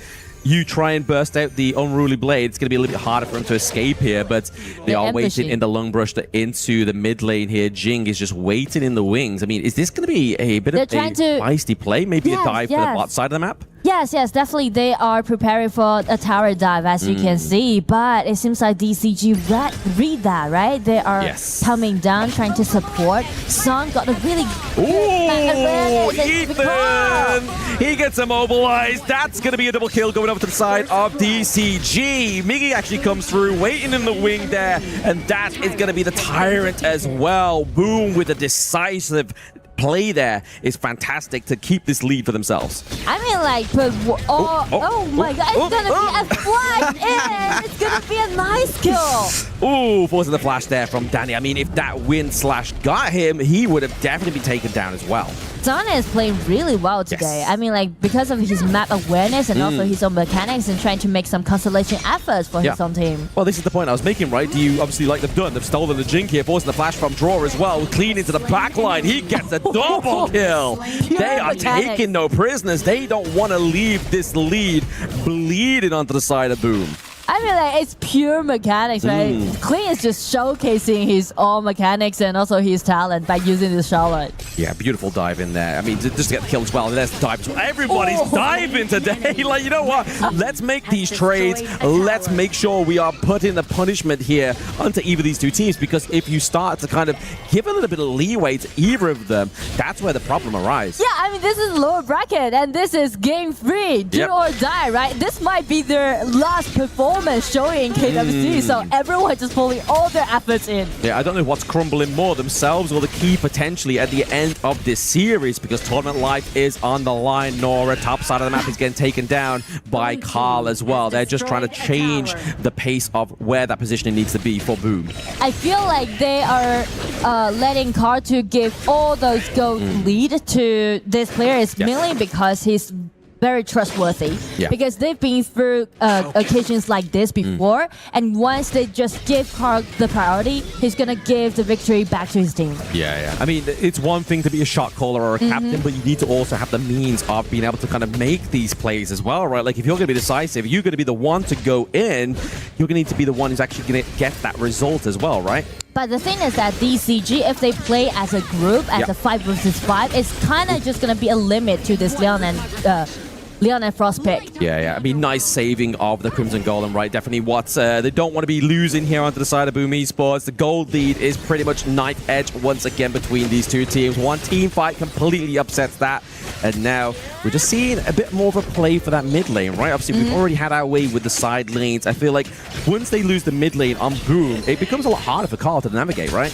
Yeah, it's going to be a bit hard, but due to this Frost pick, I guess it's going to be fine for them just guarding the tier 1 tower. But the main problem so far for BOOM is that they can't find any opportunity to take as a 2-1 trade. Yeah, there's a lot of mobility. 2-1 gank, yes. Yeah, there's too much mobility onto the side of Deep Cross Game in able to get that double kill. They have to find the right moment. Miggy here in the lung brush, just using that ultimate to make sure he stays alive within that one, because he almost got caught out, right? Have 3 men into mid lane. That could have been horrendous for him. And I do like the way how DCG is handling situations. Situations are arising here. The suppression just come through onto the Dune. Godwoo has met his maker. Shin is pretty low as well, forcing out the Infinite Bastards here for the side of DCG, trying to catch the frigid prison there to land perfectly onto some, but didn't quite hit the mark.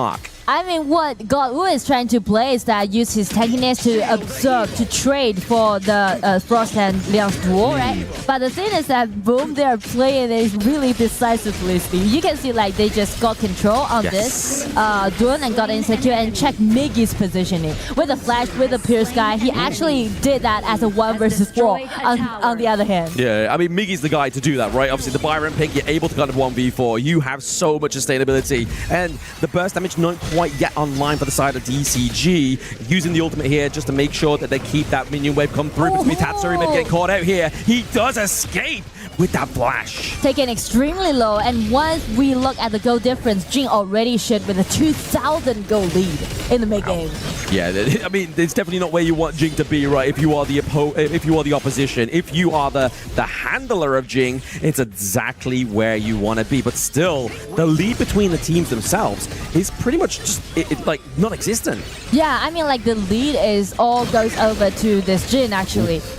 Because we mentioned that Frost just give up all his goal lead, so that's what matters. Yeah, I feel like the main objective of the backline of BOOM Esports is to stay clear of clean, but also not get hit by the wind rush. But it's going to be the unruly blade. That is very risky, but it's also going to be the Orbs getting the takedown of the Tatsuri. Another one. But before that call comes in, there is not enough low elf bars, but can he do the job? Sun is here. He gets out of bounds of the Mirror Mirage. It's too late for Carl to help, but it's so decisive that DCG just played, right? They just being so brutal because they know that speak of those 5 versus 5 team fight, DCG is definitely capable of doing that. Yeah, and the problem is what starts to arise here with Tatsuri, as soon as that flash is taken off, that's kind of like just when DCG need to make that play, right? Because he's not going to have any means of viability, especially if Mickey falls as well. Exactly. And as long as DCG just move in groups, right? Yeah.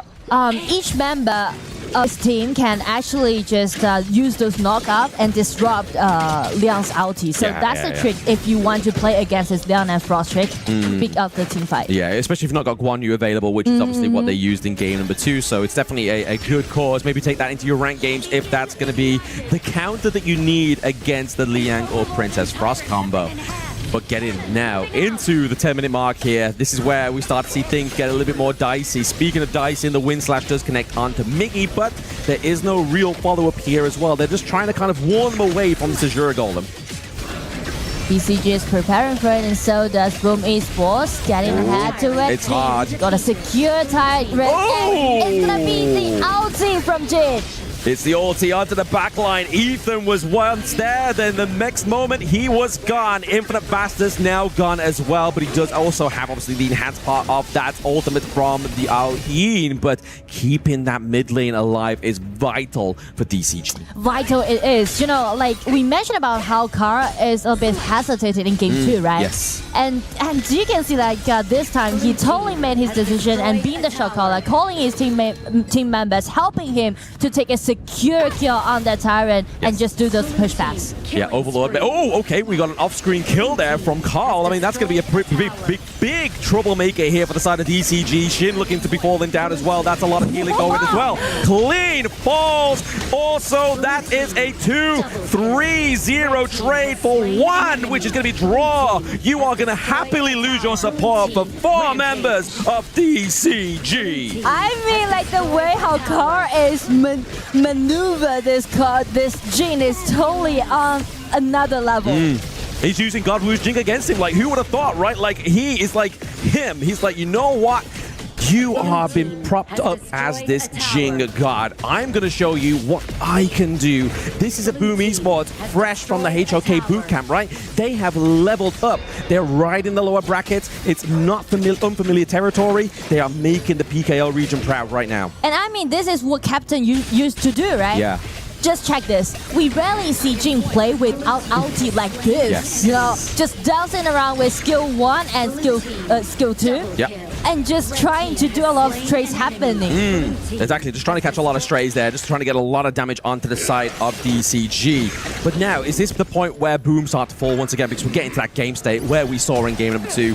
They had the lead, it's just they fumbled the one decision. Rather than being disciplined, rather than being decisive, they kind of just threw it all up in the air. The tension got to them, I feel. I mean, like, fairly speaking, in this game, Kara is already being dominating enough to do a lot of insta-kill upon this Aoyin or this Lauren. So no longer relying on Leon and Frost combo, actually. They just need to trust Carl. With this 406 KDA, it's impressive. 100% participation, killing participation. He's totally leading the game, I mean. Absolutely. He's all over the gaff in these team fights. And when it comes to these neutral objectives as well, right, like some of the players may not know, but Jink almost has like a double smite, right, when she has that mirror, you know? So it's hard for something like the Dune there, so slow, to actually disrupt that and get the contention of that Tyrant. So now T3 is going to be the last one to fall here for the side of DCG. This could be the setting of stage for BOOM Esports to climb further into the lower bracket. They are coming in here with a Wind Slash. It's going to be even into the backline. He's just trying to mitigate any kind of damage from Chano. Down goes Danny, but it's Miggy. He has been separated from the herd just to take down Ethan, but also draw falls as well. Shin, Sun, Godwu, Clean, still alive. Are going to be enough to keep the base intact. I mean, like, Jin is doing good, but DCG, both Aoi and Charlotte just being so good in this team fight. I mean, like, Kling just got in with a skill 2 directly targeting as Danny and just denied Danny at the first time of the team fight happened. Yeah, I feel like that's a problem.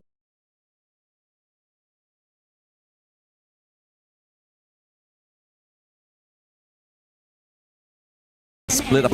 We saw obviously him die for that. It kind of mean that Miggy had to go in and try to save him, but now we are back live. Just a tit for tat here going on before the Tyrant. We are seeing everybody kind of formulating around this Tyrant. Reset happening is probably a good thing for DCG because of that Jing. And because of the high ground tower, they're already taken down, so the Super Minion also gonna do the favor. So this time, BOOM Esports trying to distract DCG first, take away this red buff, denying from Sun's Aoying. Yeah. You got Chano here just kind of doing one man's job right to the Tyrant. That's a good way. That's a smoke and mirrors there. That's a nice play from Boom. And also, this is some improvement that we can see compared to Game 2 that they made. They have definitely made improvements, right? Obviously, there has been a little bit of like indecisiveness, but it's kind of just like, it's jittery, it's excitement, right? And that's the one thing that obviously sometimes blunders the decisiveness of teams. But oh my goodness, that was like one skill onto Ethan. He pretty much lost a whole half of a health bar there. Pausing the minion wave down to the bot side. DCG are making a good claim to this crystal. They're trying to guard the crystal, but the thing is that how they're gonna guard themselves from this Jing. Yeah, right? that's... Kara is testing, he's using his mirrors, testing, finding the exact precise moment, getting in and get his hand on L'Oreal. That's the problem. It's like if Carl falls, then what is the identity of Boom, right? Obviously, Miggy's then got to lead the charge, but the damage kind of falls apart there. See Miggy into the back line. We do have minion waves in all three lanes. He's taking a bit of a brunt in there, but it's going to be clean as well as even onto the back line, using the Splendor, keep himself alive, having to flash out. Clean fall to Tatsuri. We still have no minion waves. This is all about a bloody brawl right now. DCG Sun gets eliminated. We're waiting for the chariot to arise. PKL seed #1. Boom Esports ready to cut the wire and click. Boom! They ride into the upper brackets at the lower parts. They almost aced their opponent, and it's gonna be the comebacks making by BOOM Esports again. You know, this is the story about BOOM Esports. You should never lose your faith towards this team as so resilient as they are. Yeah, absolutely. I mean, we're propping up obviously like Chuck PR, how like buddy they are, right? Like when they win, right? And they win together. It's the same with Boom, but it's more like a family, right? It's so close. It's so nice to see. Like there is a level of humbleness here as well, right? Just saying, obviously, they know what the stake is here. DCG has just been eliminated. BOOM Esports make it into today afternoon's game. Congratulations to BOOM Esports. They're still alive. They continue in our KWC 2026. On the other side, Deep Cross Gaming is going to be disqualified and is going to be taken out of the tournament. And only one more AOV team standing, right? Burium United is high. He's really going to be...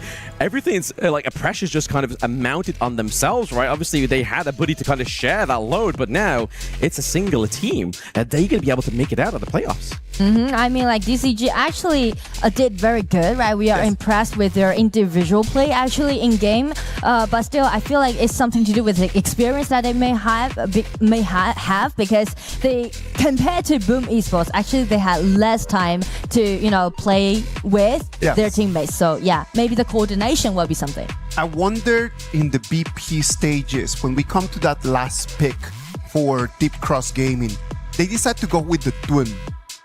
Why do they decide to go with that Twin? Just to kind of like just eat in all of the Liang and Princess Frost damage and then just be able to allow someone else to deal?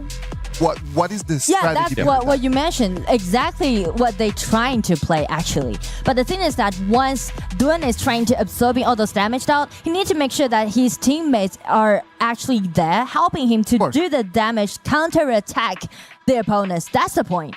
You can't just let Duan be isolated in that place. All right, so let's imagine that Duan is able just to soak in all of that damage. When you look at the lineup coming in from DCG, who else is out there just to be able to take a 1v2, 1v3 in order for them to turn tides around? That's going to be Charlotte. That's going to be clean. And that's one potential play actually we see when they try to do the pushback around the crystal, right? We see it once, Charlotte coming in, right? Just got an insecure upon that channel. Yeah. But only once is definitely not only enough. once is definitely not enough, right? Like one of the important things that we saw from that game as well is just how the Princess Frost was just letting all the gold, right? Yes. You guys mentioned actually something very interesting. A double roamer, that's how you called it, right? Just leaving all the gold for the Jing. It just pushes Princess Frost to go into level 4 all the way until 3 minutes and a half. Yeah. Is that a good trade? I mean, it clearly worked, right? Obviously, the bounty was there for the side of BOOM Esports. I mean, it was something that kind of did raise concerns for us both, right? Obviously, if you get level 4 before you roam, it's kind of like, well, you're missing out that second part of the combo. But like I said, late bloomers sometimes are overachievers. And in that case, we started to see that Tatsuri was able to do that. I feel yes. What about if we go to stage with Carl and Mara? They're going to tell us a little bit more about this game. Here we are with Carl. Carl, you were amazing with your Jing. But you know, with this match, you could have ended it a lot earlier. In game 2, actually, it was a great decision to contest the Tempest since the team won that team fight even without you. But you couldn't close out the game. It seems that there is a pattern where you guys are rushing. How do you maintain an awareness about this when you're under a lot of pressure? Parang yun na kasi nagiging problem namin most of the time. Yung parang nagmamadali kami talaga sa lahat ng matches namin. Although lamang kami yun nga, from early game to mid game. Siguro yung mga ganun, lalong pinapaalalahanan lang namin yung isa't isa na parang nandito na kami. Parang wag na namin sayangin yung chance kasi sobrang daming may gusto na kung nasan kaming spot. He admits that that has been their problem, rushing the game even though they're in the lead from early to mid. But he reminds the players not to lose the patience, and he reminds them we're already here. This is what we want. So they want to maintain that discipline. And that's a great reminder coming from you as a leader. Now, you're one game away from making it to the top 8. No PKL team has ever stepped into the playoffs of KWC. You might just be the first, but there is a challenge. Up next, you're going to be facing Nemesis, the very same team that sent you guys down the lower bracket. What would be different this time around? Yung nangyari kasi sa match namin sa kanila kahapon, feel namin parang kulang kami talaga sa disiplina again. Tapos parang yun, nakapag-warm up na kami going to them. And siguro, feel ko mas this time mas malalabas namin yung kung ano yung strength talaga namin. He admits that they lacked discipline yesterday, but now that they were able to warm up in this matchup, he feels that they're able to show their true strength. Now, a lot of Filipinos are watching the PKL community. What would you like to say to them and invite them to support you for the next match? Sa mga Pinoy dyan, maraming salamat sa pagsuporta sa amin dito, and especially sa family ko. And thank you so much. Kundi dahil sa inyo, wala kami dito. And sana supportahan nyo po yung blacklist and kami. Kami na lang yung natitirang Pinoy. Thank you to everybody that's watching, and to his family. He's thanking you, and he hopes that you continue to support them with Blacklist International as well, because they're the only 2 Philippine PKL team left. Once again, congratulations. I believe you're about to crush your opponent's key. You can do it with a smiling face, and good luck with your next match. Now we're gonna head back to our casters. Lead the gorge. Thank you very much, Mara. Thank you very much, Carl. Over there, they are gonna have another game against Team Nemesis. Based on what we saw in their previous match against them and what we saw today, what do you think has been the biggest change between those 2 games? I think it's just preparation, right? Obviously, they saw what happened against themselves. Maybe they underestimated Nemesis, right? Because obviously, PKL and IKL have always had that kind of conflict, and they've always wanted to prove each other better.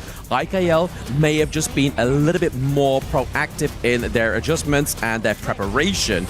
But now, we see a BOOM Esports, and they are decisive and as well as disciplined. Well, I'm just being more into their stories. It just gave me that feeling that BOOM Esports is recreating the same story that they did in PKL Spring. Because they were sent into the lower bracket by Team Flash, which they got revenge on when they coming back from the lower bracket into the final. So exactly what they're trying to do when they is going to play against Nemesis. So lower bracket seems to be like their safe zone, like their comfort zone. You know what? I like it more a little bit here. Yeah. I'm just gonna lose my first game just to go to my safe place. Yeah. It's a comfort zone, right? It's like, okay, keep me under pressure. We're here. We're gonna rise up now. But also an ulterior motive, obviously, when they play the game against Nemesis, Chantel wasn't here. Now we have Cartel together. We have the Cartel buff, and maybe BOOM Esports can take this next series against Nemesis. So I think that's going to be an exterior motive that may work for the team themselves. But still, I do like the trust that they're holding to Carl, you know, because as we said about the Frost Roma, right? There's 2 ways to play with it, and they go for the extreme way. Of course, what is that way? Well, just let Carl to share all those goals, because you're putting all your eggs into one basket. Only like few teams would do it in that way. It is a very high risk, right? It's high risk, high reward. In this time, it worked their way. Now, if we look in front of them, it was really nice having Deep Cross Gaming here with us. We had some really nice moments with them. they really just taught us a lot more about the different way how you can understand the game. Yes. And it was lovely just to really understand the whole ecosystem is just becoming bigger. Everything is becoming richer. Now we need to move forward with the lower bracket finals. Let's go to a break, and when we come back, we're gonna bring you the first lower bracket final of the day.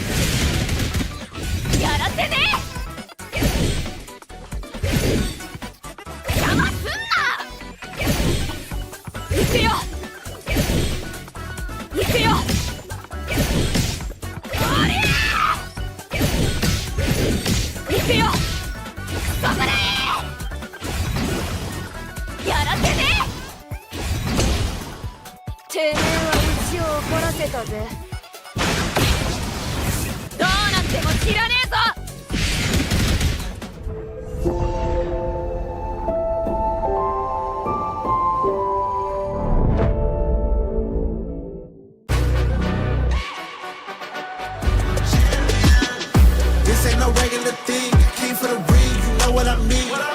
You see my name in the lights, better get right, I'm champion.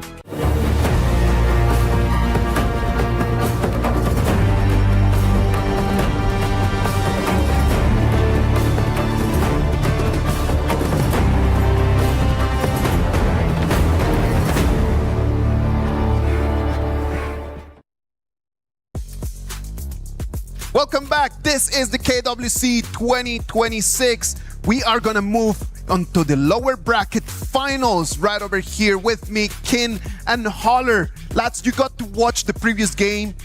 What were your feelings about it? I love the Tempest game comeback. This is one of the beauties of having a Tempest game, right? Number one, it stretches so long. Secondly, to reverse the entire situation and get the win off of that, to come back into the series, although they lost, it's still something nice to watch. Yeah, Honor of Kings at its finest, if you will. I mean, being able to go back and forth and to take it to the win-ins almost at the very end. A very dramatic game and a great series to watch. Deep Cross Gaming, man, saying goodbye. That's kind of sad. Yeah. It is. I mean, but this is part of the nature of a high-level competition. And, champions, you will fall sometimes. Well, what about if we look at their keys being crushed right now? It is a very sad thing, but you know what? It's the Esports World Cup, man. Like, everyone comes here with dreams and glow of glory and lights, but some of us, we just need to go with all those dreams crashed into pieces. And look at Draw here. I mean, he's going to be doing the key crushing himself. He smiles. He knows that he's in a fortunate spot to eke out of that best of three and taking that final one. I love it because this is a real embodiment of a crush, right? This is your dreams gone and you will have a physical reality of it here. Look at that. That's fully destroyed. Sometimes it's just like a little bit of a crash. This time it's just obliterated. Yeah, hearts were literally crushed on that one. I think that was the best part about Draw, like really living up to it. And of course, I mean, it's sad for them. I mean, congratulations to Boom as they move on, but who knows moving forward what happens? Well, nobody knows exactly what is going to happen right over here. I'm telling you, no champion is going to be safe in this KWC 2026. It is going to be really hard because right now in the next game, we're going to have Aurora Gaming. Nobody was expecting Aurora Gaming to be put in this position. But right now in the lower bracket, having them there is going to change the whole thing.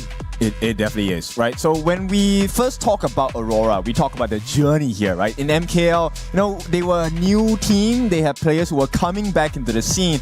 And we were questioning, did they actually have the quality to even qualify into the later stages? But they won the whole thing, so they were number one in MKL. I mean, there were like ex-teammates coming back together. They were like the fam is like, hey, let's come back. I think that we had a lot of familiarity with one another. You're talking about Xiang, Xihong, and of course JR. JR off of that break, it was the angriest I've ever seen somebody come back. He was on a revenge tour and letting everyone know with his trash talk. And that when we talk about just being angry, just to be mad. Aurora Gaming is going to be really mad about the whole performance, just having to be here. That is going to hit their egos, man. Like, their whole confidence is going to be shattered after losing and being sent right over here. Yes. And so I think that with the interview from Xihong, that's always the one because he was so confident. He was like, we're going to roll over everybody else bow down to us. I mean, it just seemed like he was in like a super confident mode, but every other team heard that interview and they're like, no, not today, not against me. They took their advice, right? They did sleep well, they did eat well. Even the Rock interview was like, okay, yeah, you know what? We did that and we beat you. Aurora Gaming right over here coming into this stage. It is going to be really hard for them. Losing their spot against Rock Esports. It's something that nobody had in their cards. Remember, they came into here as one of the seeded teams onto the group stages. It means that they are one of the top 4 teams ranked before this KWC 2026. I actually want to go one step further. Aside from the KPL teams, I think that this was the favorite for all of the global teams. Yeah. So seeing that upset, I mean, it's still Rock Esports, which is one of the other top 3 in terms of the global teams, but it's a shakeup, and it's going to be a huge one as they move forward. So let me add into this roster itself, Saber, Xiang, Zhihong, Yulong, and JR in their respective roles as well. We can expect nothing less than the extremes. But today, it's either going to be a rush over, they're going to crush their opponents, or it's going to be a very long game, potentially tempers as well. They got to be completely under control. They need to control those emotions because they cannot be just mad, just going around.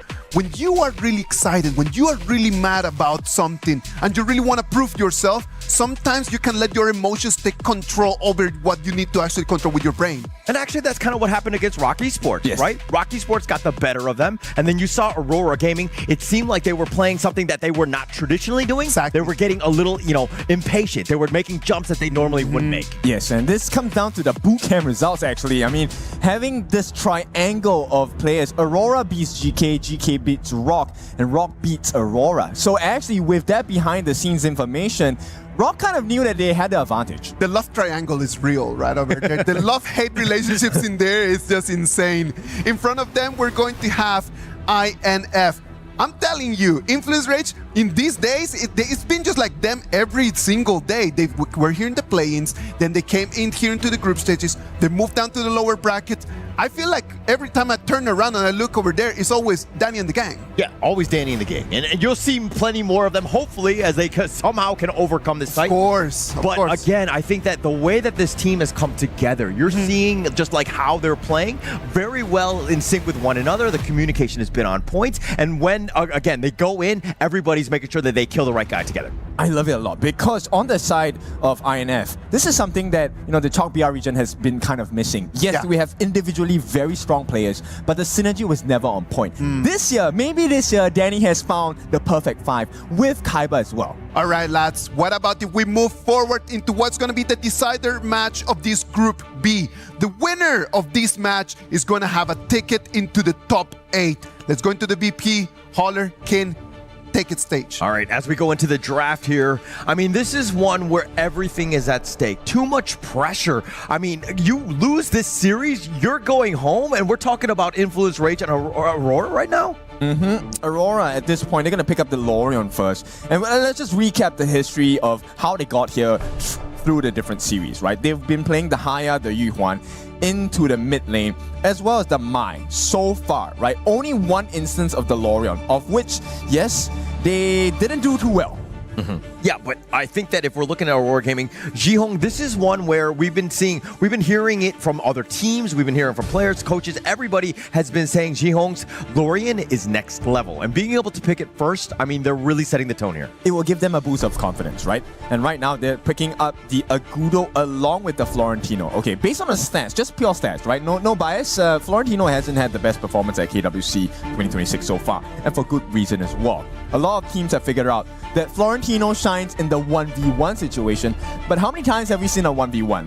Very rare so far. It has been a pummeling match.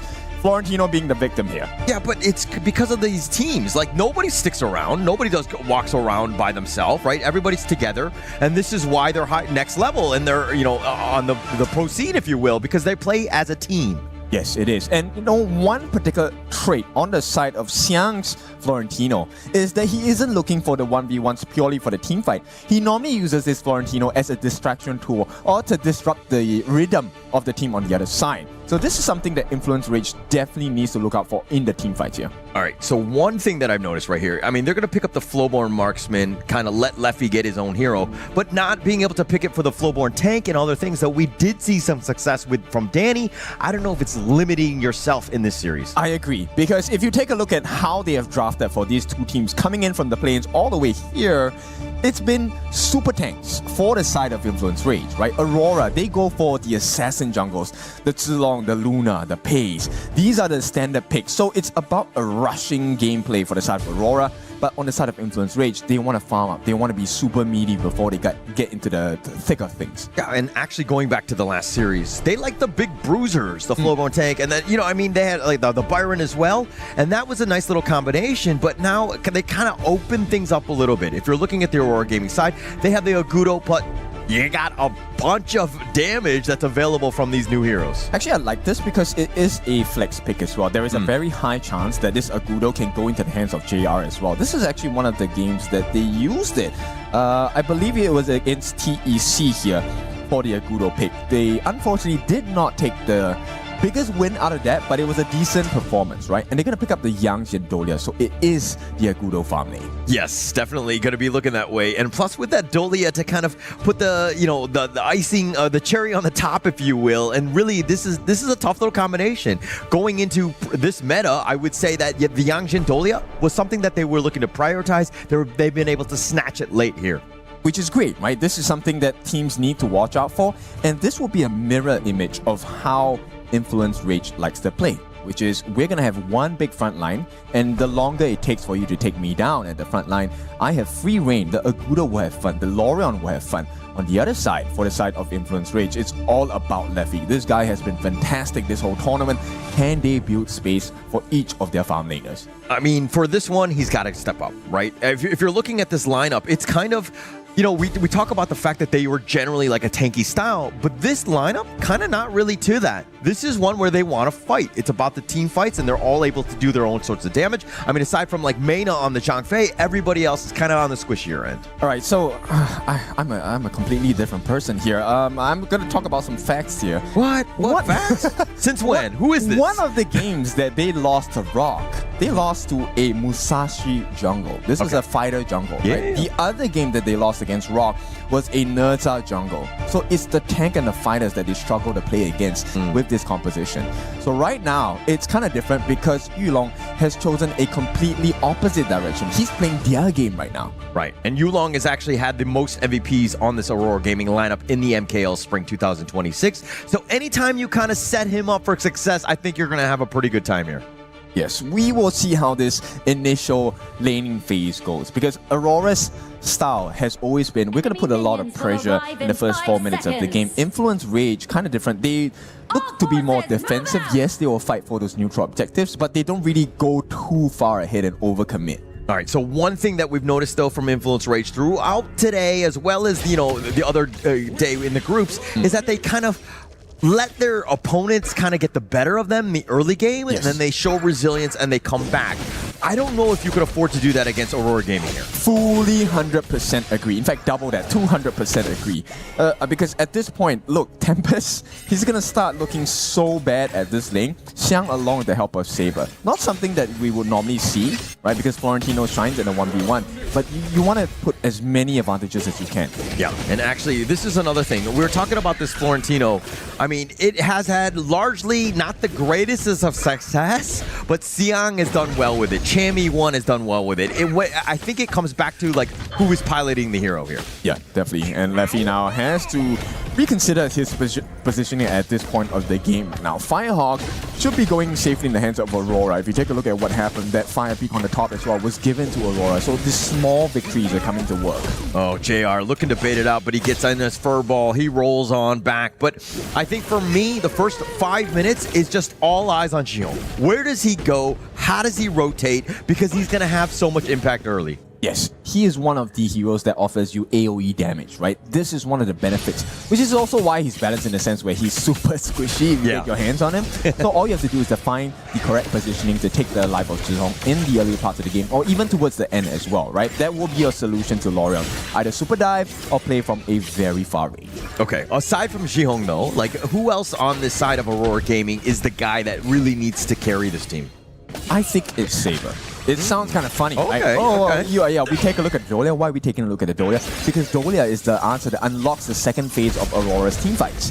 If you don't have the Yang Jin's ultimate, how do you fight? He is going to dive in first, and if he doesn't have the second refresh, he does not get the lifesteal. You also have the answer here. Yeah, but now the Heaven and Earth Bowl, they find him the Duel of Death, but Danny coming out a little bit on the slow side, but Yulong half-life, they're going to be backing off here. Yeah, and this is just a preview of what's to happen, right? Ideally, let's take it from the position of Influence Rage. As Danny, I want you to use your ultimates first. I want you to be low on health. Because with the duel to the death, you get the impair out state. But you know what? Danny might lose the Crimson buff here, actually. Oh, that was super close. I think Danny found it in the end, but Jihong, he's a sly man as he almost stole that one right under his nose. Yep, and this is the speed of rotation, right? This is why it's better to have a faster wave clear in the mid lane. And with that being said, Tempest against Xiang, this matchup is kind of awkward at this point because they're not actually looking to win the big 1v1s. Closer to the 4-minute mark, it's about who gets to rotate first. Okay. But at the same time, you're talking about Florentino. I mean, he excels in those one-on-ones. Wouldn't you just want him to kind of deal and duel with Tempest in the top?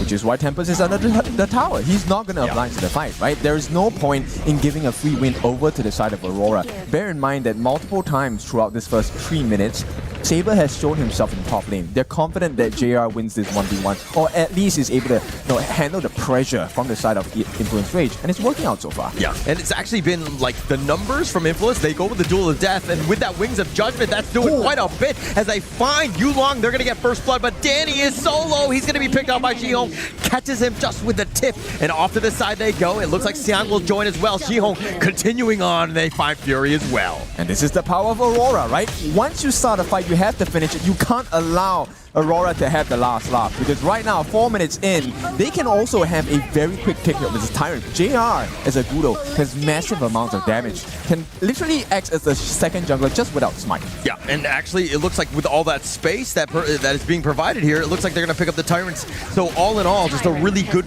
well-played team fight, especially when Jihong's coming out 2-0. Yep, even giving Dolia that last hit for the Tyrant, this is just a show of a statement how strong they are.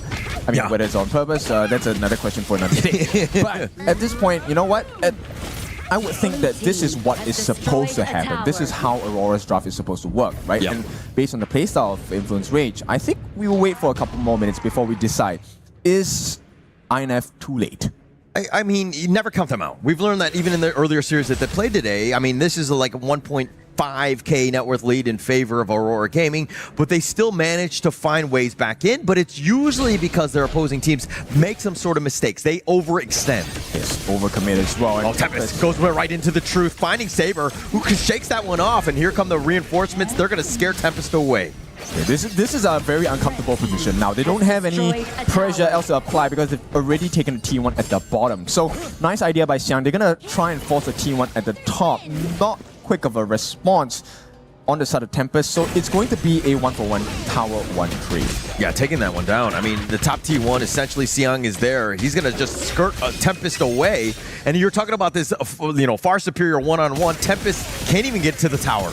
Yep. So ideally, I think what the game plan here on the side of Aurora is, can we keep the other 4 members on the side of Influence Rage occupied, right? And allow as many chances for Xiang to get this one-on-one. He doesn't really have to win it. That would be a great perk, but it's more about keeping Tempest in place. So they have a lockdown on information. Lesser problems to worry about, because the truth mantra at the walls is going to be disastrous for the side of Aurora. Yeah, lock him down, right? Don't let him get out of his cage, if you will. And as long as you're kind of limiting him from actually getting into the team fight, that would be best case scenario. But at the same time, you're kind of forcing your own Florentino to be in the top lane by himself. Yeah, it is. I mean, but it does give him some space to farm, right? And with the Primal Portal, they're right before the 10-minute mark. You are free to TP as many places as you want. There is a cooldown if you kind of miss it, which is 15 seconds. So you have to make very smart decisions on where you want to play your prowess around the map. And look at how Aurora Gaming, we talked about how they're methodical they were, right? How like they slow games down, almost like you're fighting them in a bit of a swamp where it's like, damned if we do, damned if we don't type of playstyle, because you're forcing them to make some sort of action because they're behind. Which is kind of weird, because I normally expected Aurora to be much more aggressive, but simply because of this new change in jungle picks, right? The Dolia Yangjin combination. It's definitely a much slower pace of game. So I think we might be having a very long game number 1 here. Yeah, I think so. But who's got the late game advantage? I would think it's really who lands the appropriate ultimates first. If Danny gets his duel to the death on Yulong first, I think we can expect an INF win. So don't you think that, Danny always has that opportunity, but for me, when you're starting a team fight with the Influence Rage lineup, I'm kind of thinking Tempest has got to be that guy. He's the one that initially goes, everybody kind of groups up, then you're talking about Maida and Danny looking to kind of, counter-initiate, if you will. I mean, that would be best case scenario, no? I think that's one of the potential situations. Right. Ideally for me, I'm more of a risk taker. I want Danny to go in first, right? So everyone jumps onto Danny, after which Tempest gets the easiest truth mantra, and a multi-man one, by the way, of his life. Yeah, but my problem is that Danny is kind of on the squishier end, right? There's a decent amount of burst if you're talking about Aurora Gaming, plus the control from Jihong. He can do it from afar. So I'm just very worried about how these team fights will actually play out. That's true. I mean, but this consideration is not going to be... Yeah, Umbrella Outburst, they're trying to go in for this one, and now with this Wings of Judgment, the Duel of Death, they actually find JR, but Danny's going to be the first to fall, and now it's an all-out retreat. Tempest taking way too much. No chance for them. Aurora Gaming weather the storm. They turn it around. They're going to take 2. They did exactly what they should have done, but this was very uncoordinated, right? Tempest actually dove into the middle of Aurora. You need to be in front of them or behind them, and they couldn't get the damage in. And that choice to go onto JR instead of Yulong, I felt like that was not the play going in here. Yes, you want to get rid of the Gudo, but where's the follow-up, right? Everyone else is tanking for JR, and once they come back, you did not even burn the first ultimate of Yulong successful. There was zero value in that. Zero value. I mean, you did damage to everybody. Your stats are going to be padded, if you will, but you got 0 kills, and that's never going to help, especially when Danny was looking to go forward. So again, I'm asking the question of hey, should Danny be the guy really initiating? I would think that that's the easier way to initiate, because everyone's teleport's been stopped in the top lane, and it looks like he's got nowhere to go. Danny, even using the dual death, no chance to get out. Did you see the damage that Danny was doing? That's nowhere near enough. So Danny needs more farm, he needs more levels, he needs more items. And this is a cause of concern, because both Yulong and Danny are at the same level. You would think that it would be at least half its health when the duel to the death comes in. Yeah, this is a bit of a problem here. The Umbrella Outburst just saving Tempest. He got locked up, if you will, but it looks like Influence Rage now, without Danny, are trying to at least salvage what they can in the jungle. Okay, do you hear the engine revving on the side of Aurora, right? We're reaching the 10-minute mark. Boom, boom, yeah. Okay, you heard it, right? Yeah. Now, this is the point of time. Once we hit the 10-minute mark, they get the Shadow Tyrant, and maybe even a Shadow Overlord at this point, because they do have quite a bit of damage. I mean, Yulong going in, he's going to hound out forward, finds Leffy to start things off, and off to the side they go. They've got the flowers if they want to go from that, from Xiang, not going to do so, but they're going to take the mid T1. There's more to come. T2 at the bottom as well. This is open for the menu. And right off the bat, they're going straight for the Shadow Tyrant here. And this is going to be a big start in the second half of this game. Number 1 for Aurora. Yeah, Aurora Gaming, though, it's like the strategy for them was to limit Danny as much as possible. Danny has not gotten going. He's really not in fighting shape. And it looks like Aurora Gaming, the way that they've been able to kind of, force them to play their play style, it's not been good for Influence Rage. It's not. And this is, based on what I can tell, this is a very calm Aurora. We talked about them losing to Rock Esports, right? Maybe there was some unhappiness. They should have done better. They should have gone in first place. But I don't sense any of that intent today. They want to just show that they are stable. Yeah, calm, cool, and collected. Dual Death is going to be used, though, and they find it, and they're not able to do too much. It looks like Influence Rage have completely been thwarted here, as Xiang was literally fighting 1 versus 4. And that's the beauty of it, right? Xiang didn't need to go for the kills. Look at what he has achieved for the team just by being aggressive.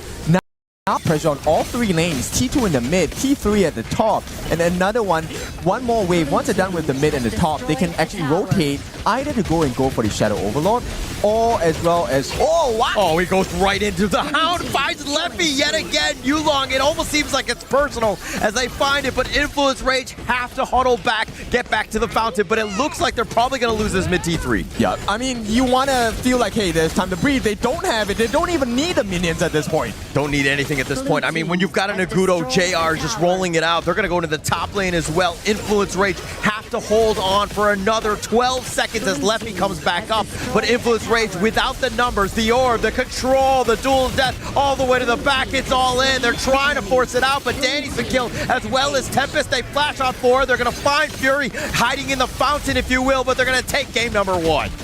Indeed, the engines have been revved. That was really quick. The change of pacing from the side of Aurora, loved it, right? And here's the kicker for the way that they play. This is a Influence Rage style draft, right? We play the tanky front lines and we just open up the back lines to have freedom to do whatever they want. And did whatever they wanted. They really had game 1 under control. Full control. I think that's the number 1 word, right? In the sense of just like being able to dominate the way that they did. Influence Rage, like again, Danny was, knew he was behind. He was forcing the issue and he was getting punished for it. I think that it was really interesting how Kin was making the whole discussion about should Danny be the first one jumping in, and it's their synergy right over there. It was really nice because then Danny jumps in, he starts the fight, immediately evaporates, then after a Tempest comes in what was supposed to be a nice control chain, but nothing was really clicking. So what he's saying is that I'm right and you're wrong. It's just that, the execution wasn't clean. Is that what I'm saying? Really? Is that what I'm saying? I don't even know. I think you're gaslighting here, but I do think that, this one was one of those things where, like, Influence Rage understanding that they were behind, trying out something, right? Course. As opposed to just hiding in your own base and just cowering in fear. They already had a very clear plan, a very clear idea of what they wanted to do, how everything needed to work. The problem is, for me, what breaks everything apart is the Agudo pick. Because they find the Agudo, they put him on the farm lane, and then after that, it's just towers are just falling apart easily. And then the pressure comes in because then INF does not have enough time for them to actually build up. And there's so many factors besides just the laning phase that goes into this, because it also gives Aurora's coach a chance to really think, what is this duo counter? Last 2 picks, we pick it at the same time. How do we spoil the draft of INF? And boy, did it spoil the draft of Influence Rage. Yulong was so good. He just saw Leffy just slightly out of position. He would just pound in, boom, blow him up, and just move on. There's no way to fight without Leffy, and he got caught out multiple times in this game. He had no space, right? And this is something that I'm really curious about, because we can actually see the experimentation of Influence Rage, like targeting from Danny, right? At the first part of the game, they were taking a look at Yulong. Let's get this Yang Jian first and see how does that work out, right? First Blood, beautiful work. This was what was supposed to happen based on the way that they drafted their composition. But later on, why did they start changing to go on to JR instead? Why not just continue doing the same thing over again? Yeah, actually, it was almost like baited out, right? I mean, JR Agudo, he's tanky enough in and of itself, but Yulong is the true problem. As you could see him just constantly just going up in front, just taking down everybody, especially Leffy.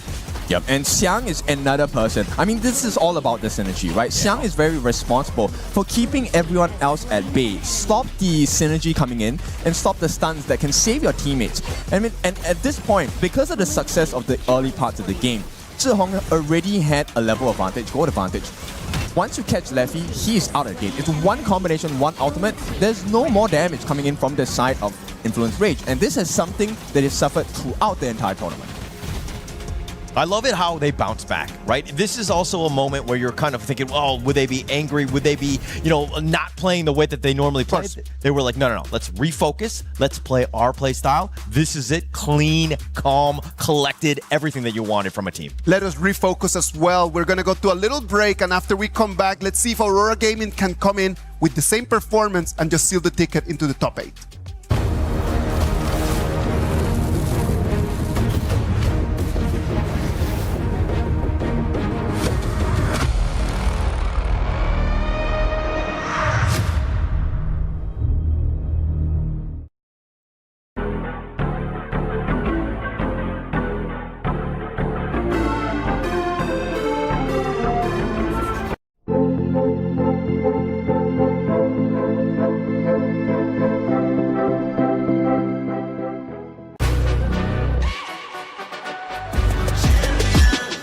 This ain't no regular thing. I came for the ring, you know what I mean. You see my name in the lights, better get right, I'm champion.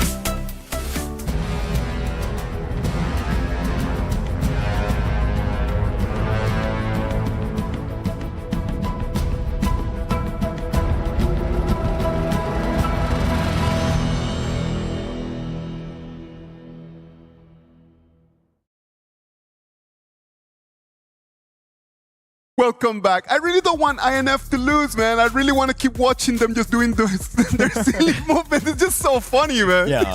Kenny's the best. It's like wax on, wax off, and then back into the sword it goes. I know, man. And Maino goes like, bro, what's going on with him? What's happening? All right, let's get into the game, please. Aurora Gaming right now 1-0 advantage on top of INF. Aurora Gaming, they picked the Florentino, and then we were talking a little bit about the two different ways that we can play with that hero as well, right? Yes, so Florentino himself, what we have seen in the first 4 days of the competition was that most of the teams use him as an aggressive tool. You want to win the 1v1s. Hasn't really found a lot of success. But Xiang showed us the complete opposite today, which was let's play with strategy. We don't need to win the team fight, we just need to push them away. So 9 games up until right now. Well, before today, 2 victories, 7 defeats. That is not really good. It's not good, but it's also because Xiang hasn't been playing the 9 full time. Right? There you go. In terms of pilot, he's one of the best, and there's a reason for that. And as you saw in that one, they just got a lot of value out of that pick. Well, let's wait and see if they can, if INF can come in and then try to apply that. Maybe that Florentino is going to be up there for them for grabs. Tempest, we've been seeing him in this whole spectrum, like sometimes amazing, sometimes he just gives a lot of questions.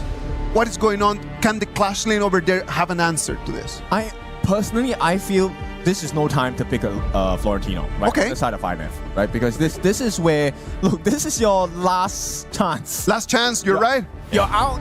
If you lose this one, you're gone. No, it's not just your keys getting crushed, your soul's getting crushed as well. All of the hard work you have done since 2025 and 2026 to qualify into this place, just gone to dust. Yeah, go home, unfortunately. You got to pack up. You got to get out of this one. So again, to your point, Ken, I do agree with you. I do think that they need to pick comfort heroes. Back is on the wall. You got to fight back. What is it that you're going to be picking here in Game 2? I think they need to go with the Flowborn tank, right? Let's go back to your basic style of super tanks at the sides for the clash lane, and then you also have Danny with the Flowborn tank, and give Leffy and Fury something that can work in close synergy in the poke game. Yeah, poke game, and sticking to the frontliners, right? I think that was the biggest difference that we kind of saw earlier, where they're not able to they were trying a different strategy. It didn't really work, especially from what we've seen from Influence Rage thus far, which is, again, two big-bodied guys in the front. Yep, and also to understand the growth of your composition, right? One thing that I really like that they did on the side of Aurora, specifically to Saber on this Dolia, when we play rank, there's a lot of people that will question, hey, why is my support not with me? Why is this person not in the farm lane? Right. And I'm normally in the clash lane, right? Because I want to make sure that my clash laner gets a decent, even if it's a small advantage, that advantage based on your skill level can actually help you win the lane entirely during the first 4 minutes. And my job is done, but I have to be gone for about 1 or 2 minutes. Okay. Sometimes as the farm laner, when I see the roamer going and some other lane, I always feel like they're going to the bathroom or something like that. They're never there to support me, never on there, but I have that report button ready and waiting to go. Yeah, and you know what? That was something that was kind of missing from the Arsenal on this side of Influence Rage. Right. Now, they will go for an Agudo jungle, which is lovely. We want to talk about this, right? The differences between Agudo in the jungle and Agudo in the farm lane. Yeah, a lot of flexibility in terms of what they can do. And this is what I like about it. I mean, this one is definitely a jungle, especially since you've got the Loong here. But I do think that it provides the same value that you can get. I mean, still tanky. It has that range, plus your Munchin towers. At the end of the day, that's what you're looking for as a farm laner. Yes, and I like this. This is a traditional INF draft, right? You have the Ata. He's going to be a super tank and shield for the team. But my main concern here is I don't really see very consistent CC because you're dealing with a Luna, a Haya, and a Lapu. These are three of the most hard to deal with heroes just in general. Even your rank games, when you see these heroes, you will tremble in fear. Yeah, I'm also trembling in fear of the fact that like Jihong is getting his Haya. Like he is so good as an alien abductor, taking out whoever is slightly vulnerable and not a position, and he tends to make that, just like really team fight winning there. Yes, and this is something that's going to be really important for the side of Aurora, right? If Zhihong actually uses the Haya to try to get the Moonscape Mirage onto Leffy here, there's great value. You know why? Because your cooldown actually gets reduced if your ultimate doesn't land. Yep. So you force out the Infinite Vastness, you get a cooldown reduction for not completing your ultimate as a Haya. You have a new purpose, you can get the poke in as well, play from very far. And right off the bat, level 1, first wave, you technically already win that side. Yeah, a lot of value. And Jihong, always able to find the right moments, right? He knows also how to play around with the Fog of War, of just being able to kind of catch you off guard and ambush you. But now with this Byron into the top lane from Xiang, he's the old tried and true, creating a lot of havoc with, of course, Yulong's Luna here. Okay, I'm not a big fan of this. I feel like, yes, Influence Rage, this is, if it works, it's going to be an absolute masterpiece. But with the stakes being so high, a Princess Frost and Liang combination, do you really want to risk that? Because there's so many people here that can stop your combination in the blink of an eye. Yeah, I'm also thinking it's more of like Influence Rage just being scared of the Yulong Luna, right? They were like, okay, we need lockdown. This Leon definitely has that with that control, that ult. But I do think that it's kind of vulnerable to this. I'm not a huge fan of Leon. I do feel like it really falls off, especially mid to late game, and you kind of cripple your own chances going into that if you need to. You need to be super aggressive with this, right? It needs to be maybe a level 1 invade or a 3-man gank within the first 2 minutes, force out resources away from the side of Aurora, because every single person has an answer to this combination, right? The Soyue already showcased yesterday from our last year's champions, AGL, Ino using the hero to massive effect with the snipes as well. This is something that is going to cost INF their piece. Yeah, and also I'm kind of looking at this as like JR not picking traditional ones. I mean, he picked the Agudo last game, he's picking the Choyu, so he's kind of like hiding a lot of his trump cards, like what he's truly comfortable with. And I think that at this point with the Choyu, it's going to lock down that late game. It is, and you know what? The laning phase is going to be extremely hard as well because JR doesn't need to show in lane. He can just snipe the last hits. You get the EXP and the gold if you last hit the minion, so you don't really need to show yourself in lane. You're practically safe from the side of Leffy's pokes, right? But with Saber, he can afford to be a little bit more aggressive because with the passive of Lapu Lapu, once again, if you're new to the game, you get increased magic and physical defense. Yeah. They're going to need whatever sort of benefit that they can get. But if we're talking about the Influence Rage side, I mean, this is all in on this Liang train, right? You hit level 4, you start making some ganks. If, 4 to 7 minutes, you're not finding any sort of, success with this play, I think that you're, largely in a bad spot. I don't think you can win. Yeah, you definitely can't, right? And at this point, the other portion and factor that becomes really important has to be the vision game, right? Yes, Xiang, while he actually flashes first, this is before 2 minutes, they won't get too much value in terms of getting a kill, but this is all about wrestling and jostling for space on the map. Yeah, and also to take away this space, right? Yulong now deciding to go in with that charge. It looks like Agudo's got his own first blood, and Yulong getting picked off. A huge win for Influence Rays as they continue the chase. Xiang, he gets stun locked, if you will. He turns around, gets the Storm Strike on, but how much damage can he do as he too will fall? Completely falling apart. This is not what Aurora expected, and this is not what I expected of Influence Rage as well. How? How are they supposed to do this? Yes, as a Niang, you have massive damage in the early part of the game. But why did the Aurora players stay and fight? Why did they say okay? But it also was because Xiang, he flashed in very early in that team fight, right? He didn't have that to save himself, and he realized that, hey, I'm in with 4 guys. I'm not going to make it, so I'm going to go all in on this regardless. But again, it's just like a small mistake already. I mean, they didn't peace, at the loss to Rock, and it seems like they need a wake-up call, so something's going on, at least for the side of Aurora. Yeah, Leffy here just dodging the wild wind. JR should be able to hit a couple of them as he's pump faking them. But if we're talking about this lane matchup, Boom versus the Shoye, who are you giving the edge to? I will pick Soya any time of the day because I have not found a way to win unless I dive heavily. And Saber, Zhihong, they would love that because once you lose the vision of them, they might be hiding in the brush for you. And until you're 4, you don't really have an answer. Yeah. And you really want to use your infinite fastness now at the 3-minute mark. Risk being aggressive. No way. Yeah, not at this point. But I think that you were talking about level 4. Mena actually just hit level 5. The teleport game is on. He's going to be locking in, walking around with Fury to find some sort of straggler, if you will. Yulong, he's going to eat that one. They go in with Furball. They're looking to turn. Saber with the Raging Sea only onto 1. The flash away, but Yulong, he's getting a little bit low. They find Danny. Danny trying to get for that blast shot, but he will fall first. Tempest gets the charge. The Moonscape Mirage is covering the retreat, and it looks like Mena's been killed as well. And it looks like Tempest getting on out. Full recovery at this point. 3.5 minutes, 30 seconds more before we get that first time of the game. And Aurora have completely made a side piece on the side of Influence Rage. The idea was there, right? They actually got the freeze as well as the God's mobilization from Danny dropping 4 ball down onto Yulong. But the positions of Aurora, they were ready for the exchange. Yeah, they were waiting. They were willing to go on this one. And just like that, the net worth, it was in favor of Influence Rage. They almost had a 1K lead, and they've completely given that one away. Aurora Gaming now coming out on top. It looks like they're going to start this tyrant here. Yeah, when you see a Luna stand still, something's wrong. Yeah. No Luna ever stands still. There is something at play here, right? Maybe there's a connection error, huh? No, it was completely bait, of course. Yeah, so this is something you need to learn to recognize, right? As a Luna player, okay, not me, I don't play Luna, but I love playing against Lunas as a Princess Frost because I will stand still, right? I'm the bait. And once you stand in front of me or you try to dash into me, that is where Princess Frost's second skill comes into a big play, right? So that's something they need to bait out of Aurora.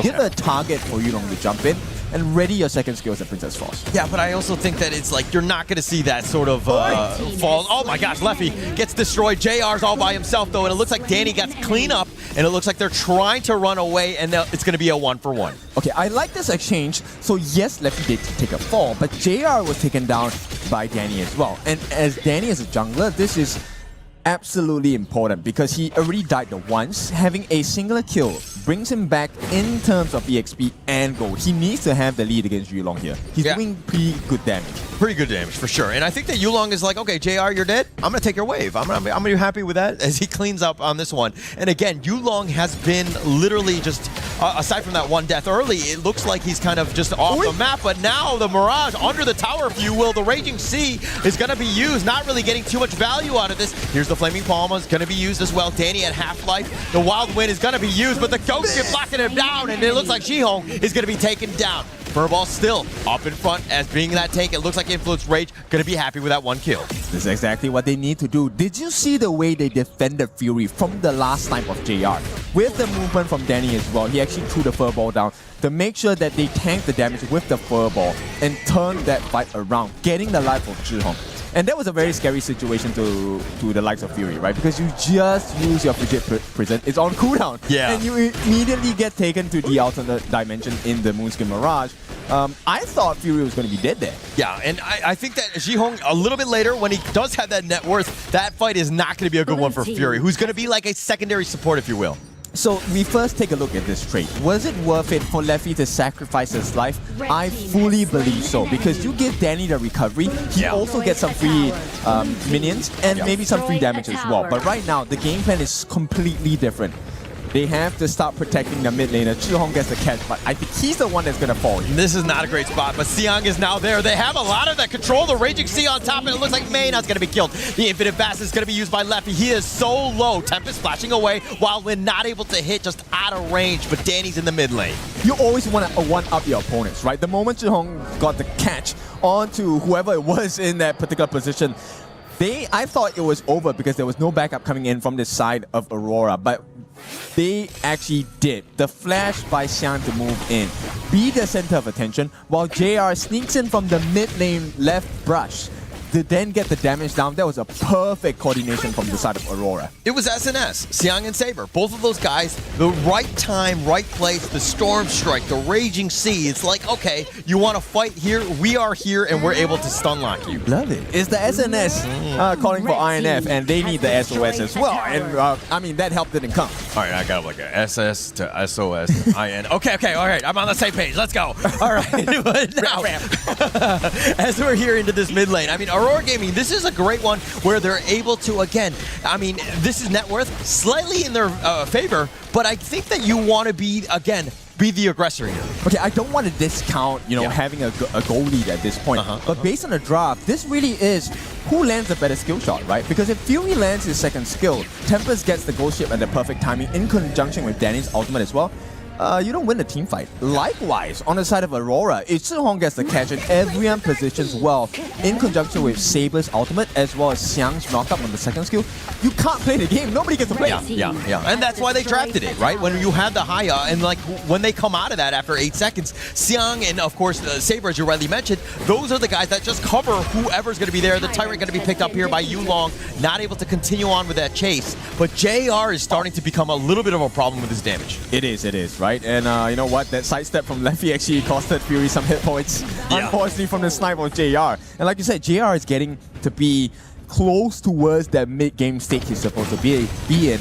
But JR late game, you don't want to play. He is going to wipe you out in 3 to 4 hits. Oh, nice little play here. The Raging Sea Saber's been pushed back by, but it looks like the Moonscape Mirage is going to be sending Tempest into the afterlife, if you will. Zhihong is continuing. Xiang taking some serious damage. He's getting a little bit on the low side. He's got the force field suppression, but at what cost? He's trying to dash, but it looks like Yulong will fall first, and they find Xiang as well. JR's with a step back, if you will, and it looks like Influence Rage coming out on top. I perfectly love this patience from Mayna. This is what you need to do as a Liang, right? This also tells you something very important in this game.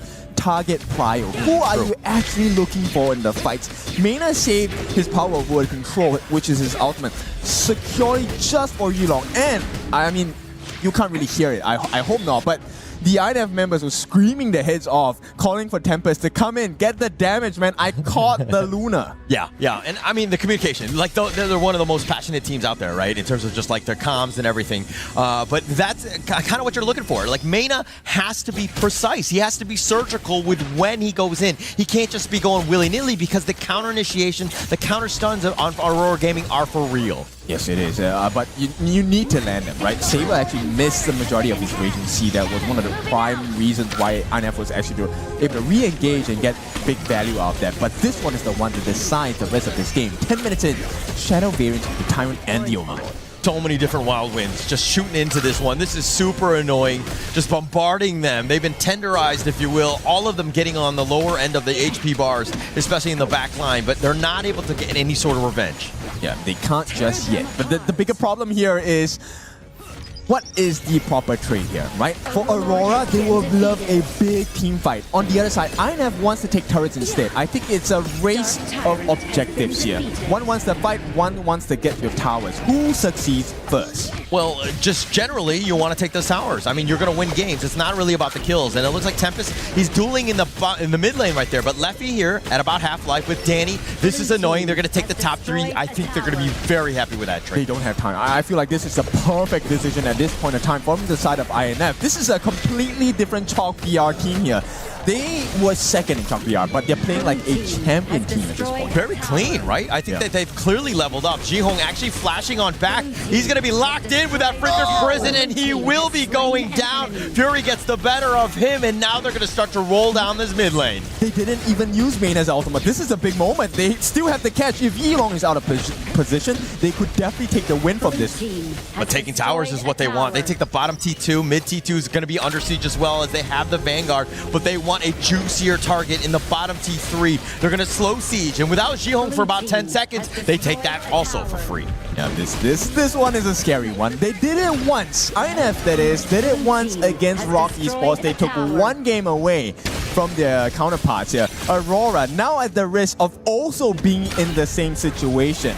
And this is not a healthy position for the mental state. Definitely not. But also at the same time, I think that this is like the resilience from the Influence Rage squad. Like, my gosh, the way that they're able to kind of play back, shake off game 1 and be like, hey, actually, we're fine. Let's play our game, and we're able to just kind of take over game 2. Yeah, it's important to stay resilient and to understand that what you're looking for is not about the problems. We can see the problems, right? It's about what are the solutions available. Yeah, and now the Raging Sea completely whiffing Saber. That was a very uncharacteristic one used there. That's a big ult on cooldown. Yes, it is. And this is where Mena is going to start shining, right? This is one disruption taken away from the lineup of Aurora. And if they get their stunts right, once again, the synergy coming in from both teams for their composition, you don't get to play the game. Yeah, don't get to play the game. But again, we're getting to that mid-game part. Mena, he ends up being a very squishy guy. He's going to have a tough time even trying to survive any sort of onslaught. So again, he's like the second, maybe the third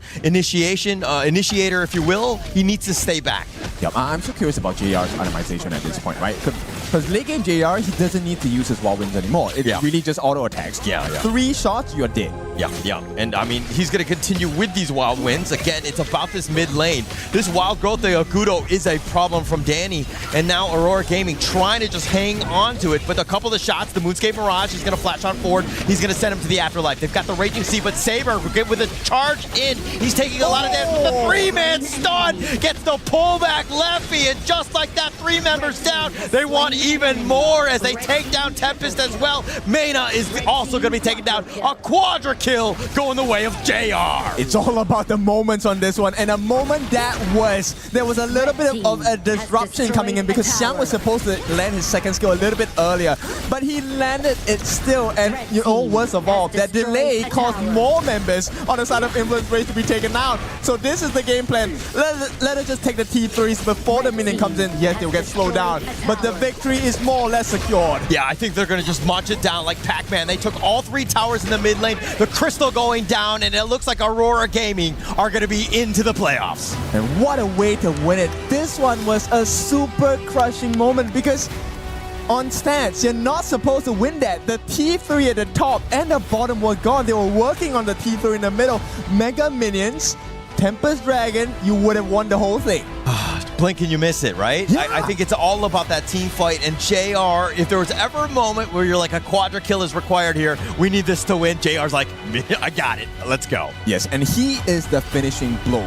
And Aurora, what a way to win it, because they're showing you exactly how compositions should function. Everyone needs to be in a state where the mindset is, you are not allowed to play this game. Yeah, they were really restricting them, right? Yeah. I think that's a big piece of this. And Aurora Gaming, congratulations as they make their way into the playoffs. Top 8 it is. Yes, a good position to have, right? And I want you to picture later on when we show you the highlights, the stun timings, the movement timings, who they're catching. These are the different things you have to really consider in a fight. It is a tough choice, but you know what? You can do it. I'm sad, man. I'm sad. I know. I really wanted this one to go. But like INF played so well and the strat worked and then they push and they're at the high ground and I'm like thinking like, let us go, man. Like it's so clean. But clean was the comeback from Aurora Gaming. And that is the difference between good teams and amazing teams. That in the very, very difficult moments when they're pushing you against a corner, they're able just to kind of just step back and then immediately a hook straight to your jaw. Yes. And it's also one where you're like, if you go in and somebody gets picked off, why is everybody there so that everybody dies together? Like if one person, then you got a chance, so sad. right? Because they had to literally go through like 3 towers in the mid lane. If a couple guys are there, maybe they get some sort of wave clear. They maybe survive that game. This is where it's so painful, right? Because we have the hindsight bias. We saw how this draft went down. The goal graph is a little bit kinder to both teams here at this point. Because if you take a look at the composition itself, Influence Rage, this composition shouldn't work. The game shouldn't have been 14 minutes long. It could have been much shorter because there were so many disruptions coming in. But somehow, they forced Aurora Gaming into the back first. I am just wondering, this whole composition, if they wouldn't have lost that fight, do you think that we could have gone to a game 3? Guaranteed. Guaranteed they would have won that. Yeah. I mean, they had that lead. Everything was rolling their way. And then it comes back to that last team fight. And we'll see it in the highlights of where they kind of made that mistake. But man, Influence Rage, they had like 90% towards the finish. And it was that last 10% where they just like botched it. I think it's more about the communication because that last moment in the game, how it started was with a Zhihong flash ultimate, right? And this is something that's really hard to react. As you become a professional, you realize that there's a lot of things that come into play besides just knowing the game. Your actual reactions and what your opponents are thinking about, right? I play a lot of the games where I think of combinations available and I'm like, okay, you know what? Maybe they wouldn't try it at this particular point of time, right? That was like the worst position possible. If you lost the fight there, you would have lost the game. Or they were really open. But Zhihong called out for the team in a split second and got their first catch. And this is where combinations, look, everyone there in the air for days. I did not sign up for a plane ticket. Yeah, but you're flying in this one, right? And it looks like this is that last team fight where they, again, just clean them up. And look at how fast they go. I mean, JR had so much damage that they were just munching down towers. It was just so quick. And again, they were trying to just be like, oh, let us respawn. They were not giving any time. JR took that quadra kill right over there. Congratulations goes to him. Mara is on stage over there with Zhihong. Let's hear what they have to say. Zhihong, congratulations. You know, last year you were almost there, but this year might be your year as you've made it to the top 8. Tell us about the growth and the main difference with what you guys did with your team to improve this much this year. We just do more practice, do more scrim, do more rank, and the most important is we just trust each other much, trust each other more. So you basically just kept on working harder and you gave more trust with each other. Now, amongst the 4 teams that have qualified, which team do you have your eye on and why? Because last time you were doing your fearless prediction. We want another one right now. I think it's GK Esports because we just face ROC but we lose, and we know that GK is a very strong Malaysia team, MKL team, so we want to face GK to prove that we are Malaysia #1. So you want to face a fellow Malaysian team. Now all the Aurora fans and MKL fans are watching. What do you have to say to them? Thanks for your support, even though we lose to RC, but I think every failure means growing, so we will come back stronger. Thank you. I think as long as a Malaysian team wins, you will still get the MKL fans support. But for the Aurora fans, make sure to keep on supporting them. You've heard it from Zhihong. Now we're going to hear from our casters. Lead the Gorge. Every defeat is an opportunity to grow. Even Aurora Gaming understands that. They know that they didn't have the best performances, but they're looking forward to just take on not only ROC Rock Esports, but GK Esports as well. Yeah, and actually, from that interview, I kind of learned why you're taller than me, because you had a lot more failures. It's because you had more potential to grow, huh? Yes, and I'll add on one more lesson. You know, we're kind of like in a classroom now. You know, when a teacher is looking for an answer to a question, everyone's avoiding. That's exactly what. Well played, right? Yeah. I just dodged your question. Because he was talking about who potentially would pick them. Yeah. He did not mention the KPL teams. He's kind of like, hey, MKL, look at me, we're going to fight this one out. But you know, things don't really go the way you want all the time. So I'm wondering who will choose Aurora. Nobody wants to choose Aurora. I am completely sure about that. That is going to be the last pick that they were going to have. There's a lot of different things that are going to happen. Today, we're going to have one more match. Tomorrow, we're going to have 2 more tickets over there to the top 8. This is going to be an amazing day. We have a lot more things going on. Fellas, what do you think? In this game, INF just dropped it over there in the last minute. I do agree. I think that Influence Rage had everything go in their way. This is probably a game that they will look back on and be like, oh my God, we made so many mistakes and we botched it in the very, very end, right before we crossed the finish line. Complete disagreement. I think INF played really well, and this is not their mistake. This is the strength of Aurora. They just knew when to pull the combination at the right time. It literally was that split-second decision that changed the whole fate for INF. Is Influence Rage, you're not going to be like, okay, these are the mistakes that I made. You're just going to be like, oh yeah, that team's just better than me. Look at you avoiding your problems, huh? I'm not being avoided. Sometimes you have to take a look at life from a different perspective. All right. That seemed like the case to me. Okay, but as we go on, this is one where, again, they took the lessons. I think that, Influence Rage can have a lot to build on here. All right. What about if we move into a short break, and then when we come back, it's going to be our last match of the day. It's going to be Nemesis against BOOM Esports.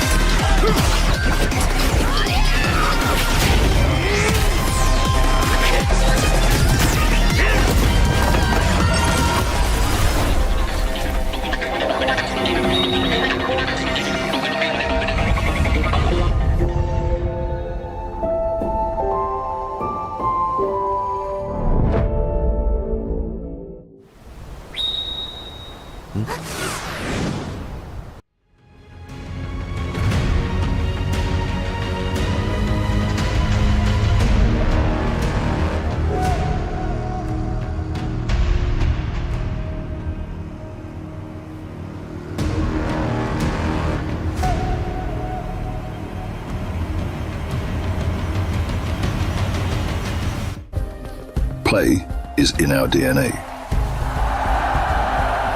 Whenever we let it out, it becomes our superpower. Now imagine an entire city being built to supercharge it. Kadir City, powered by play.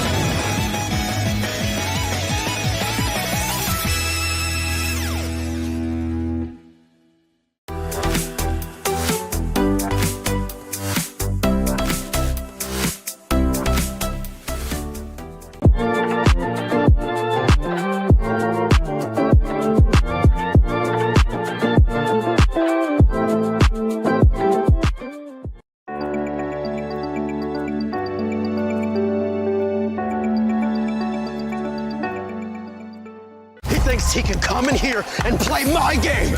He knows nothing. Let's go! Tyler 1, you're done. This is my ladder. You can't climb it. That's an L airline. Somebody better hold me. Okay, yeah. Do something then. Raw energy. House of fun, blow the house down.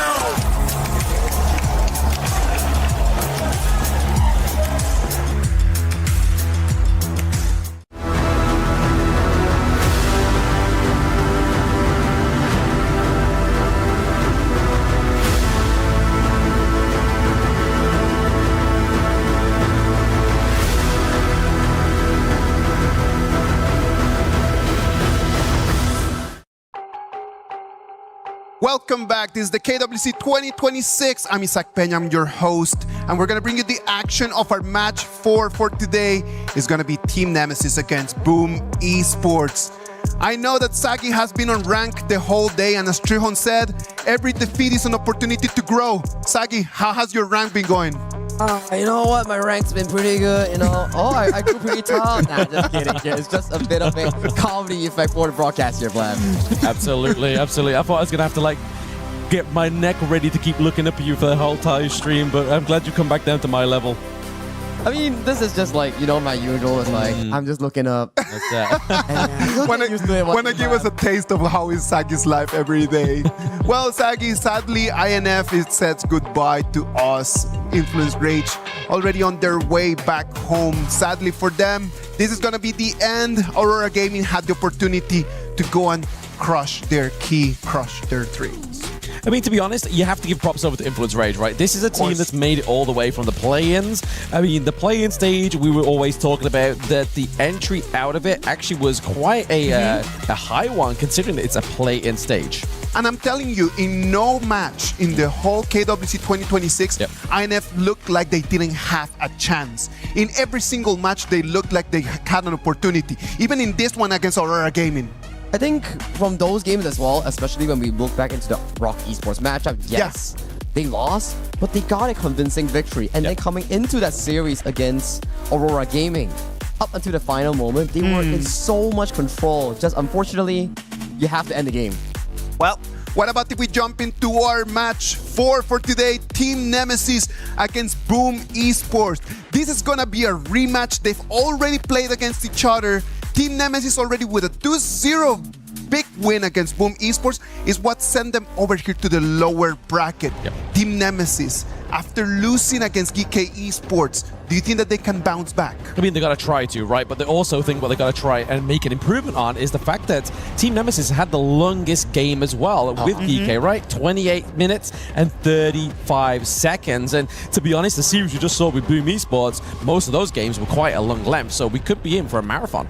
I think that is an extremely good point, Blam, considering the fact that they went toe-to-toe with GK Esports, second place of MKL. They are already long and gone in towards the playoffs here. For both of these two teams, if you were to analyze their previous series, it was actually pretty close as well. BOOM Esports in control for the first 70% of the game.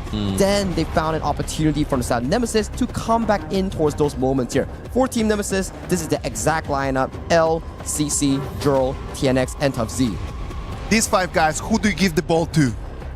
For me personally, we saw his performance, right? Just before the crystal was about to get taken down, he got that ace. This is about TNX show. I think so as well. TNX, CC, these two players has been amazing, right? And TNX, he brought out the lamp pick. Yes, it lost, but it had so much highlight moments in one of the longest games that we had in KWC. For CC, he's the Devara merchant. Yes. TNX in the last game against BOOM Esports with the Nutra and the Luna pick. Two of those heroes that they have great access to the backline, so it might be the same strategy today against BOOM Esports again. I feel so too, but I mean, I feel like there's also going to be a bleeding of the identity that we've been seeing within the drafts for this entire day, right? Like, maybe the IKL is holding something here that's going to make it sure they get past this final hurdle against the PKL team. They definitely need to whip out whatever they have in store in the arsenal, in the loot box, bring it out. It's like, okay guys, this is the draft sheet, this is the game plan. Of course.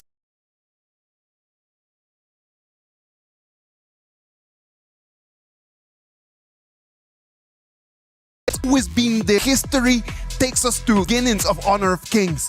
But this game is going to have a little bit more of a value for BOOM Esports. If they are to win this match, they're going to be the first PKL team making it into the top 8 of our KWC history. So this kind of pressure on their shoulders, is it going to crush them or is it going to help them to lift them up, Lam? Well, we know they like to be in the lower bracket, right? We've already seen that they performed in the first series in the lower bracket. Yes. And obviously having this history just lie in front of them, I feel like it is going to be enough to prop them up and try and ride this lower bracket into the playoffs. It's about the hungry wolves performing under the pressure, right? Yep. And they come from a very long history in the HOK esports ecosystem, being one of the first few teams coming in from Philippines, representing PKL in international tournaments here. First ever PKL Spring Champions. Now, can they be the first ever PKL team qualifying for the top 8 in EWC history? I am really looking forward to that. I know that this is going to be the Danny and Carl show.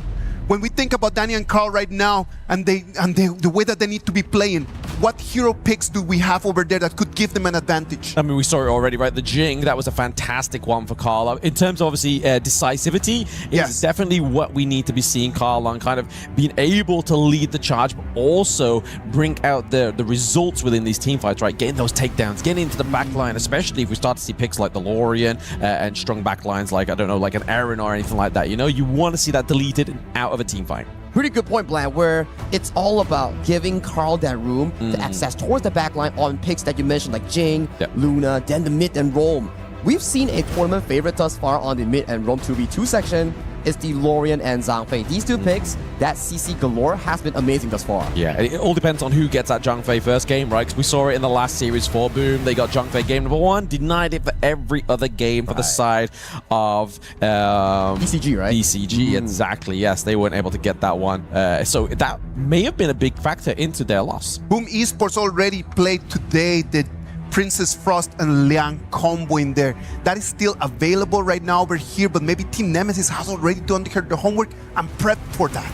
And Team Nemesis is one of the few teams that has played against that combination for a few times. They've seen DK do it against DCG. Yes. They've seen BOOM did it against DCG. So they're like, is this the tournament meta? Is Liang Frost what we need to be playing, or do we have a counter towards it? You know what? I wouldn't even put it in the meta. I would say that it's one of the most common tools as we move right now into the group stages. In the play-ins, we didn't see much of that, but as we moved into the group stages, it has been there every single day. Yeah, I feel like it's just down to the factors. Obviously, people were just thinking that maybe it's just the Guan Yu that's going to be the good counter against that big combo. But like we saw with DCG, obviously the Duan is not as good as a substitute. It does the win slash, it gets the knock up, it disrupts it, but the Lorian as well is also being able to just disrupt that from the back line. So as long as you maintain that like dual tank meta, you'd be looking to use the Lorian to just kind of get levitated in the air and basically cancel that CC. Like one takes it in and then the other is like, okay, let me disengage you, let me put you back into proper health. And I like the Lorian suggestion that you mentioned. It's not only about bursting the backline, it's also about setting up some of these team fights for the team fight history. All right, ladies and gentlemen, match number 4 is on the way. Team Nemesis is going to be on the blue side. BOOM Esports is going to be in the red. Blam, Saggy, break this down for us, please.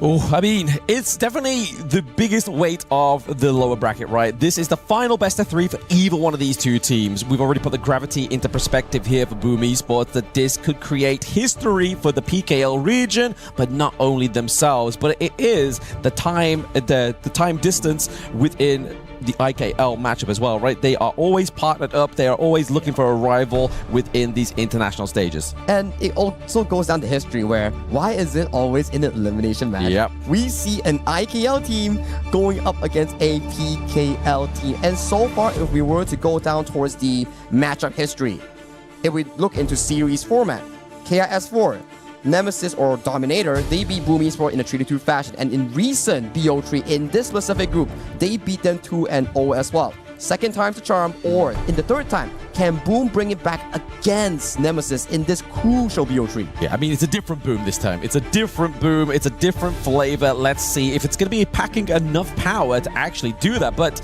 it is the Guan Yu coming out here for the tops of Tufts here on Team Nemesis. So I feel like that's already kind of thrown off that Princess Frost and Liang. I mean, generally we don't see in game number 1 anyway, because we go back to the picks that we're talking about. Obviously, the Zhang Fei, the Lorien. Those are the ones you really want to be looking at in the first game of the series. Those are very good points, right? And I've talked to some of the pro players, the coaches here. They all mentioned to me like, hey, how do you counter Lorien? Simple. Either you outrange him, which is not a higher, or you hard engage on him. And so far, if you check out the Nemesis draft, you have the Lapu Lapu, that ultimate flash, or the Guan Yu flanking towards the backline. These are key tools in allowing this specific combo in dismantling potentially Tatsuri in that mid lane Lorien. Yeah, you've not only got the aggression from the front, you've got it from behind. It's really hard to kind of navigate that when you've already got that in the back of your mind that you can get touched out either those 2 times. But we do see a bit of a respect ban here for the Lamb, right? Obviously, TNX, we've already seen a great performance, and that just kind of shifts the conversation into that identity that we see these teams bringing into the latter stage of the group stage. Lamb has not been played by anybody else but TNX so far within this KWC. I think it's about paying respect, like you mentioned, where we saw how TNX was able to perform on that Lamb against GK Musang King. And Musang King is one of the few junglers that has been with us since 2024, and he is one of the players to perfectly showcase what Agudo is capable of. So you've seen that matchup, you're like, okay, that's pretty tough. Let's just ban it away, save any worries in case that, oh, Lam is a bad pick, Lam is a non-meta pick. Nah, scratch that. TNX can play it, so let's ban it away. Absolutely. Just complete respect within the draft here, but it's going to be the final 2 picks up here for the side of Team Nemesis. And they're feisty ones, right? Obviously, we've got the Nerds into the jungle. So again, just more dive onto the backline. So Lorien's really going to be kind of like hiding his head between his shoulders, as well as Danny on the 4-ball marksman. There's going to be a lot of pushing, shoving around here with this 3rd pick onto the side of Team Nemesis. Also creating, again, just another layer of front line. But then we have the burst potential from CC on the Eren. I like the Eren and also the Nutza. And Nutza is one of those key heroes that has been consistently picked out in trying to counter the Lorien or Floorball Marksman. Once you see them show on the map, you just immediately pop Skyfall, charge right towards him, and if it's a Fed Nutza, it immediately takes down like what, 70% of your HP by contact. Yeah, exactly. It's a hard one to come across. I mean, we saw it already today so far with the Nerdset, but it's been into the Clash lane. Obviously, having that execute means that you're just able to kind of find that low health target. You know you've got the Skyfall, you know you're going to land on the execute, and it's pretty much going to get the wipe out there for them. But we saw towards the end there, that cheeky Umbrosa pickup here for the side of BOOM Esports. Miggy once again just kind of molding his identity onto the team. I think for the specific Umbrosa pick, right? Yep. If you have the Undying ultimate and you pop the Spike Mill and just charge right towards the face of CC, he's gonna be like, do I cancel my ultimate or do I just run? But I can't outrun an Umbrosa, so what do I do? Exactly, yeah. You just kind of hoping that somebody on the front line of Team Nemesis, whether it be the Nerds or whether it be the Guan Yu, just try and like, you know what, you have got the Undying, but we're just going to basically shift you in a position. So when the Undying timer comes up, you just get that burst damage from CC on the Eren, right? And stakes have never been this high, Blam. Another PKL team going up against an IKL team. Yes, we talk about how Nemesis has repeatedly beat BOOM Esports in different settings, but BOOM Esports has had a really good track record in eliminating IKL teams from KIC, from previous iteration of the event, and coming in towards this tournament. Can they bring that momentum that they have against the IKL teams in such an important elimination match? You can only hope so, because I mean, the guys in the in-game chat have definitely been voting for Team Nemesis, right? Obviously, the IKL region have definitely come out in force here to try and put that pit into the favor of Team Nemesis. So we really need to see some support from the PKL fans in the chat. Bring it into game to see if we can neutralize those votes in the pit and give it over to your team. But like you said there, Sagi, the stakes have never been higher. This is elimination game for Team Nemesis and BOOM Esports. So far in towards this early game, very standard start coming in from both the Farm and Roamers. You're just trying to control that bottom side, but that's the strength of the higher, right, Blam? Fast Grave Clear, that triple spell one, immediately converting that mid lane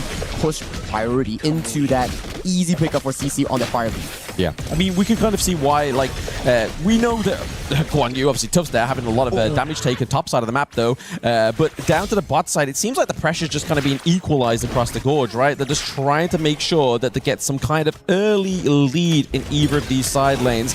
Really, you don't want to give it over to Tuffs on the Guan Yu, because it gives up so much potential there. And Jurl is on fire right now. He stole away 2 camps coming in from the red side jungle here, so that's going to be a pretty good goalie in this specific early game. Right now, coming back towards this specific mid lane 3v3, who will pull the trigger here? At the very least, we do see Zhangfei going to the bottom side, so this priority easily will be picked up by Team Nemesis. Yeah.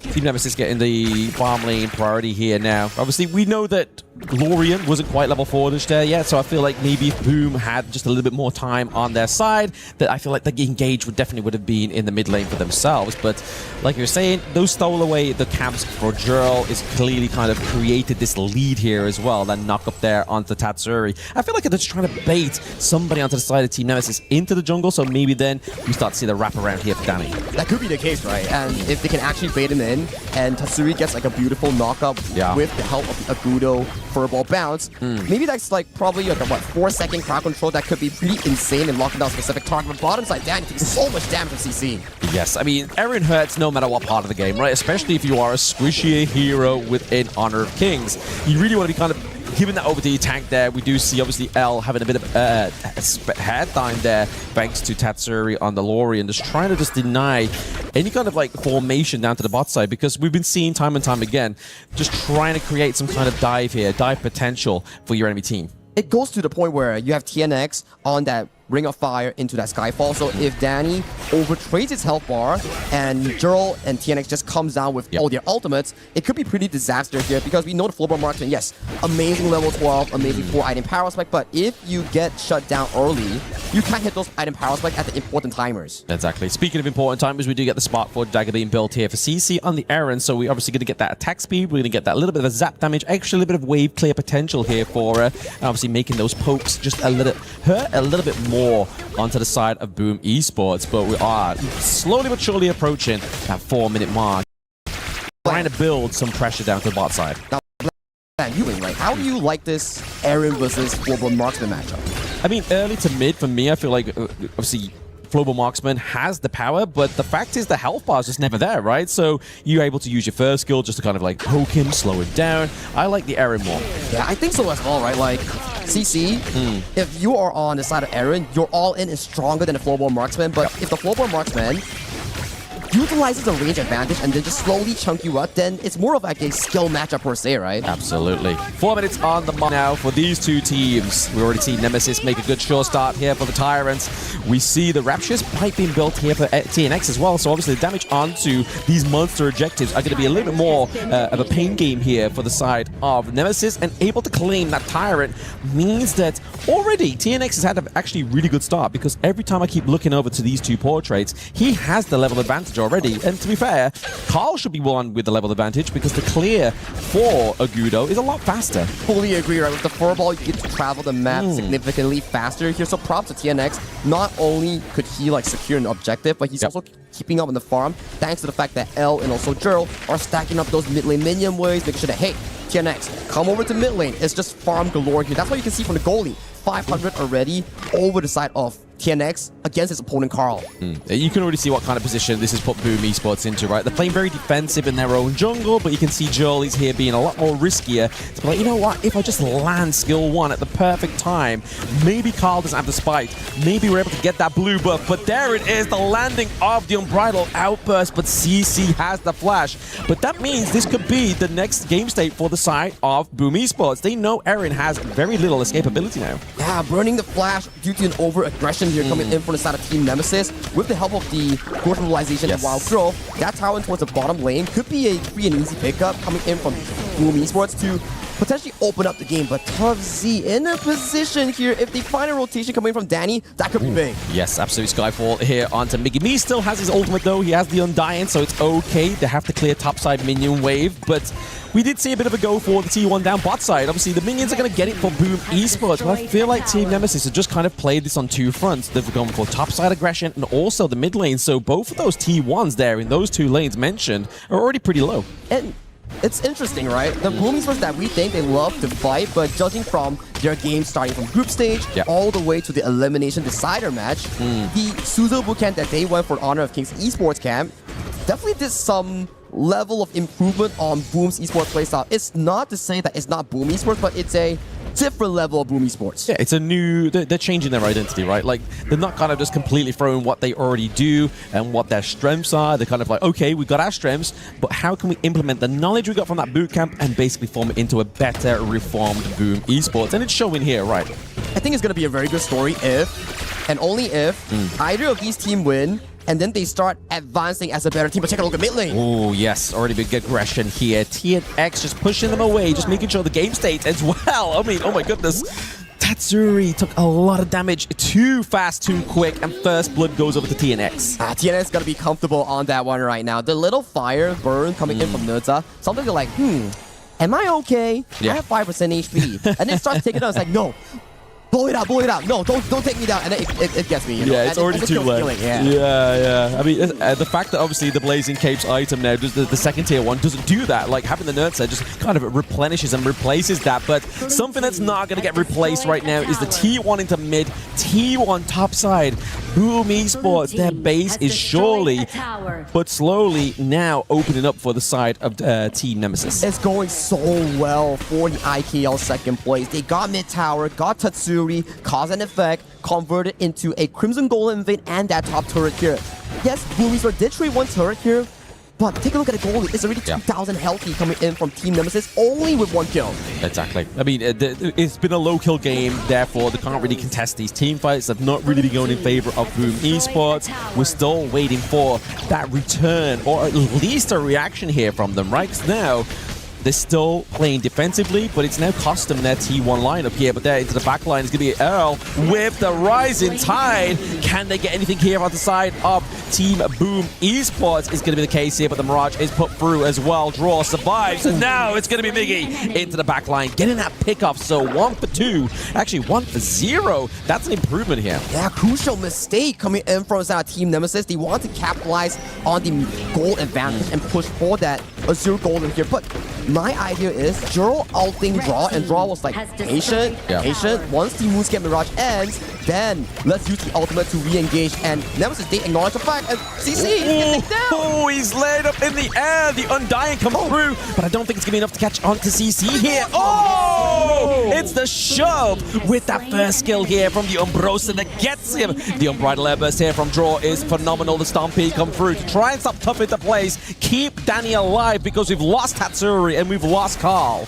TNX is just doing every single thing, and I love the assistant coming in from L, dropping that Redemption Shield, dropping the crowd control, making sure that, hey, you want to come from my farm lane, you will be staying here with me. And towards the back line, once your team is so overly diving onto these specific targets here, your formation just splits up, allowing TNX to simultaneously get Tatsuri and also Carl in that team fight. Take a look at this. Undying goes through. No mana, can't use the spell. Redemption stalls a lot of time, finds the trade-off here, but at the back line, TNX just having so much fun with the double carries on the side of BOOM Esports. Yeah, no, he's definitely playing this Nerza very well, right? Obviously, we've already seen big performances so far with like the jungler of VP showing how this is done, right?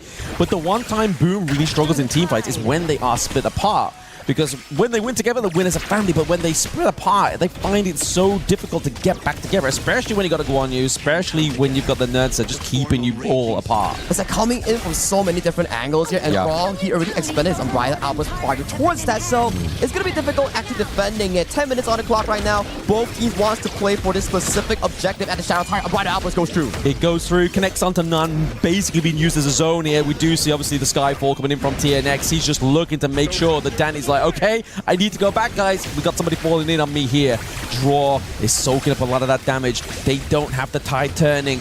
Unbridled Outburst. He doesn't have the health bars now. He cannot come back with a second win. The burst damage comes through here for CC, but he has too much time. Suspended in the air. Tatsuri picks up the kill. Tufts is looking pretty low as well. They are looking for some kind of pickup here, and it's going to be Tatsuri.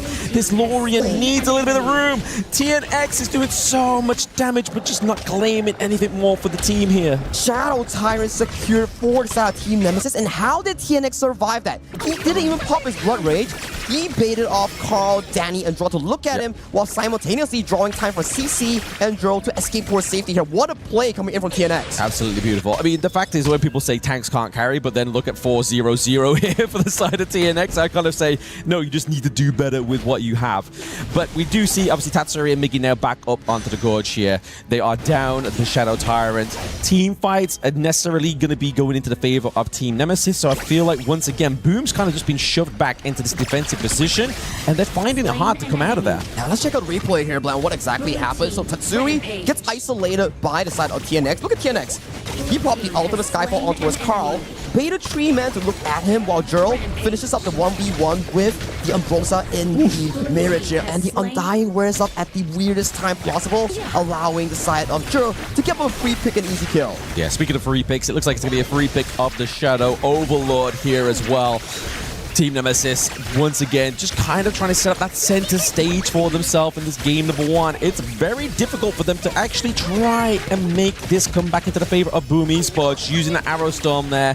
Danny's able to do a lot of damage onto L, but I feel like that's what the whole problem is, or actually the result of Team Nemesis wanted was just make sure L is just going to be like, okay, we're buying space. We need to get the Overlord. They open up the space like, okay, I see everyone, so Carl can't steal it. Tatsuri doesn't find like a beautiful knockout for a specific engage, so he did his job. He popped back to the fountain here. He's coming back for more. Now, BOOM Esports, they're not totally out of the game. If they can land a wombo combo on the Lorien, on the Zhang Fei, catch it onto a CC, that could be a big turning point. And also the full-blown marksman, we know about this. One of the best late game farm lanes here available in Honor of Kings. So BOOM Esports fans, don't worry. But Nemesis fans, you don't have to worry as well, because if they nail this push, they can potentially get the game.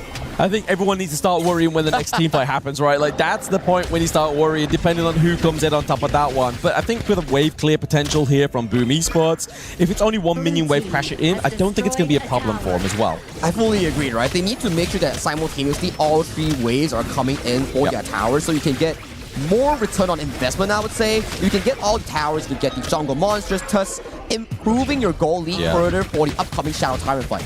Yeah, you see, obviously, just putting around here, we see that Miggy's just trying to keep man check onto the side of Tubbs, but then, this is the beauty of the Skyfall. You're able just to kind of swoop in like Superman and come and help your teammates. T2 into the mid lane does fall. But Boom, it's looking shaky, right? Obviously, he said don't worry, but I'm starting to worry. I'm starting to worry too, because there's just no initiative or proactive plays coming in from BOOM Esports to realistically bring them back into an equal footing here. Yeah. I'm worrying, are they going to take the Shadow Tyrant fight? It could be a big gamble, but if they nail it off, just maybe they can fight a ray of hope back in towards this game 1. Yeah, it's going to be hard because obviously they can use the Gorge mobilization, right? Just obviously launch Furball into the pit, then try and get the smite. Obviously then fly in with the dash that you get once you're mounted from Furball. But it's going to take a lot, and it could actually be sacrificing a lot as well. Speaking of sacrificing, it's going to be TNX into the back line, just putting pressure onto Danny. Danny has to flash over the wall, but it's going to be the Splendor that keeps Tatsuri alive for now. But it's going to be the Warhorse into the back line. L picks off Draw. The front line of BOOM Esports is falling here as well. Miggy looking pretty low. Tubbs picking up the double kill. It is Team Nemesis once again coming for that revenge as well. CC with the burn. Takedown. It's an ace for Team Nemesis. And it just came in so clutch from the side of Clubs, from the side of TNX, finding the proper members in all these team fights. They left no crumbs for Boom. They swept Boom in that team fight with a 1-for-5 exchange. They claim game 1, and they're one step closer to that top 8 finish. It's looking like basically the upper bracket once again, right? Like, if BOOM Esports don't make the correct preparations in this game number 2, and to be honest, they are already at a worse standing because they've lost the Lorien, lost the Zhang Fei like they had in game number 1 to secure them that victory. They now need to think of something that's going to make it work even better than that combo that they had. It's really worrying, alarming indeed, because yes, it's a BO3, but you want to structure your composition to the best available in the best of 3, and through expending such strong heroes, you couldn't make the game close, and that was a dominating win, I would say, coming in from Nemesis, especially in towards that late game.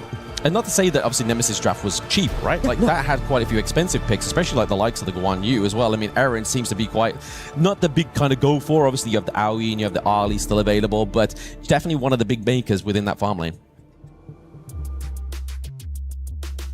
and the DeLorean and the Tramfe pick together and just from BOOM Esports, not taking the victory in there is gonna really hurt them in the next game. I fully feel that if you draft something of a Lorien and Zhangfei but couldn't find the aggressive end along with the Agudo, it really hurts your draft. And it not only hurts your draft, also your confidence, because you're being given over so much combat tools, but you aren't able to find success in team fights. That is a big blow towards BOOM Esports. All right, but let's just break it down. Like, what is the reason that they couldn't actually take advantage of that? It comes down to their own mistakes, or Team Nemesis actually understood how to really break them apart? I think it was just Team Nemesis just basically putting the pressure on, right? Obviously, they weren't allowing any kind of like reactivity. There was like, okay, guys, if they get a kind of any inch, they're going to take a mile, and that's what we're just not affording to do here. I fully agree on that statement, right? Yes, BOOM Esports, they didn't play the best game, but it's not entirely their fault for this loss. It's more to say that Team Nemesis played their composition to a very high level. It's not about just team fights. Take a look at the early game later on where CC and L won the 2v2. Jero came down, got them the objective play, and then they converted that into map movement, lane wins. And even though you saw that few moments in towards the lane, you're like, oh, trade-offs, kills, trade-off, kills. Take a look at TNX. He's just having fun with the double marksman composition. He's like, hey, you're down. Yeah, it's a lot harder when you've got like your jungler, the shot caller. He doesn't have to be necessarily present to make that fight happen. He's just going to be the moving piece. He's just going to be the king sliding across the board, you know, just to get the takedown here and put pressure onto the backline of BOOM, which is what we were saying in the draft, right? If the pressure is there, it's kind of already a non-starter. And due to the meta of this tournament with the abundance of Lorien, Zhangfei, and also a late game carry like the Global Marksman, we start to see more of this late game full damage Nutza that's like just aiming in one specific target and just charging towards them for that big chunk of damage. Because they know what they need to do, right? Obviously, they know that if the Flowbomb Marksman scales, it means it's probably at the behest of TNX scaling on the Nutza. Whereas if the Nutza scales, it's because the pressure's been put onto Danny, you know? Yeah, what can actually BOOM Esports do in game 2? Yes, back then in the previous series that they played, it was rather close. BOOM Esports holding on towards the early mid game, getting those objectives, building those lead, but failing at the final moments because they couldn't end the game. But coming in towards this rematch, Nemesis looks like they are in a lot of control over the side of BOOM Esports. Nemesis does look like the bigger team at this moment, but we know that BOOM Esports can bounce back. Next game is going to decide everything. If Team Nemesis takes the dub, they're going to make it into the top 8. Let's go for a break, and when we come back, the action of game 2.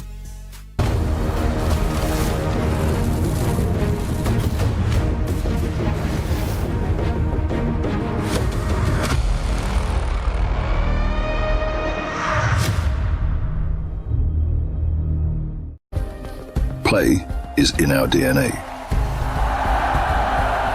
Whenever we let it out, it becomes our superpower. Now imagine an entire city being built to supercharge it. Kadir City, powered by play.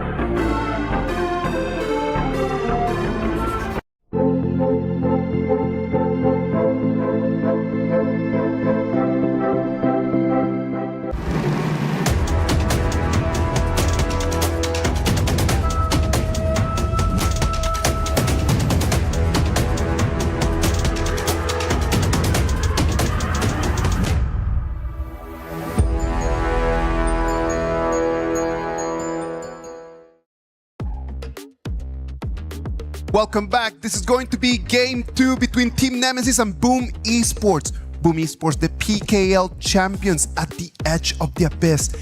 One little push and they might just fall, and their KWC run is going to come to an end, Sagi.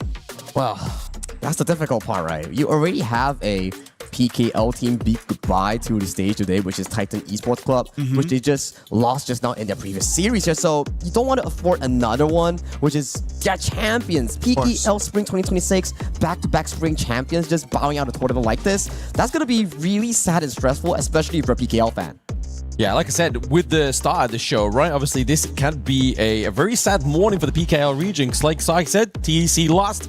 Boom, after that game, they weren't quite having the foot that they needed into this one, right? We was always talking about Carl in the previous series being the front foot, being someone on the Gudo, being able to actually dictate the tempo. It just was never dictated. It was always just crushed by Team Nemesis. Fully agreed, right? It's just sad to see this sort of style, but that's the thing. We talk about style. You can always change up the style. We know Carl. He's not the Agudo type, the tank type. He can play them, but when we talk about Carl coming in from BOOM Esports, it's about the jungle assassins. Bring me the Luna, bring me the Jing. Let's see what happens. Yeah, I think that's definitely the switch up they need to do, right? Obviously, maybe try and go for something that's maybe a bit of a pocket pick, because if you don't pick it now, you've then got to live with the regret that your tournament life has finished there. You could have gone for this, but instead you played it safe. Yeah, it's like you're on a plane 16 or 15 hours back to your home country, be it Philippines, and then you're like, man, maybe the last game I should have picked Jing or Luna instead of like Flowborn Tank. Oh, that's such a long flight. Right. That is such a long flight. Can't relate. Wow. At 46 minutes or something like that, as soon as I'm over in the air, I'm back there. Before I could even actually have that thought of doubt, I'm like, you know what? I'm off the plane. I'm going back home. See ya. You know. You know, it's not going to be that kind of story for BOOM Esports, right? Why are we so sad right now? Nemesis, they look good game 1, but we've seen where teams bounce back from a game 1 loss and make it a reverse sweep. We've seen that, right, from Group B, where INF took game 1 against Rock Esports, and then INF just proceed to lose back-to-back games. Yeah, I mean, INF definitely looked like they were going to try and take that one, obviously, last series, but unfortunately, it just wasn't enough. It was obviously one against the top dogs of MKL, but we're looking at the top dog of PKL, and that is BOOM Esports. Obviously, they lost game 1 here. Draft-wise, they're making sure that, obviously, L is not going to be able to get that Zhang Fei, because we all know how feisty it is. We know that L's used the Lapu Lapu as well, so if we're going to commit to that kind of tank meta into this BO3, it has to be the Liempo.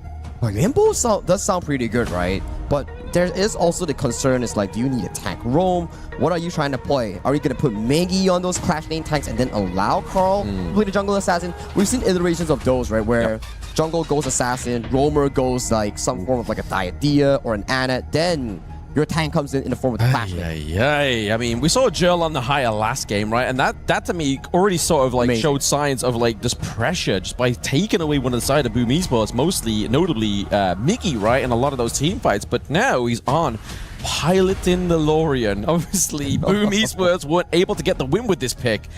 But Team Nemesis are looking to put the final nail in the coffin, right? Yeah. And this is a good change from BOOM Esports. It's like game 1, it's like, oh, let's play combo. Let's play 3v3, 5v5s, like multi-man knockouts, right? Now, this game itself is like, okay, before we reach to that stage, let's play strong laning phase.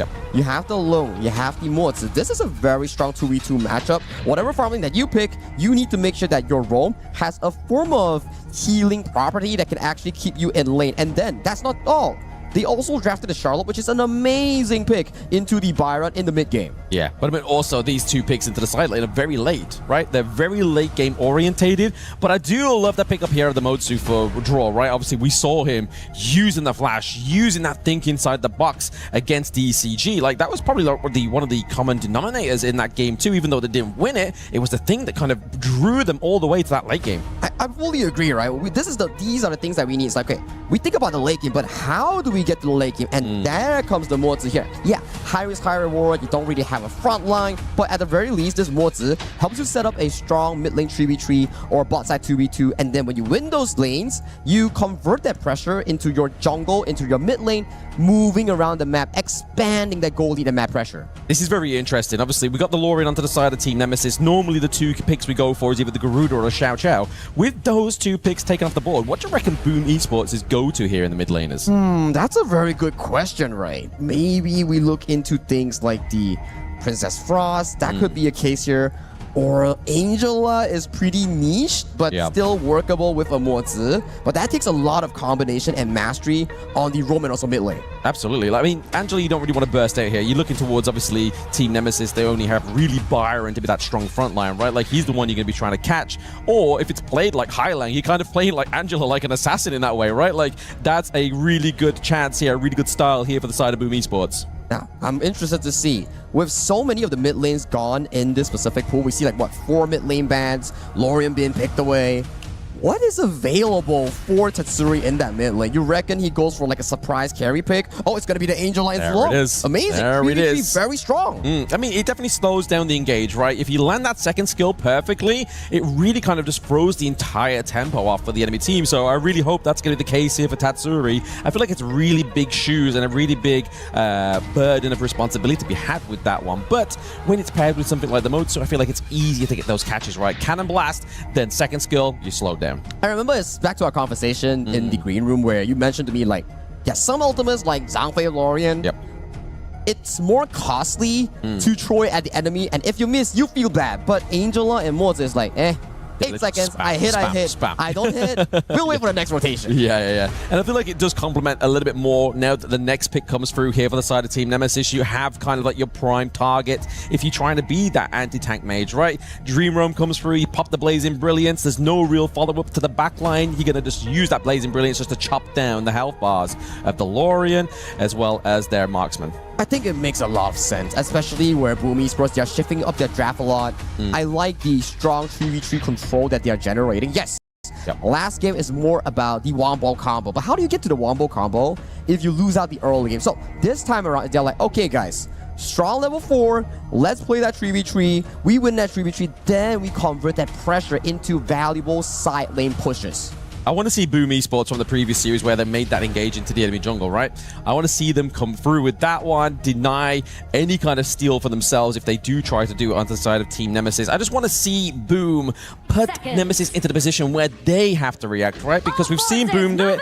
It didn't work the best. They kind of always had to kind of play defense and never really got aggressive in that one. But we got a hypo roast here. Let's go Indonesia. Bring home the EWC trophy. Don't give up and keep the spirit high. I feel like we need that hype for PKL here rather than the IKL. Me and PKL, they're on a, I would say, like downslope right now. It's their one and final shot. If they lose this, they lose their shot of the equalizer and they will be bowing out of the tournament and once again missing out on a top 8 slot in the KWC history here. So this is PKL's BOOM going up against Team Nemesis from IKL second. This is your shot. I mean, I hate to keep going on to the point about the Motsu here, though, but I feel like with this not being like a lane matchup, obviously Angela going against the Lorian, I feel like the Motsu here is a really good shout against the Lorian because what does Lorian really need? He needs a space between himself and the enemy hero. What does Motsu do? He lands that Cannon Blast that has long range, and it's going to obviously not only hit him, it hits him pretty hard because he has a squishy health bar. And you have to be careful, right? And towards the top lane, we do see L marking Tatsuri, but I don't think there'll be much of a fight. Okay, back to your point. Yeah, it's a perfect logic where Jero wants to pull range, but the Mozi catches that and shortens the range, and once he gets a stun on Jero, then you see Carl jumps in with the ultimate, Tatsuri comes in with the flash spell too. These are common combo chains that will really make Jero's life not easy. And what doesn't make his life easy as well is obviously Chano with the little wolves, right? You saw there, he tried to get the Cannon Blast, he activated the trap, and his Cannon Blast just hit the wall. So at that point, it kind of just mitigates that. They are trying to get the land and topple onto L, but L has the heart link. He's able to kind of have escapability as long as somebody's near him. And the draw has a Zero Golem on him. I wonder where he got that from.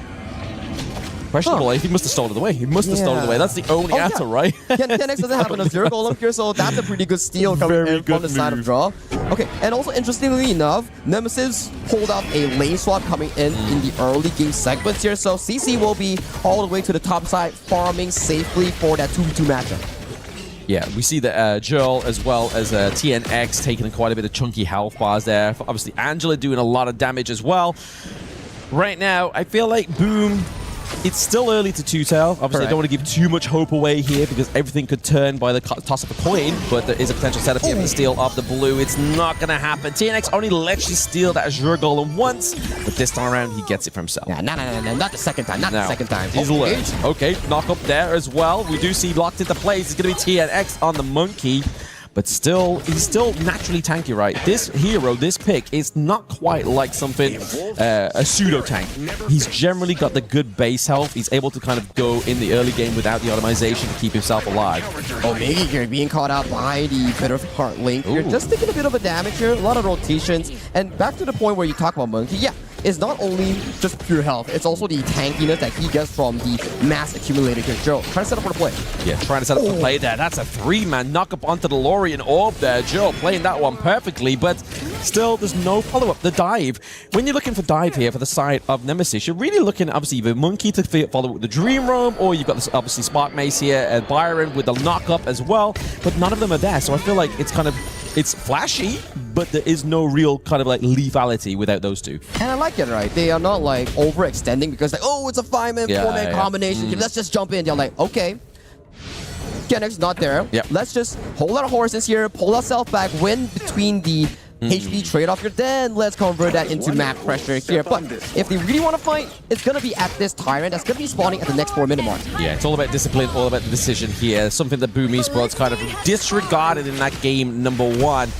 Having a steady goal lead here is probably not going to be the denominator, which means that this is going to be successful. Tyrant takedown here, but it's going to be tough into the backline, just putting pressure on. It's going to be the levitation from Jill that means a crucial kill theft here. TNX knows what he's working with. He knows the prime moment to get these steals, and that displayed it beautifully here. We have the minion wave trying to be chopped up here by Angela. The teleport coming through just to give it a little bit more of a backbone, but it's still going to take too much damage for my liking. Why did BOOM Esports go for that fight? Miggy wasn't there. Miggy was handling a side wave, looking for that push, but they went in for the 4v5. Yes, they lost the Tyrant, but they also lost Draw in exchange. Yeah, and he's more of a problem. Obviously, we just see the Pure Sky, something that's always built onto the Byron, right? Built very early as well, because you want to make sure that those engages are happening already, so you're going to make sure you're prepared and have that Pure Sky earlier than later, right? It just makes the Byron so tanky, right? You already have the healing, have the shielding, then you're like, oh, let me burst him down. You see the Flaming Palm coming in, it's like, oh, pop the Pure Sky, you don't do much damage. Literally. I mean, we saw it with Aurora Gaming, right? Like, we saw him dive in, it was like, why he didn't take any help? It's like, oh, it's all thanks to the Pure Sky. So, Tubbs obviously taking a little bit of advice there as well. Destiny Counter's been used twice and not hit anybody, basically just being for zoning. I think it's good, right? Just like dropping in for some healing here, gain some gold, because you know the idea for a fact. When you gain gold or steal gold on Diathea, you sort of increase the healing and damage coming in from your ultimate. Yeah, just infinite scaling on that regard, but it's going to be a 3-4-man dive here into that T1. Like, you know what? We don't really have any minions, but we're going to keep going for this T1. The aggression here from Team Nemesis is a lot harsher than that game number 1. They're definitely feeling the momentum that can shift over to the side of Team Nemesis. They are confident and they are bringing it in towards this game number 2. But for BOOM Esports, they need to find their ground. They cannot keep on experimenting here. They need to find some way, some sort of combat material in this specific game. Yeah, and I feel like all this playstyle is relevant to the draft. Okay, we got the launch up there. There's no follow-up. The Dream Roam is probably being committed here. Carl is very low, but into the backline. The Brazen Brilliance is actually going to be enough there with the help of Danny. The Flaming Palms, the front line of Team Nemesis has been melted. Beautiful crowd control chain. It all started off with Carl just jumping in, getting that CC, the thing inside the box, locking every single one, setting up Tatsuri for that easy breezing brilliance to cut down every single member here. I wonder if we get a replay later on to fully break it down, but we talk about it. What play do they need? That's the exact setup that we talk about. Exactly. You kind of just playing them into the palms of BOOM Esports there, right? But I was like was pointing out there towards Tatsuri, he used that skill to steal away the blue, right? Obviously, we saw Nemesis try and go for an attempt there to keep that Azure Golem for when TNX was back up. Unfortunately, they've lost it. And I mean, now we get the extra bit of cooldown reduction onto Tatsuri, so it's even better here. But here's that replay you asked for. Now look at this. Just the box ultimate flash, catching multiple members here, and then just making the TNX and Tuff Z have no shot of repositioning themselves with their mobility. Yeah, very scary when you're in that position, right? When you commit too much dive into the front line, you really want to hope that you've got some kind of means of exit. And in that team fight alone, Boom was just like, nah, you're in here with us, and we're going to make sure that you stay here. We get the results that we need. And it's starting to show into the Gorge as well, right? They've definitely kind of equalized the lead that they had into these side lanes. They're clawing back leads right now. He's taking so much damage. Oh my gosh. I mean, but he's just got the Infinite Bastards there as well. So he played that very aggressively, not knowing that he had that ultimate just slowly but surely cooling down. I feel like that's a really good sign of these players playing to these timers perfectly. Every time they collide in that mid lane, it almost seems to me that there might be a fight happening with how they trade their spells. Like maybe one Heartlink or Bittersweet Barrel just catches onto someone, or like a Cannon Blast from Moses. So it's very volatile. Every time you see members of Nemesis or Boom just come towards that mid lane wave, you better be ready for a fight. Yeah, exactly. It's a scary thing about playing the idea into this draft of Boom Esports, right? Like if you go in,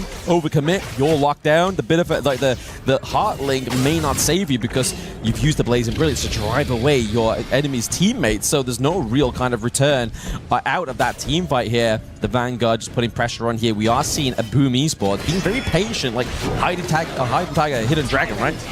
Engage coming in from Tubbs. First skill on for Sidon, draws Moses here. Moses gets taken down. Making Sidon just annihilating the backline of the side of Team Nemesis here. Tubbs going dangerously low, but TNX is here for the rescue here, making it a 2-for-2 trade. But that knockup coming in from Power was just amazing. It's beautiful. I mean, to be fair, it's an equal trade, right? You've traded a support for side lane for side lane. Yes, obviously to the side of Boom, they have their marksman still alive, so they still have the power here. It's just the setup's lacking. Let's take a look at this play coming in from Carl. They're chasing them, boom, towards the backline, removing CC, removing L, and the rest is just history. It's good that he found a knockout. If not, it's going to look so bad for the side of Boom Esports. Yeah. I feel like that's a synergy that we're seeing here between Miggy and Carl, right? Obviously, he went in with the ulti, got the knockup, and then that gives kind of Carl the green light go, right? Like, get him into place. Let's do a little bit more damage. It doesn't matter if I lose health fast, because that's when I start to do more damage here on the Sulong.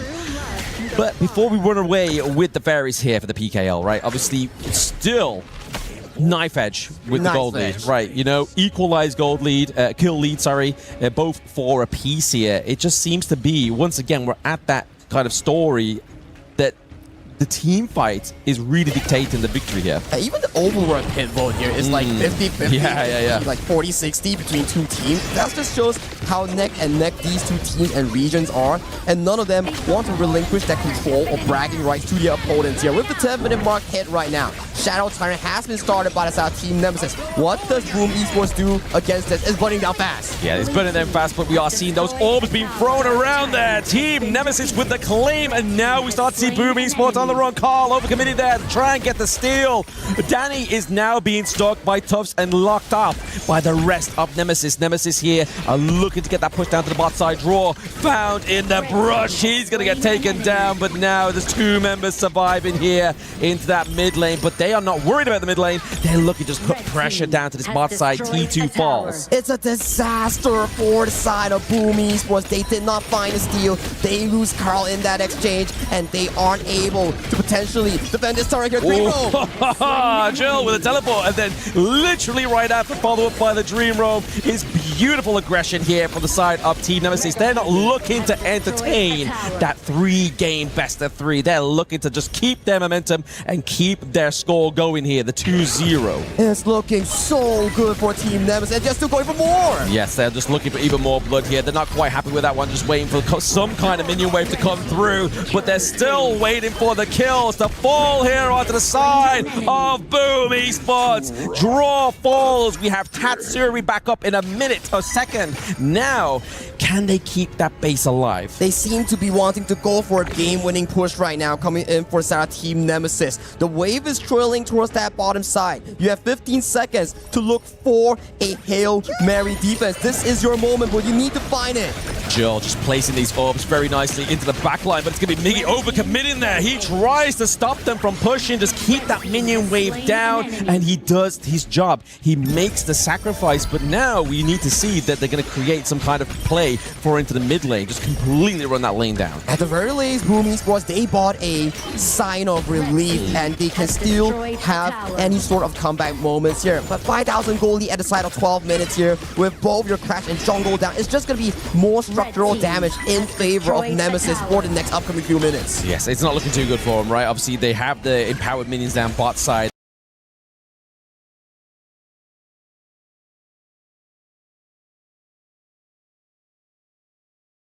Now goes, Dal is back up in the Momentus, but can they wipe out the minions? He dives in onto the back line. There's still a cannon minion left, but it's going to be enough. Oh, the crystal just does it in the nick of time, but unfortunately, supply and demand, ladies and gentlemen.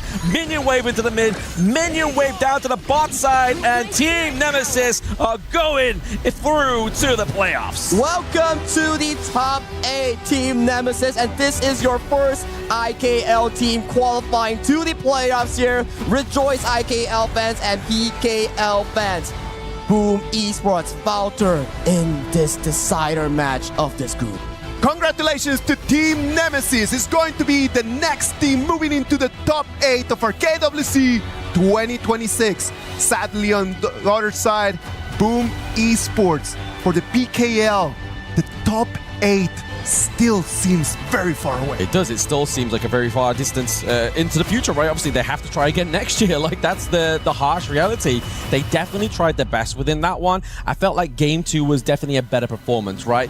Even when they felt behind, they still looked like they could get ahead, which is something I can't say for game number 1. And Tough Z has just been amazing, right? Back in his previous roster with Bigger Trauma Vitality in 2025. He was top 8, and right now, a year after, with a new roster, he's back at it again with DMT by Nemesis in top 8, and that's just the start of their playoff run. You can see the fans from Nemesis right now, right over here in front of the stage, taking photos of their players. This is an absolutely amazing performance by them. Making it into the top 8 for the IKL second place is a great feat. It is a great feat because, I mean, their first place hasn't quite got there yet as well, right? Like, this is still a huge feat for regions. Yes, obviously, one region loses 2 teams today, but a region, the IKL, get 1 representative into the playoffs. Let's look at the highlights over here of the game, because it looked like BOOM Esports could have made the comeback, but Nemesis just shut the door in their faces. And this all started at this upcoming next fight at the 10th minute mark. Yeah. It just started becoming a roulette of who dies coming in for the side of BOOM Esports. Losing Carl, losing Draw, that's fine. But upcoming towards these plays, you lose Tatsuri, and then the death timers refreshes here. You have to wait for the next player, and it just become a domino effect that BOOM Esports entirely lost their momentum in this game too. I have to say, I love how Charles played this at Lorien, right? Like, most times when we see a dive for a neutral objective, he just puts the orb in the pit. No, this player, he put the orb over the wall, waiting for that engage, or at least saying, like, if you dare come, I'm either going to fly in, or I'm going to knock you up, and that's exactly how he got the denial. If you jump in, then you're going to be controlled. What else you can actually do? There's no actual option out. There's just no actual option. I think this is one of the best Lorien performance that we've seen so far in today that is matched up with the side of Zihong in Aurora. And welcome to the playoffs, Team Nemesis. IPL, you got a team here. Exactly. 1 team, but I mean, they may get another one tomorrow. Obviously, Team Vitality still here within Group A, but it's all about Team Nemesis right now. They are proud to get into the playoffs. Yeah, I mean, you gotta be happy, right? You're TNX. You've been to this tournament for so long. Last year, you made it here. You bid an early exit. And this year, coming back with a fresh new roster with CC, with Tubsy, and you make it finally to the top 8 here. But now, pressure goes on to the side of PKL. You have sole survivor, sole representative, Blacklist International in Group A. And that's going to be a difficult one, right? Because Blacklist International, as the only survivor of PKL right now, they're going to have to carry the flag of the Filipino region forward, just moving in there to try to make it into the unknown, the top 8. But the beauty of that story is the fact that Blacklist was the group that came in from the playoffs. Yeah. Tech and BOOM Esports were here because of their seeding within the PKL. Exactly. So Blacklist have had to try and push that little step further and keep themselves in this competition, which I think is beautiful. Hopefully the play-ins have given them enough practice, enough experience for them to actually be able to beat everyone they need to beat tomorrow. They definitely need it as of this point. So much hope, so much expectations riding on the line. But Team Nemesis, what a well done series thus far here. Game 1 looking a bit shaky for both teams coming in for the 10th minute mark, but it went over to the control of Team Nemesis. But Game 2, an absolute demolition coming in for the side of Team Nemesis to claim the win. Well, Team Nemesis right now are gonna be part of our top 8. The IKL second place came in. I know that TNX and Mara have something for us over there on the stage. What about we go and take a look? TNX, congratulations! 2 clean sweeps against BOOM Esports, and you were great with Jarnessa. Now, BOOM Esports is known to be playing aggressive, but you managed to turn their aggressive plays against them. Was punishing their overextension in the game something you specifically prepared for? How were you able to read their moves so easily in this matchup and in the previous matchup, back-to-back? Okay. Actually, for me, I thought maybe we were against DCG, yeah, but the BOOM Esports gave me the surprise because they beat the DCG. Then I know maybe today will be not easy because they beat the DCG strong team. Then they are strong team also.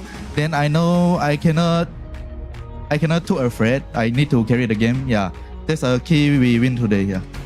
You knew not to be afraid because you knew that you were a dominant team. Now, there's another IKL team that you're waiting for. You've made it to the top 8, but Team Vitality has still yet to fight MIBR and another Philippine team. How about you send a message to them to motivate them so that 2 teams from